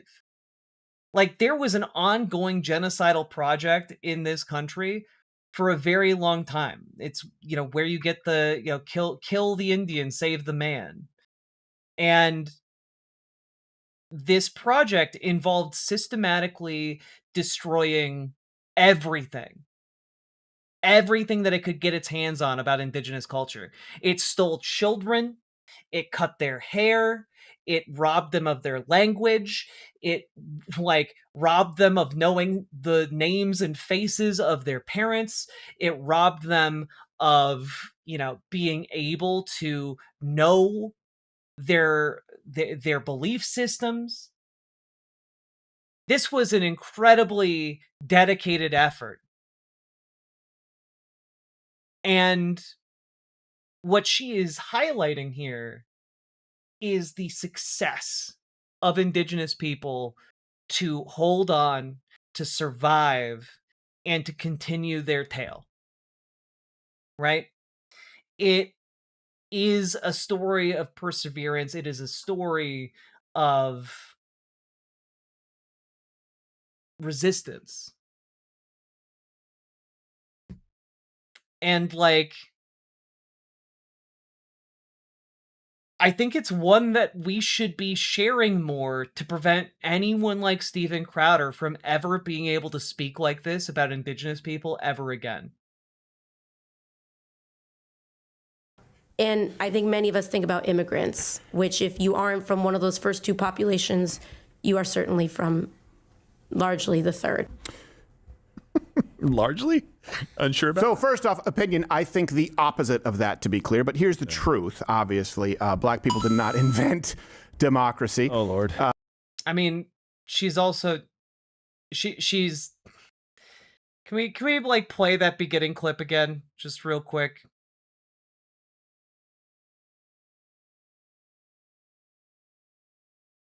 God, these guys are just the worst. Real archetypes of, in my opinion, truly what America is all about. I think about the civil rights and voting rights movement and how Black Americans really created democracy. So there's a difference between inventing democracy and creating democracy, right?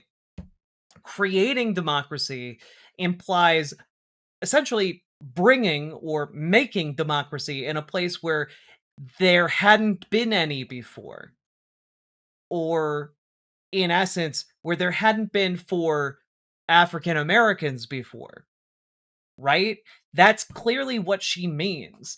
But these absolute dipshitted men come out and they're like, oh, she thinks African Americans invented democracy. And it's like, that's not even what she said. You guys have such hatred in your hearts, you can't even hear the words she's using. You can't even understand her. Like, it's genuinely insane. Deranged and delusional behavior from conservative men.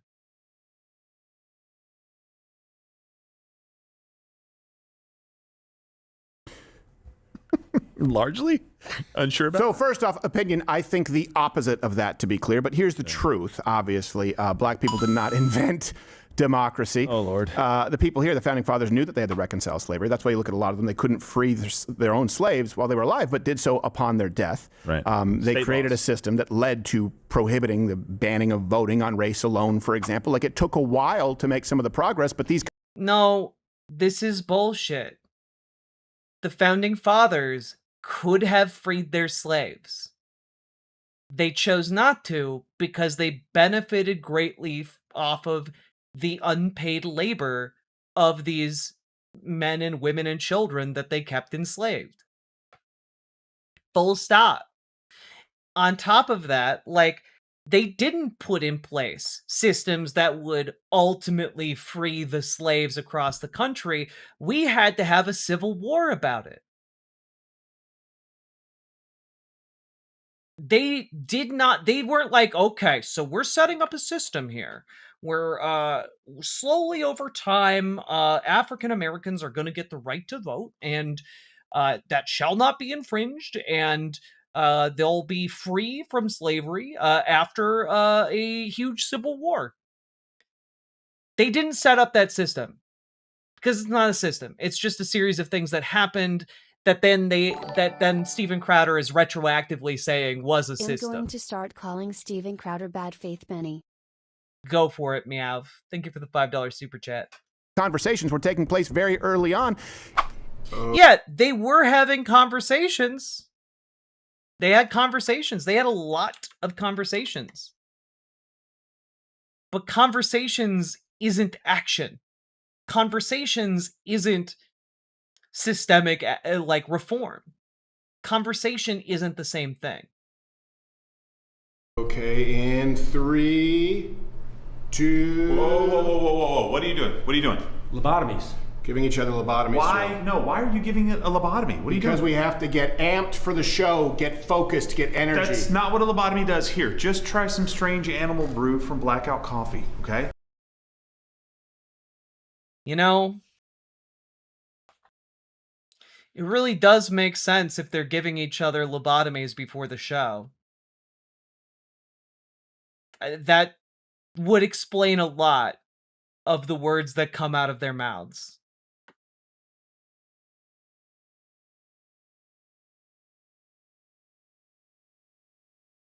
Democracy in the United States. It's a representative republic. But here's people who created the modern, free, sort of Western state. Just real quick.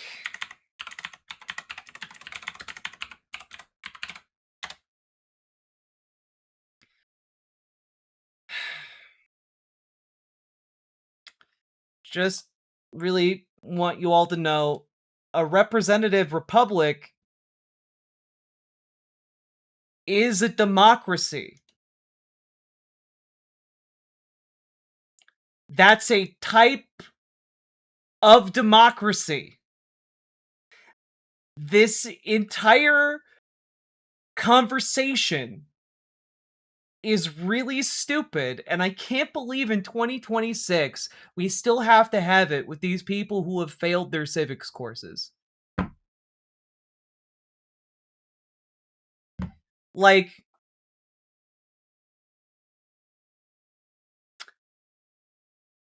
I just...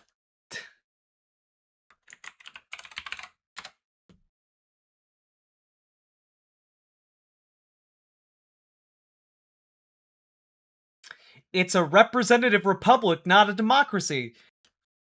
What do you think a republic is? A republic is just a name for a place and a state based upon political power that resides with the people. Because we are represented by different people we elect, it's representative instead of direct. But republics are democracies. He's white knuckling it. That's really good. I like that a lot. Thank you. Rye.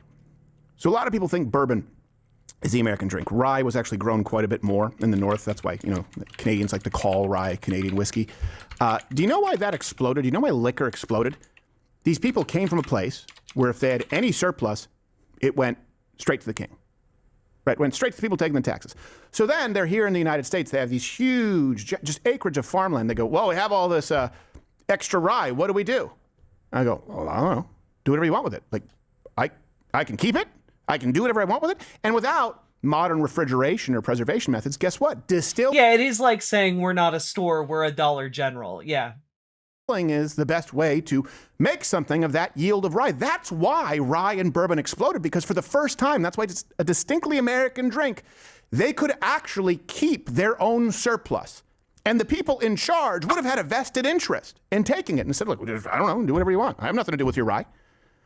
Founders were the ones who fought for this country, and by the way, enshrined it into law, knowing that slavery was going to have to be reconciled, and then the laws progressed. One thing black people did invent, however, as it relates to government, is the filibuster.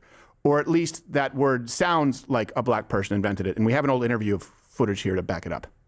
And they was asking me to do something, and I was just like, nah, I'm just gonna sit here and do nothing. I call it filibuster, you feel me? And they can filibuster for like a really long time, and it's super easy for them. It's a very verbal culture. Verbose, even. Here's the next truth.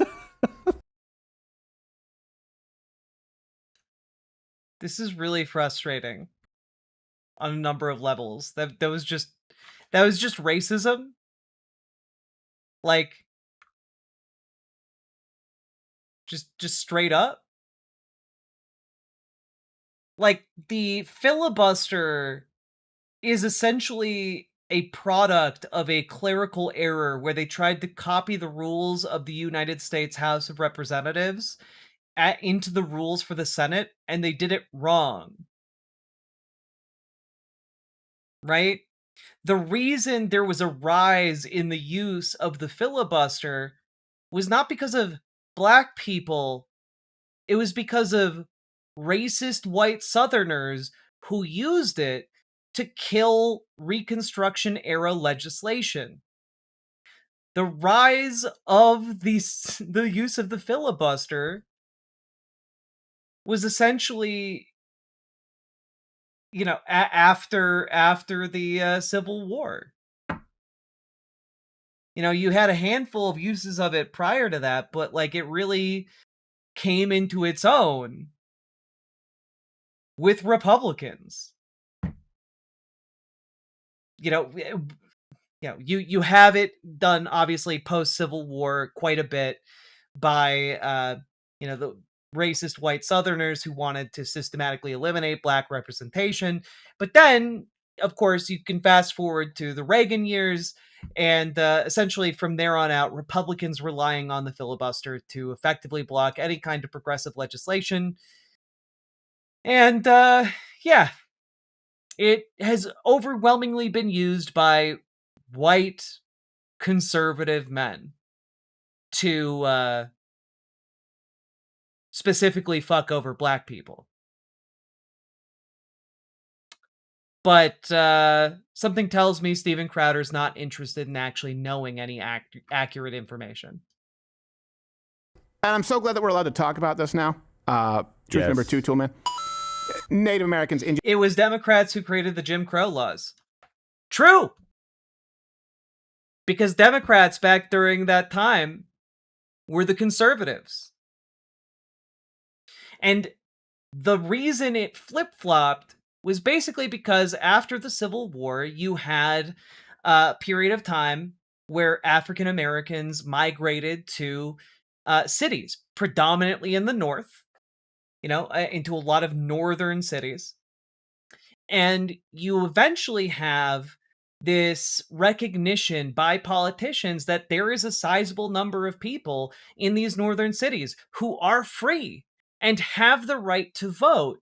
And if they are able to court that vote, they can win and maintain political power. And so what winds up happening is, not to say that, politicians in the North weren't racist, but they also acknowledged that in order to win elections, they couldn't ignore this black voting bloc. And so they shifted. That is the primary mechanism of what is termed the party switch, right? And over time, it's Democrats realizing that in order to maintain control over these party machines that they've built, they need the support of African Americans in their cities. And you have at the same time the formation of the Southern Strategy, of course, largely after the loss on the Civil Rights Movement and segregation.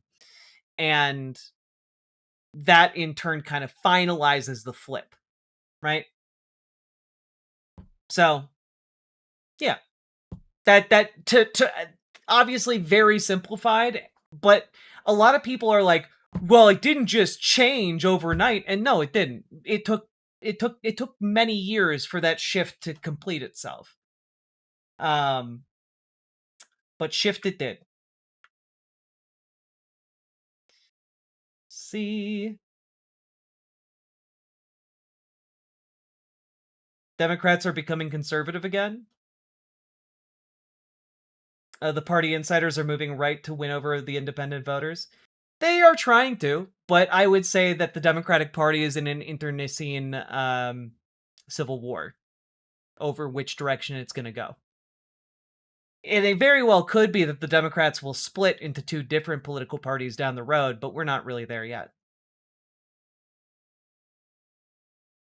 It's like the fact that they've survived. Well, not only have they survived, I'm going to get to that. They did nothing for thousands of years aside from like killing women and children. And by the way, they didn't figure out modern. So they didn't use the wheel. It's true. They didn't domesticated horses. Like, I don't think they would hunt. What the fuck?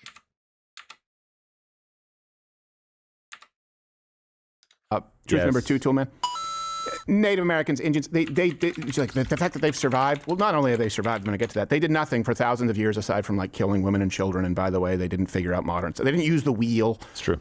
Man, that's a wild claim to make when you're like white and descended from folks in England who like drank their own shit. Like, I don't know. Like, look, indigenous people in the Americas, one, they did use wheels. Number two, they had metalworking. Like thousands of years, by the way, prior to most of the world. Three, they were performing complex brain surgeries, 1,000 years before Europe was able to do it. You have the development of medicinal needles by indigenous folk. You've got incredible medicines pioneered by indigenous folk. You've got stable societies that existed for hundreds, if not thousands of years.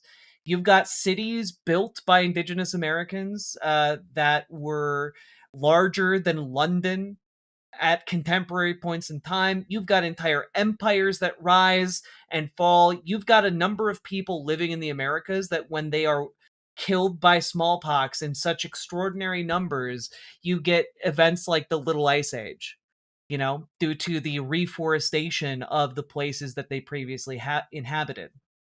You've got like entire cities with water and irrigation, the likes of which Europeans couldn't even wrap their heads around at that time. You've got complex communication systems You can look at like the Kipu, for examples of that. You've got incredible achievements when it comes to astronomy. You've got like the idea that these are just backwards, inferior people, which is how, again, someone like Steven Crowder thinks of them, which is why he uses a slur while talking about them. It's just deeply, deeply sad and pathetic, and reveals the quality of his character. Also want to point out, the Iroquois Confederacy is literally the blueprint for America. Like, it predates America by like 600 years.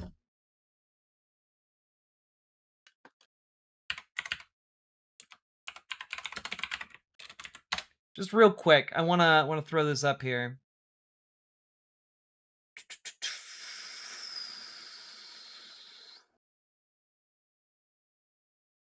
Just want to look up some history. Yeah, history. Some archaeologists believe that the League was formed around 1450, though arguments have been made for dates as early as 1142, which, if true, would genuinely show that it lasted for like 600 plus years. Number one. Number two, how big was it? That's a great question. Let's take a quick look. How big was the Iroquois Confederacy?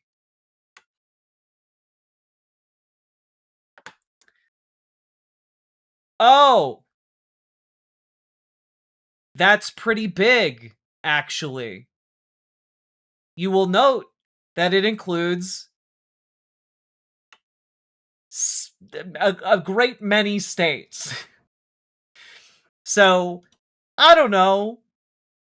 It's largely credited as one of the oldest, like, democracies on the planet.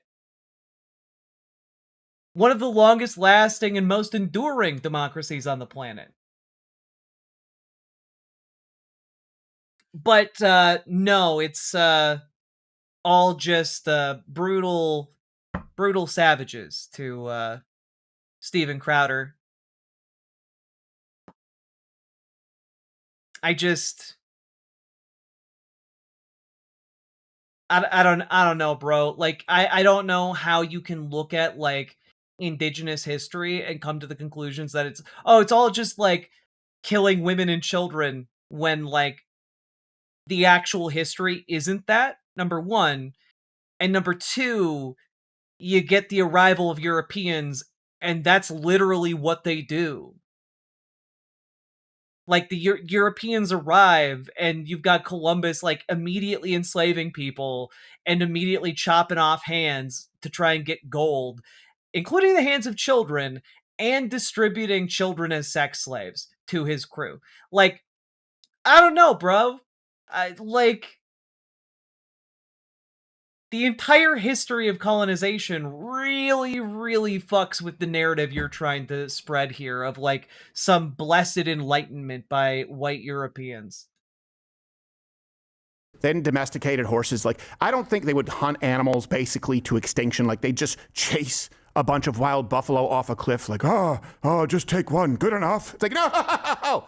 What? Have you guys ever thought about conservation? They were killing each other in record numbers before. Have you guys ever thought of conservation? I'm just gonna... Buffalo population. Let's just take a quick look.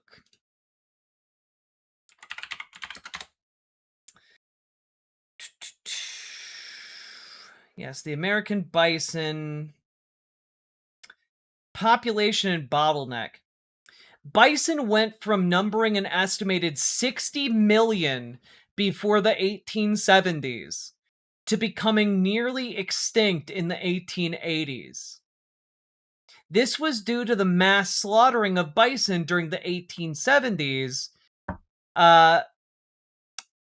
which caused a population bottleneck,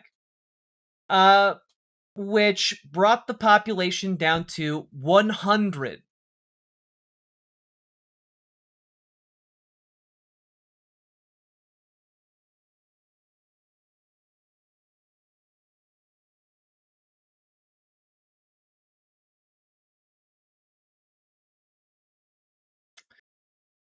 In the span of 10 years,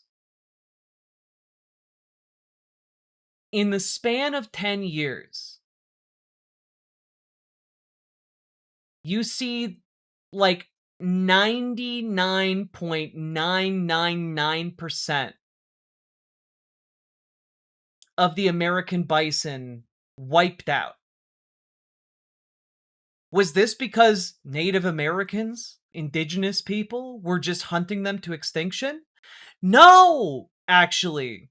It was because of a concerted effort by America to wipe out indigenous cultures and indigenous ways of life, as well as, of course, earning a tidy profit off of the mass slaughter, right?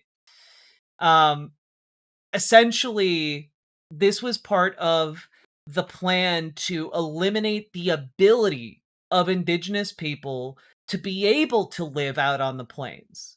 Because the buffalo, the bison, were such an integral part of that, that a lot of these, essentially the American government was greenlit the project to slaughter these animals in mass and starve indigenous people, indigenous holdouts, onto reservations, or to just render that way of life impossible. It is some evil shit. There has been a concerted effort for the recovery of the population.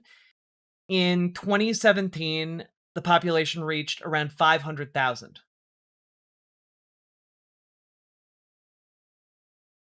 I want to remind everyone, in 1870, the population was 60 million. It has taken over a century for it to even hit 500,000. That's genocide. Yes, we did a genocide against the indigenous people of this country, of this continent, really.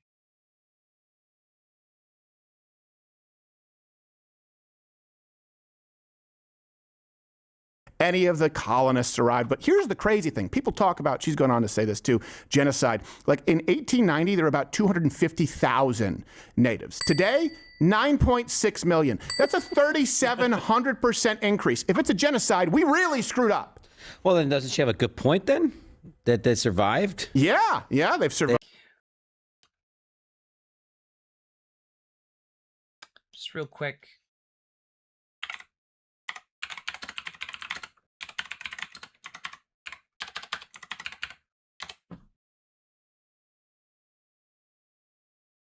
Just want to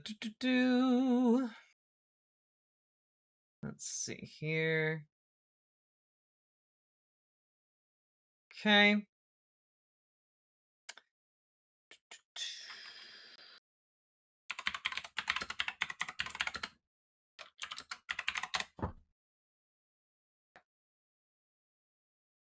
All right. I really want folks to know and understand that the argument he's making is basically what, like, neo-Nazis make about the Holocaust. Like, it's very similar. The idea being like, well, the Holocaust is just fake because look at how many Jewish people there are now. If the Holocaust was real, you wouldn't see, they would, like, you wouldn't see a big population of Jewish people. So clearly it must have been fake. And Crowder et al. Here are just doing the same thing.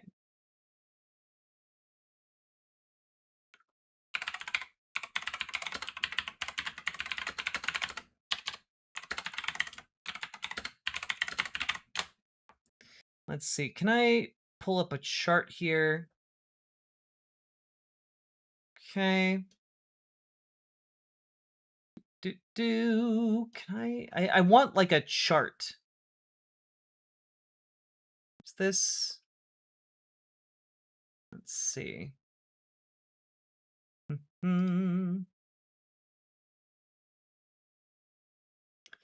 Yeah, here we go.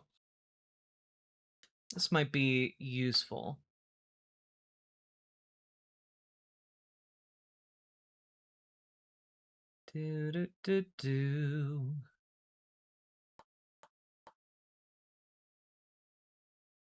I want better data. I want a better chart than this.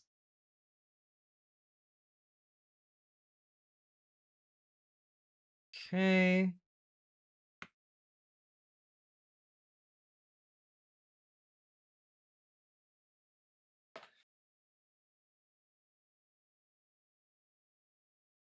No, this is bad data too.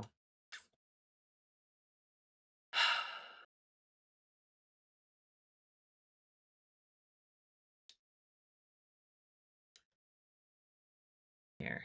This has some actual data here.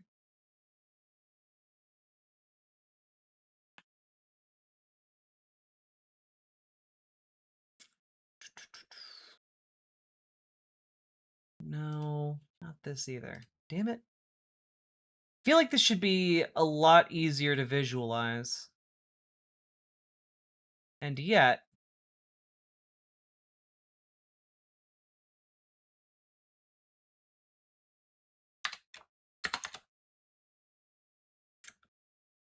do.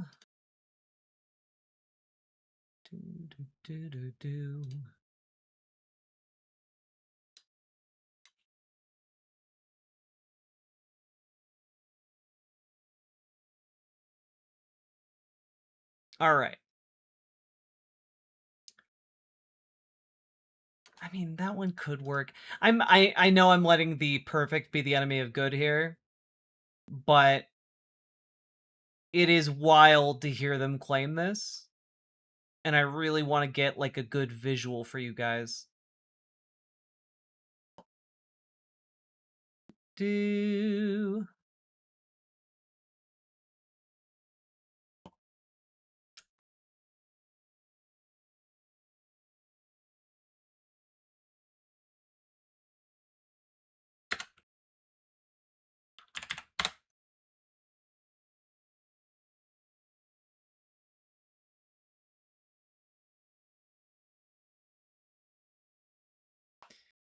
Let's see.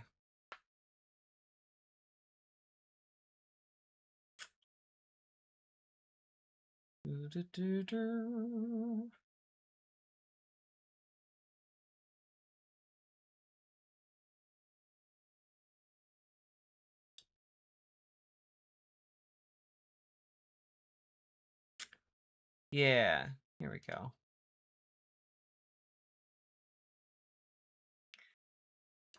Just want to throw this out there. Boop.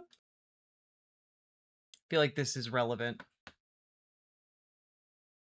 How colonization of the Americas killed 90% of their indigenous people and changed the climate. You know, you've essentially got an estimate of the population of the Americas being in the like 100 million, and then the death of like 90% of those people, and you have an effect that is so big, you get the mini ice age, right? And their argument is, and then of course you have systematic attempts to eliminate them, take their land, put them on reservations for centuries. And then the argument is, well, there are more of them now, so it's like the genocide didn't happen. And that's just wild to me. That's like arguing that because Armenian people are still around, like the Armenian genocide didn't happen. Because there are more Armenians now than there were, 300 years ago. That means the genocide didn't happen. That's fucking insane. That's a fucking insane argument to make.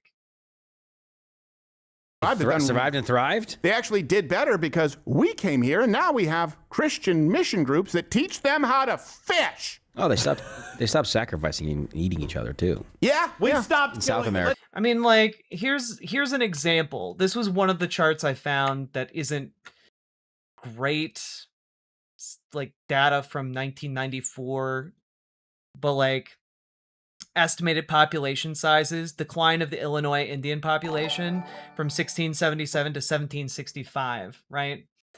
And you can see it goes down quite a bit. And there's an account from 1816 that says, of the once great and powerful nation of Illinois, there remains only about 70 persons, including men, women, and children, near Kaskaskias, and a few straggling Peorias about St. Genevieve. This is recorded by Auguste Chateau in 1816, right?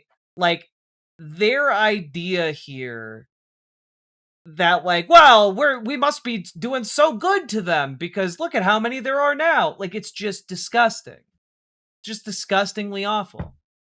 Just be honest, they didn't survive the war. They didn't come out of this and go, oh, we're going to band together and be strong. We're kind of tired of killing you guys. Can we just like put you in Oklahoma for a little while and do the rest of the conquering of this thing? Is that cool? Also, by the way, you want to talk about our treatment of natives versus native treatment of natives? Let's get into the modern era. Outside of scalping, and it's not the same as people say, oh, Europeans did that, counting scalps before they had dog tags. It's very different from using it as a torture method to women and children alive. That's what Native Americans would do.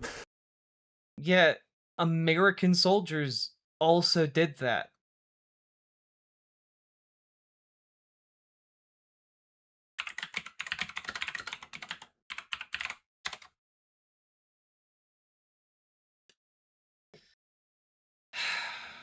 God.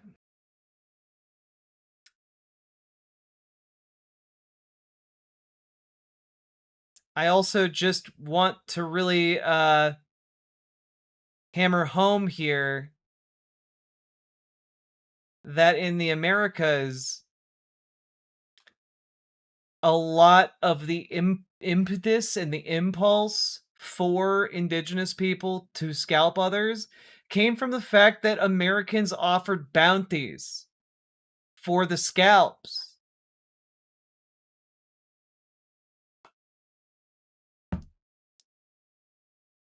America was offering the money for scalps.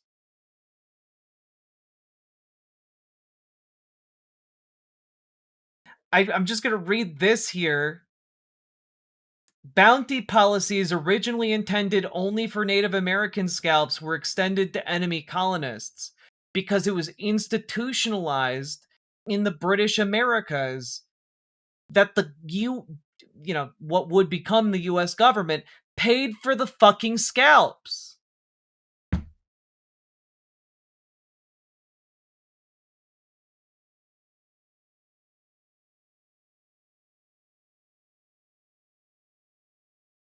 During the Civil War, do you know who took scalps? It wasn't indigenous people. It was the Confederates.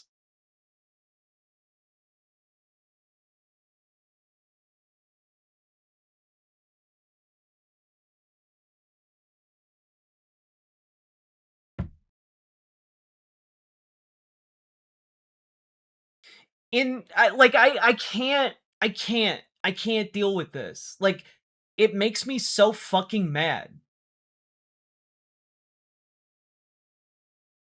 When you look at, what about if you go down to Mexico? What was going on down there? You know, were indigenous people in Mexico scalping one another? No, the Mexican government in 1835 put a bounty on Apache scalps. They offered 100 pesos for each scalp of any man or male 14 years old or older.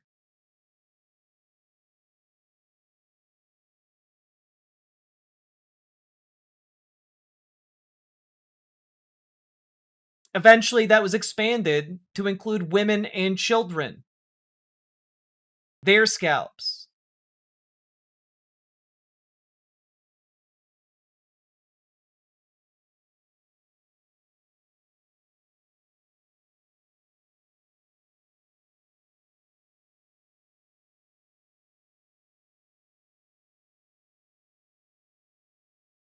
During the Revolutionary War, Americans and British both engaged in scalping.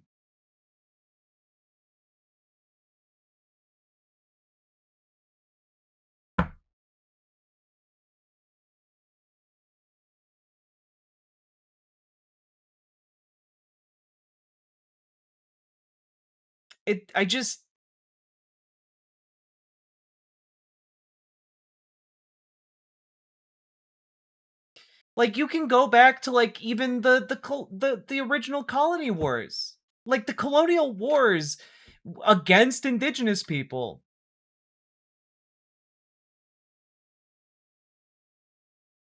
The colonial government paid different tribes specifically by the scalp.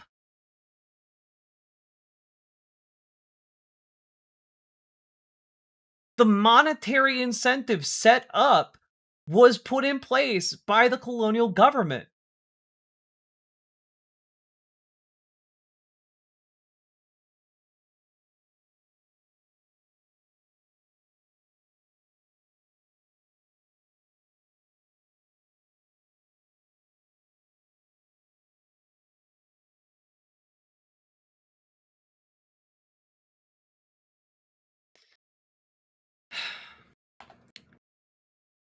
And that isn't to say that prior to colonization, scalping didn't happen. Of course it did. But, like, Europeans also did that shit.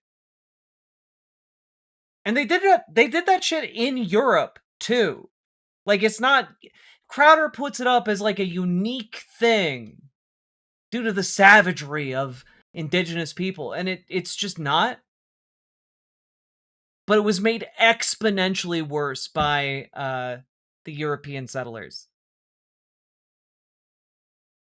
It just makes me so mad.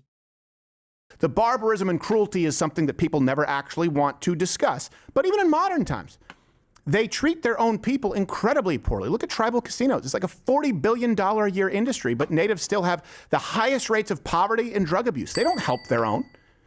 Wow. You still see a bunch of wealth just accrue at the top to a few people. Why don't they help them out? Capitalism, you stupid bitch. It's capitalism.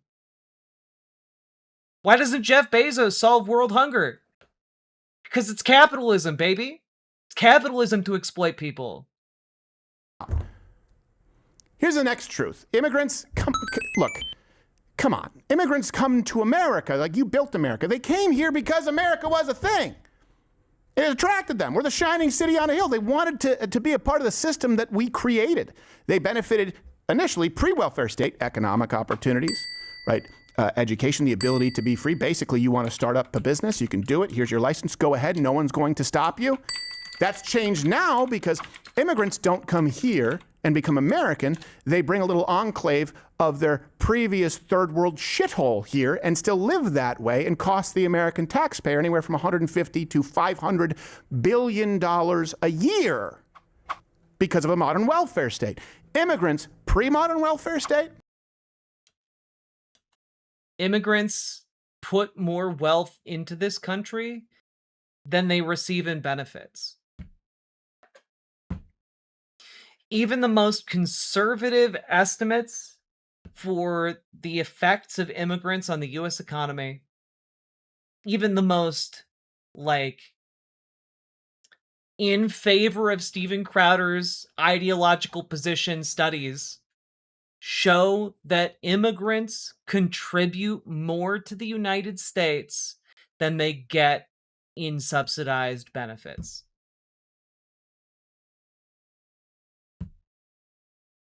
Immigrants, especially undocumented ones, do not receive benefits by and large. You have to be a citizen in order to be eligible for many of the kinds of benefits that the United States government offers.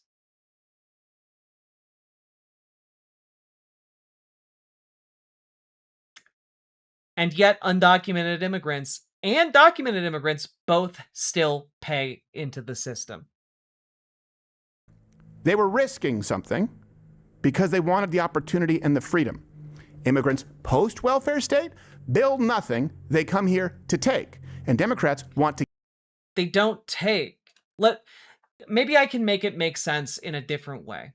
Hey, folks, does anyone have any idea how long does it take for a U.S. citizen to become a productive member of society? Someone who doesn't take resources to create. Anyone? About how long?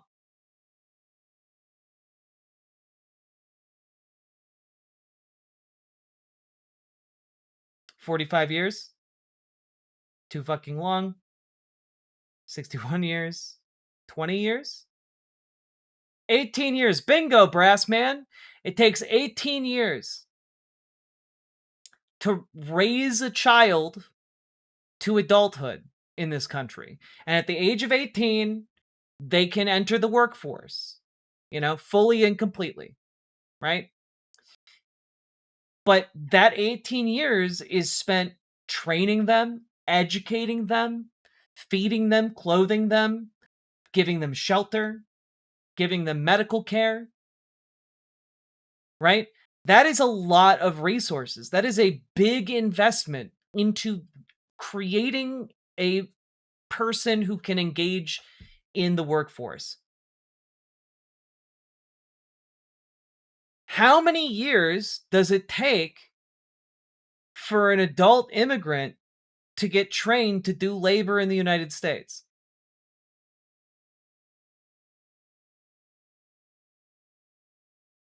Anyone want to take a guess?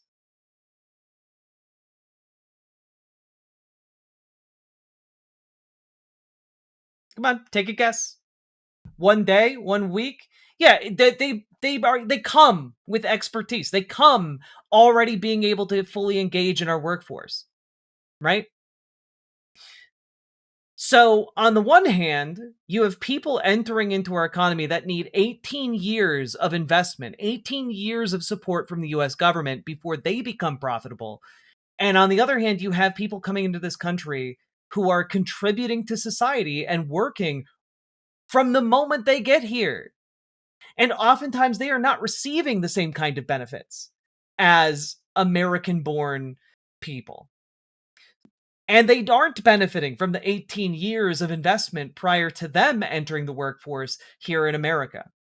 So Steven Crowder here is just deeply incorrect in a way that is patently obvious to anyone who has thought about this for like 5 seconds. Give, at your cost, the American worker so that they can buy votes. Also, the United States loses $200 billion a year in remittances, just to be clear. People come here, don't learn the... I love this argument, by the way. Like, the United States loses $200 billion a year in remittances. I just want to point out, when you've been paid, when you get your paycheck, how you spend that money is your own damn business. Like, if you choose to bury it in a box in your backyard, would you say that the U.S. economy is losing, your paycheck every year? Like, if it's your money to do with what you will. That's fucking America, baby. And like Steven Crowder over here is whining about people using the money that they earned by working in the way that they see fit. Like, tough shit. You don't like how other people spend their money? Go fuck yourself. This is America. You have the right to say go fuck yourself. Language, create an enclave, and send all their money back home. That has to stop right away. Why? Do you not have the right to send money to other people in other countries, Stephen? When you order your fucking off-brand, like, brain pills that you are shill on your show every damn day that are undoubtedly manufactured in, like, Malaysia or China or someplace, like, you shouldn't be allowed to send them money to buy that thing? Or is it just because, well, the money isn't being used on a product, it's being sent to my family who live in a different place?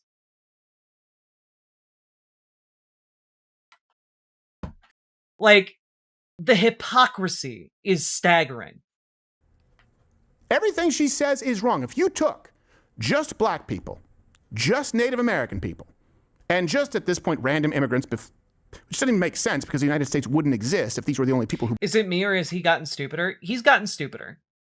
In the conservosphere, you have to play to the lowest common denominator to maximize your audience. So, like, he's gotten stupider, but it's by design. Built the United States. So just black people, Native people, and random immigrants. Do you know what you'd have? You'd still have a continent that didn't use the wheel. They used the fucking wheel. Like, I don't know what to tell you. But, like, they had wheels.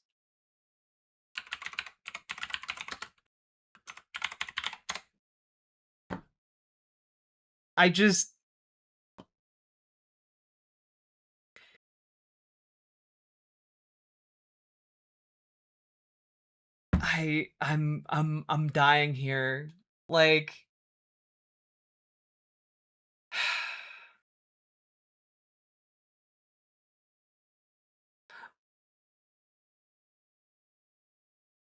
I'm sorry, wait. I just had a brain blast. Did Steven Crowder earlier, like, berate indigenous people for not domesticating horses? Am I hallucinating that? Did that happen?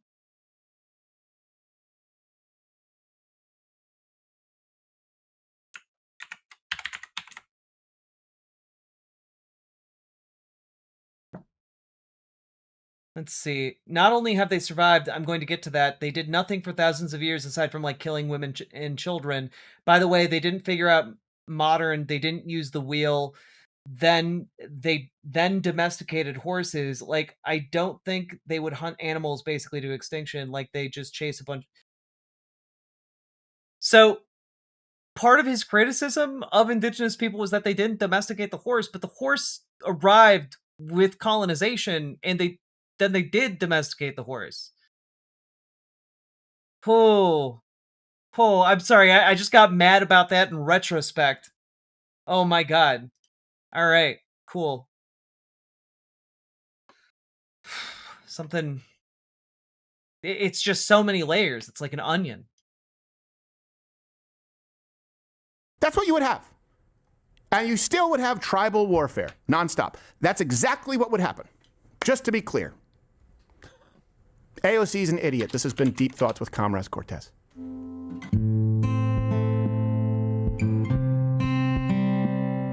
Comrade Cortez. Comrade. By the way, David Axelrod did try to ask like a really probing question, because most of the interview that we saw towards the end was the one that sparked a lot of the controversy, where she said nobody can earn $1 billion.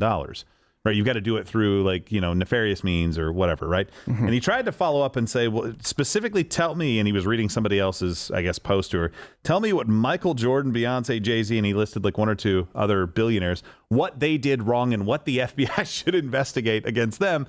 And by the way, are you okay with George Soros being a billionaire? Because he is somebody that obviously supports a lot of your causes that you have been very close with.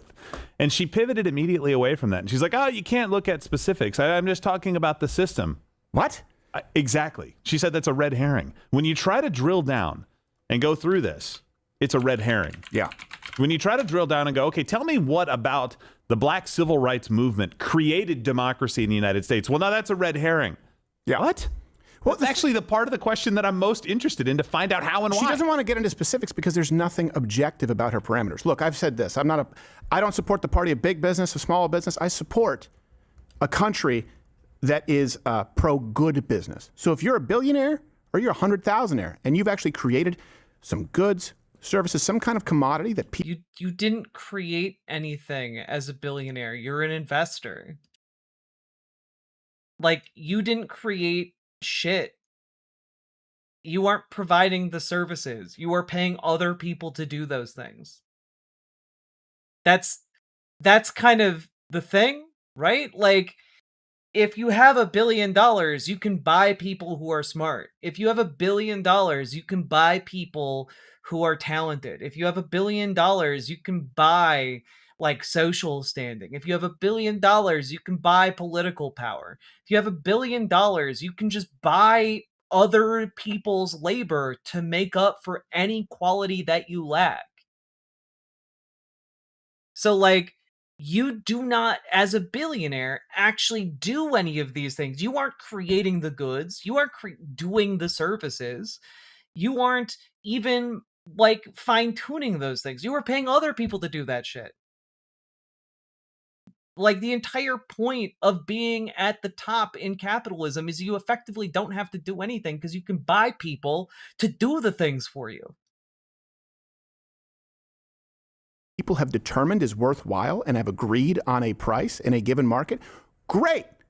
Right? There's nothing illegal there and everyone actually benefits. The problem, this is objective, is if criminality is involved or bailouts, government coercion. Yeah. Why?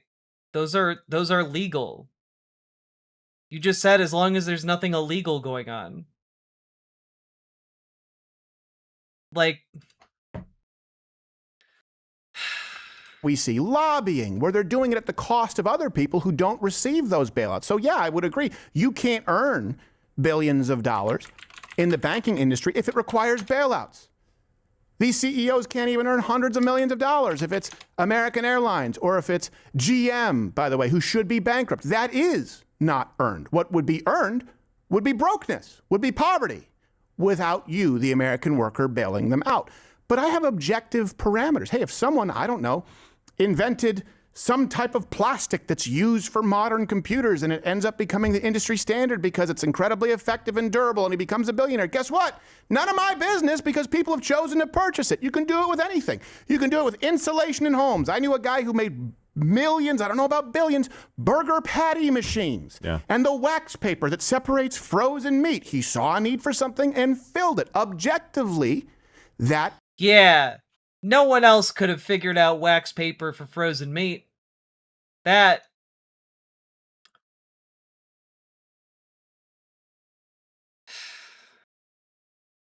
He made all the wax paper himself, folks. Is fine. There's nothing immoral about it.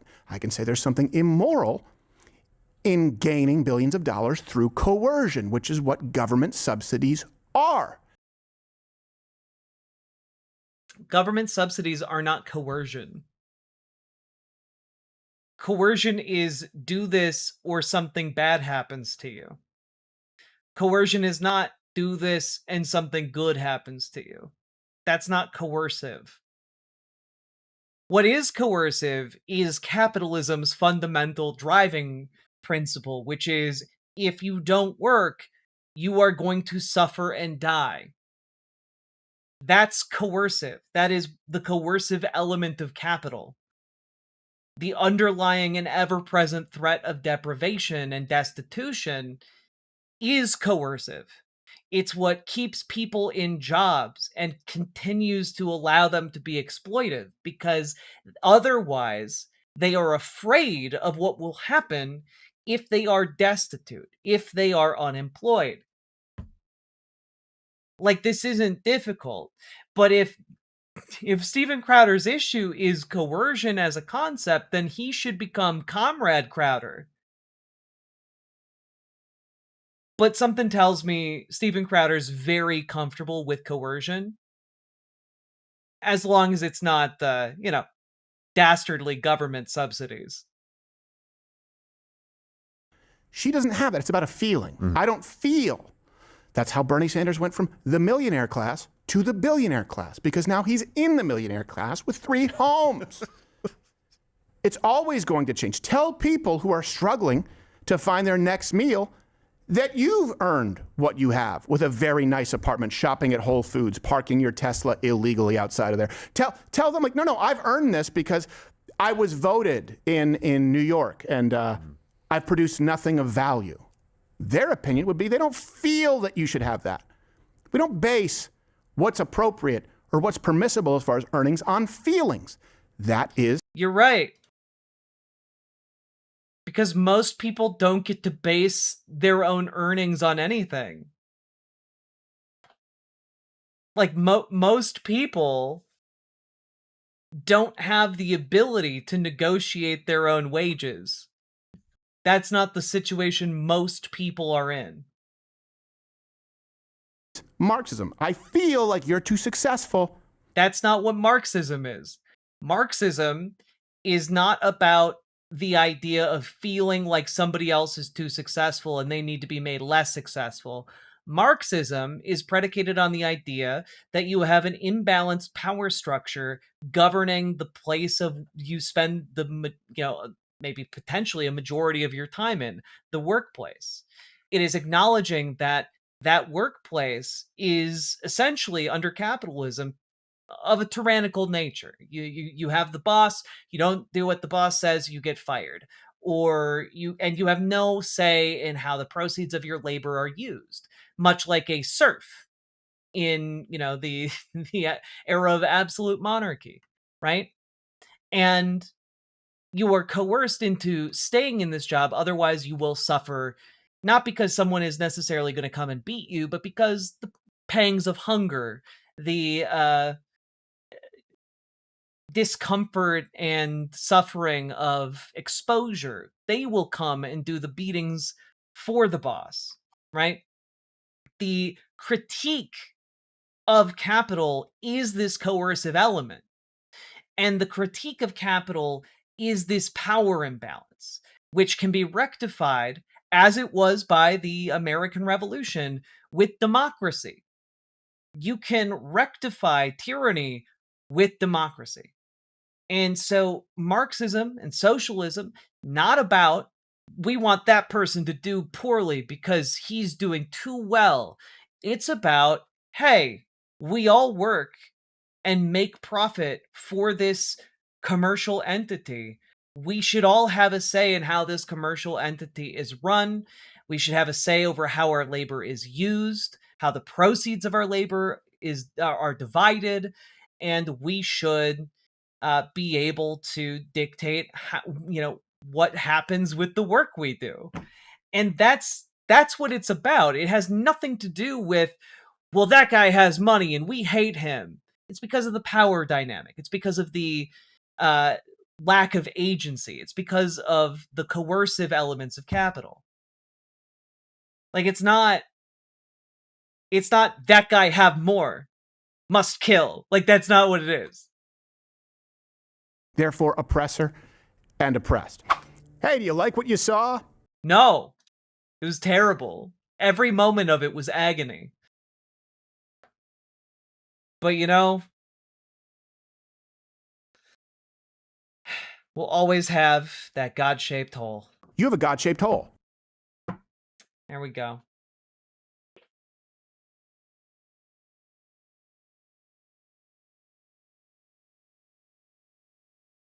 So, that made me want to die just through how wrong Steven Crowder was throughout the entirety of it.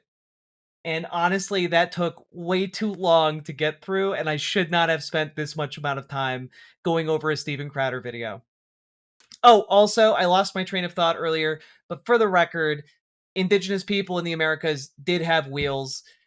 This is actually very clear that they had wheels. They were used for various niche purposes, and were also, of course, in the famed medicine wheels. But I will also point out that Indigenous people didn't need wheels because they didn't have beasts of burden like oxen or cows or horses. They didn't have those things. And they didn't need them because they primarily were traveling via rivers and river systems. So they had boats, which were faster and more efficient. And you could send a lot more stuff that way. And also, they had, in a pinch over land, sledges. You know, because a lot of them lived in gigantic open plains that were flat. So they could just be pulled along flat ground. They used dogs for that. Like, the terrain didn't really need wheels. And, like, then you get into, like, the more mountainous areas, and I just have to say, like, people didn't want wheels. It's hard to wheel something up a mountain. They're just not that useful. And they found other ways of doing these things. There is, by the way, archaeological records of wheels. They did exist. It's not like indigenous people were too stupid to imagine wheels. They knew what wheels were. They just didn't have a use for them.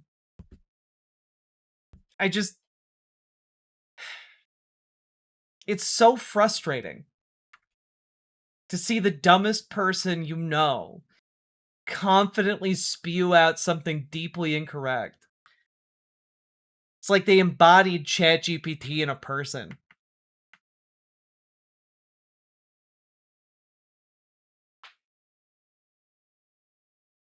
Of course they had wheels. Yeah, of course they did. But this is a very persistent myth that I keep hearing from people like Steven Crowder. And it's just like,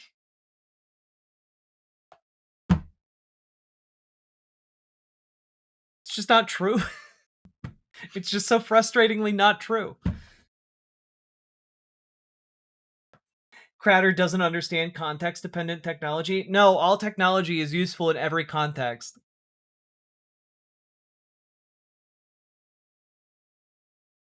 Every context. Why is Crowder obsessed with wheels? Well, because, as we all know, you have a God-shaped hole. What's another word for a hole? That's right, wheel. Nailed it. Well, that was a totally demoralizing experience. I hope you enjoyed this journey. Hit that like button, hit that subscribe button, and get organized, folks. Join your local Dems, join your local DSA. If you need help figuring that out, join our Discord. And reach out to Dragonfly for help with your local Dems, making them more progressive. Reach out to Gamergy for help with your local DSA, making them more effective. And last but not least, check out ImogeneOlivia.com, gender euphoric lingerie designed from the ground up for trans femmes. Also tested with cis men, cis women, non-binary folks. Everybody looks good in it. It is sexy, it fits, and it's non-tucking lingerie. Go check it out, ImogeneOlivia.com. Link down in the description. And let's get you started politically organizing. Let's go. Whew. Only took us like an hour and a half on that one.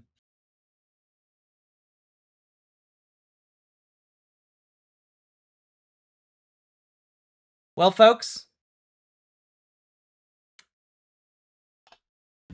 we're almost 5.5 hours in. If you've been enjoying the show, hit that like button, hit that subscribe button. Consider supporting the stream financially if you are at all able. And remember to click the goddamn button.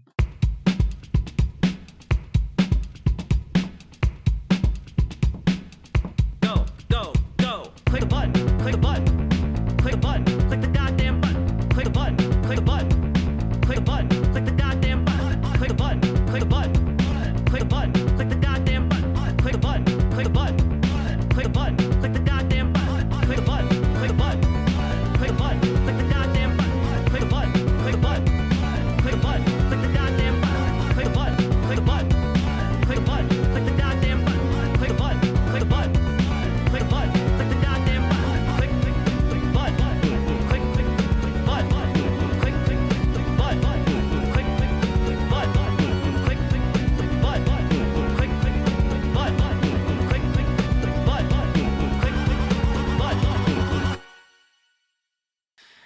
All right.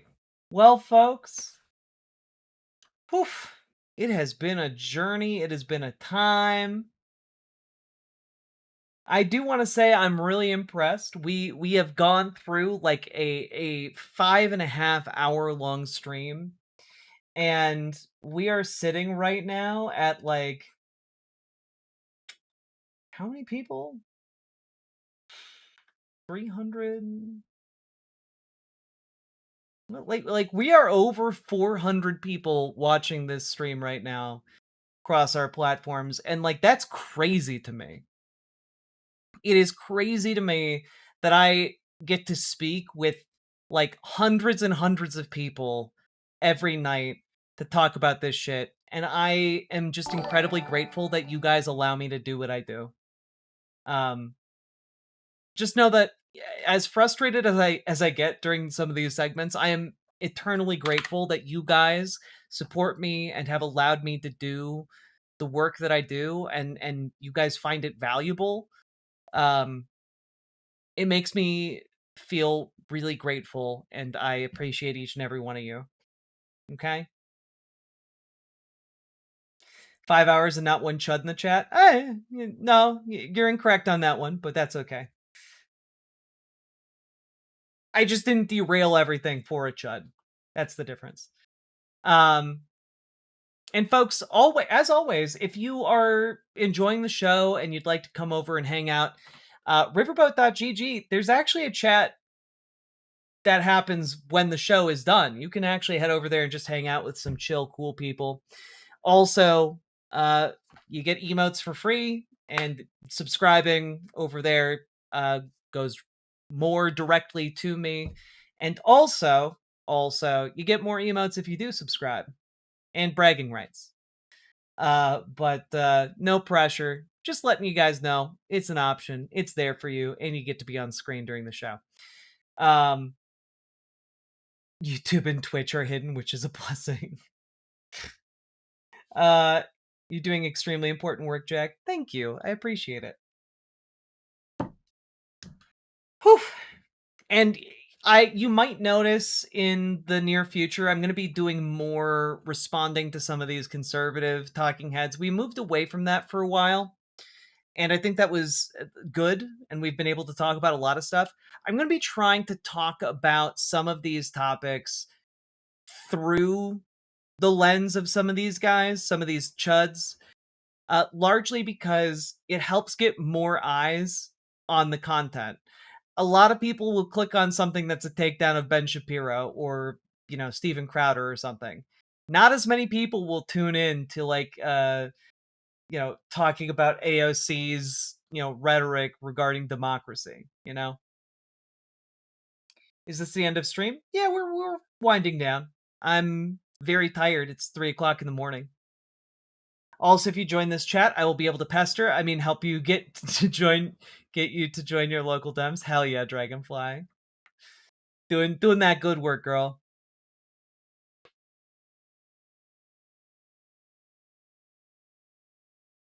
Turns out having a fun half is more successful. I don't know what that means. Thank you for watching me dance. Of course, Eddie.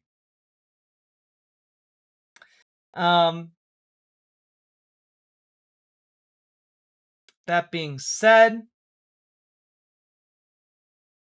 I am going to be signing off. See you all tomorrow, you fine folks. And turns